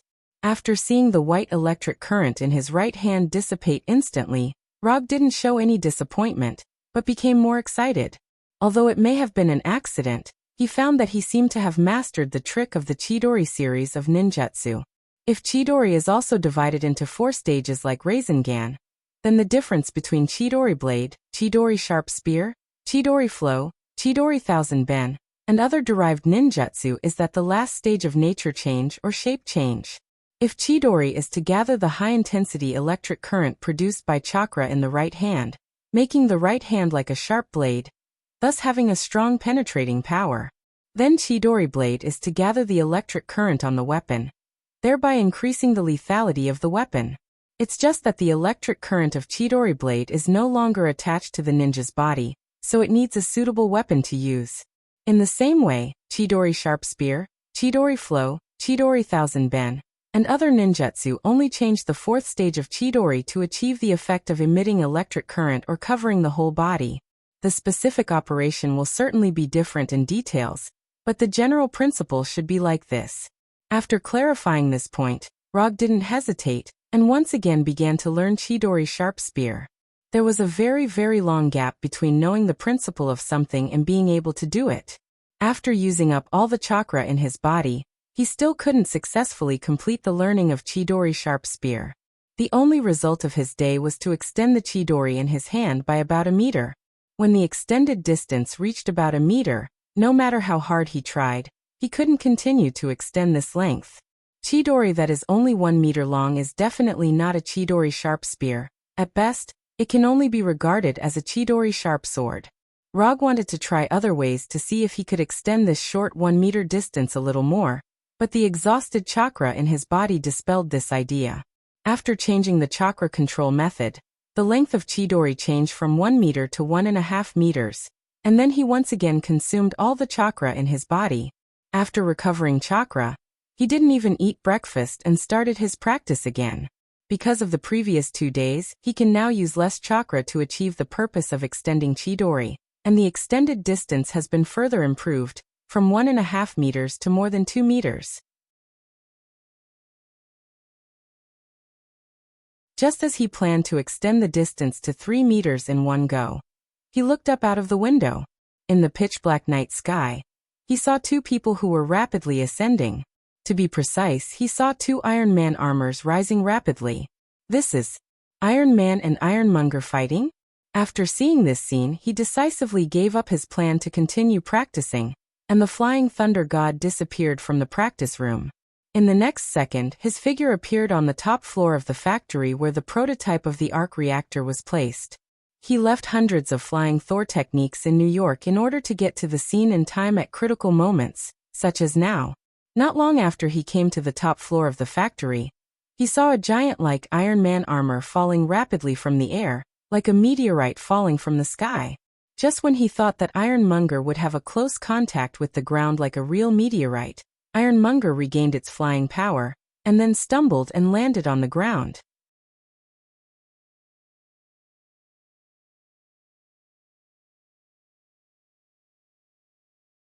Chapter 36. Not long after Ironmonger stumbled to the ground, Tani, wearing Mark III, also landed on the roof of the factory. To be precise, he fell on the roof of the factory. After standing up, Tani immediately saw Rog standing not far away, and then roared angrily. "I called you more than 20 times and you didn't answer any of them." "Really? Why didn't I know? Rog never brings his cell phone home, and he doesn't think anyone will look for him for personal matters. As for business, it can be solved directly at the firm. Just as Tani wanted to continue complaining, Ironmonger fell from the sky and quickly came behind him, throwing a thunderous punch at him. Tani couldn't dodge for a while, and his whole body was knocked out by Ironmonger, drawing a spark mark on the ground. At the moment when Ironmonger appeared, Rog instantly retreated more than 10 meters, taking the initiative to avoid the fighting area between Tani and Ironmonger. After hitting Tani, Obadiah in the Iron Man armor immediately saw Rog not far away, and then without thinking, he raised his left hand towards Rog. Da-da-da-da-da. The Gatling gun on Ironmonger's left hand rotated wildly, and countless bullets flew towards Rog. When the first bullet hit Rog, he turned into a cloud of smoke with a bang and quickly dissipated in the air. Shadow clone. It was only the shadow clone left by Rog that was hit by the bullet. As for himself, at this time, he was like a crow, standing on a lightning rod antenna dozens of meters away. I just came here to watch the show. Why are you targeting me like this? Rog silently complained. Although Obadiah in the Iron Man armor couldn't hear him, he raised his left hand again without hesitation after seeing his figure. Rog didn't plan to participate in the battle between Tani and Obadiah, but Obadiah didn't think so. At this time, as long as he appears here, he will be regarded as Tani's helper. Da-da-da-da-da-da. The Gatling gun in Ironmonger's left hand fired wildly again, but this time no bullets hit Rog. Now he is not a shadow clone, and he doesn't want to experience the feeling of being shot himself. Through the body flicker technique, Rog escaped Obadiah's attack. However, before he could do anything, Tani, who was sent flying by Obadiah, came to Ironmonger with a sprint and a jump, and then gave him a hard punch in the head. Although Tony himself was not good at fighting, with the help of Mark III, he was able to throw a hook that was both beautiful and powerful. However, this punch did not cause any damage to Obadiah in the armor. Unlike Mark III, Obadiah's Ironmonger is not only loaded with many heavy weapons, but it is also larger and has thicker armor. After being hit by Tani, Obadiah controlled Ironmonger to give Tani a fatal hug. Tani struggled hard, but under the huge size and strength gap, he couldn't break free from Ironmonger's embrace while wearing Mark III. Mark III's defensive armor also began to deform and break under the huge pressure. Energy gun failed. Missile failed. The auxiliary system in Mark III reminded him that the weapon failed. Watching Tani's struggle getting weaker and weaker, Obadiah in the armor showed a cruel look. He planned to strangle Tani alive, strangle this damn playboy. Just as he was about to implement this idea himself, a fault alarm suddenly sounded from Ironmonger's left arm. Iron water cannon. Rog didn't plan to participate in this battle because even if he didn't do anything, Tani would eventually defeat Obadiah smoothly. But after watching from the sidelines for a while, he realized that things were developing differently from what he remembered. Tani, who was being held by Ironmonger, seemed unable to break free. Although Rog wasn't familiar with Tani, he didn't want to watch Tani get strangled to death. Moreover, Obadiah shot him with a Gatling gun twice in a row, which made him very unhappy. Therefore, in the end, he still joined the battle and used the water iron cannon technique that had pierced through Mark III's left shoulder. When facing Mark III, the liquid bullet fired by the iron water cannon had pierced Mark III's left shoulder without any suspense. When the target changed to Ironmonger, who was larger and had thicker armor, the liquid bullets fired by the water iron cannon technique did not penetrate Ironmonger's armor. They only left a finger-sized wound on Ironmonger's left arm and caused some mechanical problems. Although the iron water cannon didn't successfully penetrate Ironmonger's left arm, Tani took advantage of the moment when Ironmonger's left arm had a mechanical failure to break free and avoid being strangled to death. After struggling to break free from Ironmonger's arms, Tani didn't launch another attack, but quickly came to Rog's side. "Wait for me here, I'll be right back." As soon as his voice fell, Rog disappeared in front of Tani and Obadiah. After returning to the office through the Thor, Rog took out a commission scroll and a signature pen from the drawer. Just as he was about to return to Tani, he glanced at his phone on the table. 22 missed calls. Tani actually called him more than 20 times. And the calls were all tonight. Without continuing to waste time, Rog returned to the roof of the factory again with the flying thunder god. During the few seconds he left, Tani was hit by Ironmonger and jumped up and down, constantly dodging the bullets and small missiles fired by Ironmonger. Start the commission immediately. Just write the reward in US dollars.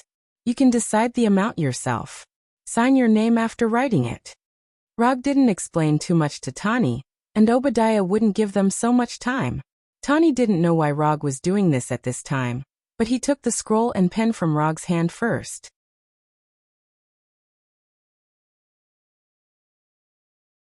As for the eccentric habit of never taking things from other people's hands, he should get out of here as far as possible. When Rog entangled Obadiah, Tani quickly wrote on the commission scroll and finally signed his name. After seeing Tani sign, Rog immediately opened the system's commission page. Commission content. Defeat Obadiah. Commission status. Incomplete. Commission reward. 20 ninja coins. When the commission information appeared on the system commission page, a smile appeared on Rog's face. Finally, there's going to be ninja coins again. Rog used the body flicker technique to open the distance in an instant, moved his hands and feet, and his aura changed. You're tuning in to the Echoes of the Heart YouTube channel. Don't forget to subscribe and join us on this journey to catch the most captivating stories.